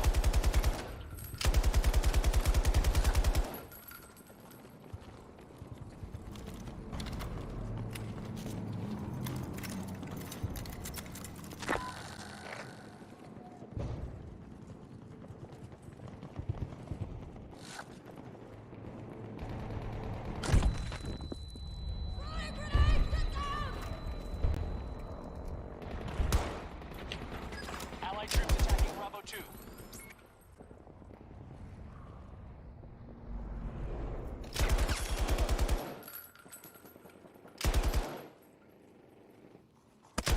Mm.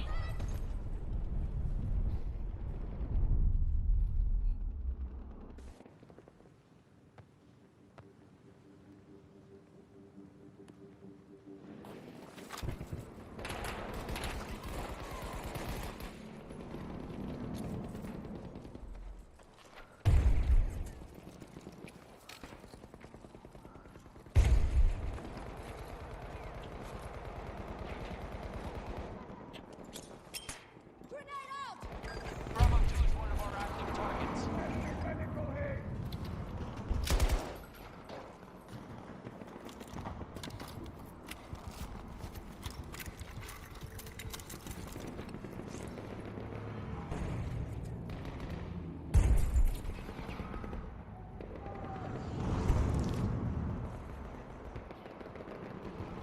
Control the objectives under control. Requesting ranger Sector drone at secure. my position! Got control of almost every sector. Hostile forces at Charlie 1. And when I called it in too. No, I ain't gonna do shit.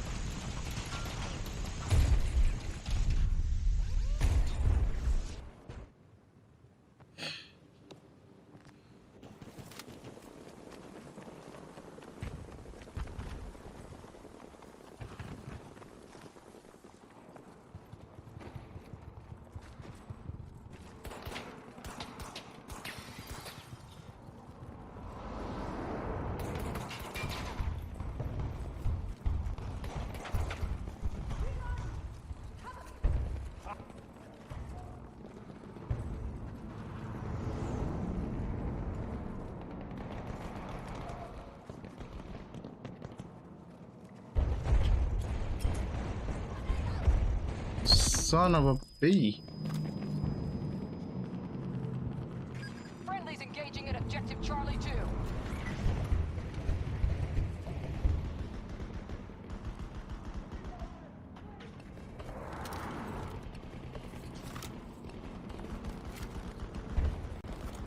Hmm.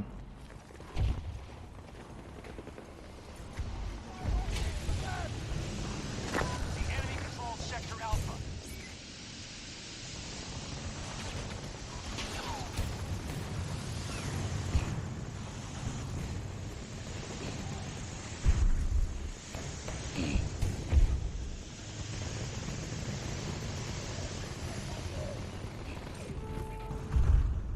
Hostiles now control Alpha 2.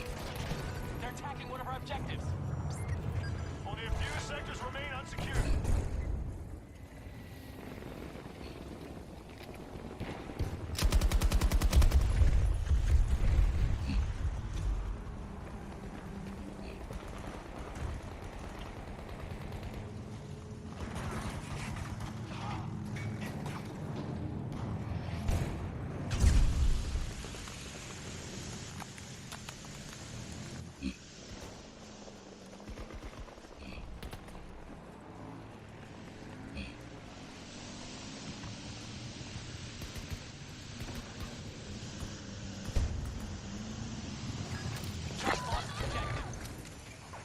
Hostiles are trying to seize one of our objectives.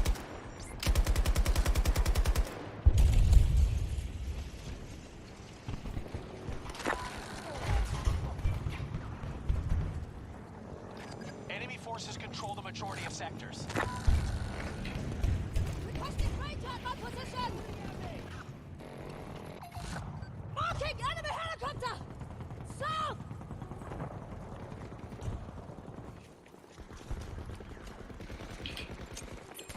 Grenade out!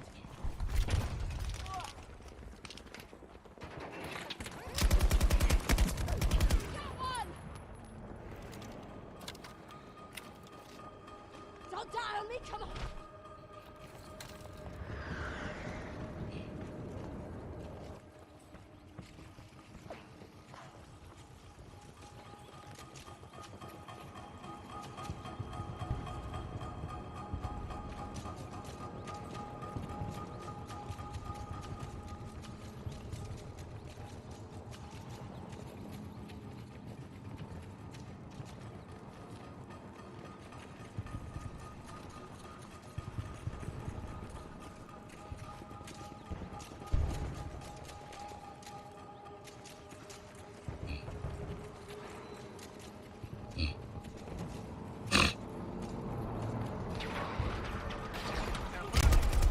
Hold your territory. Russians are attacking Alpha 2. Charlie under Russian control. More sectors falling to the Russians. They're nearing complete control.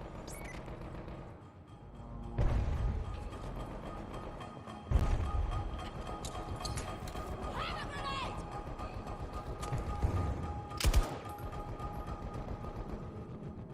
They're making their final push. Supply marker! Move!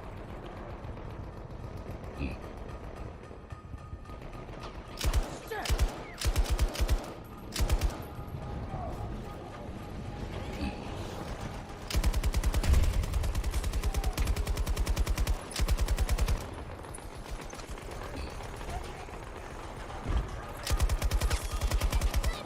Hostile down!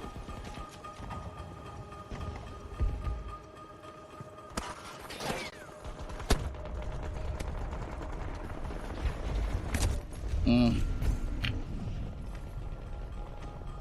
Damn.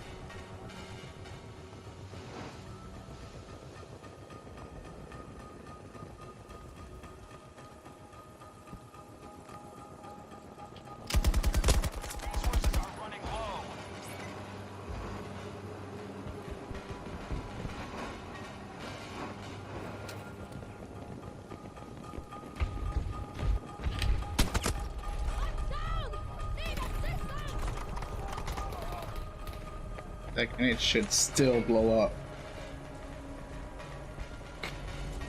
Sector Alpha has been secured.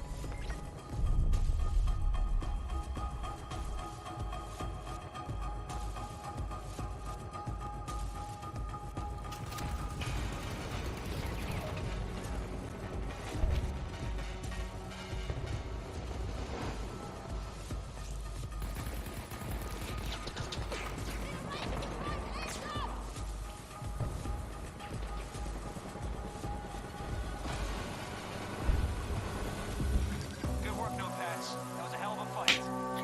All right.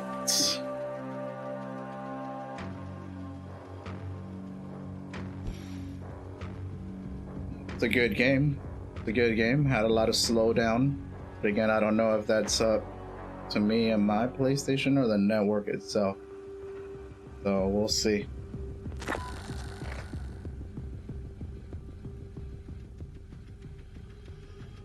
All right.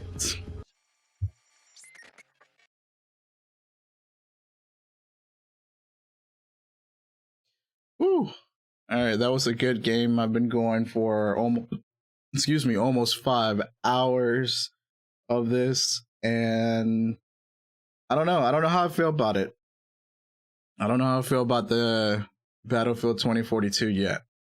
Certain things, I don't know. There's certain things that I don't know. I really don't know. There's certain things. Let me take this because I can't talk. You can tell that this game was built for next generation console. And I don't know if that's just because this is part of the beta and the final version for the old generation console is going to look like that, or if it's just because I don't have a PlayStation Pro and that's why it looks like that. I'm not sure. So I don't really know how I feel about this. Is it enough to make me want to get a PlayStation 5? Sure. I definitely want to get a PlayStation 5 anyways. But I don't know. I don't know. I don't know how I feel about it. I mean, I kind of like the gameplay. I like that it's different than Battlefield 5.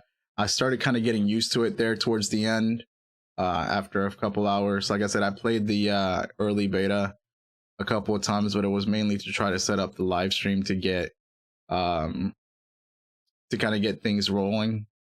That way I can set up OBS the way that I needed to set up OBS. But these last 3.5 hours that I've been playing, I think I started getting the hang of it a little bit more.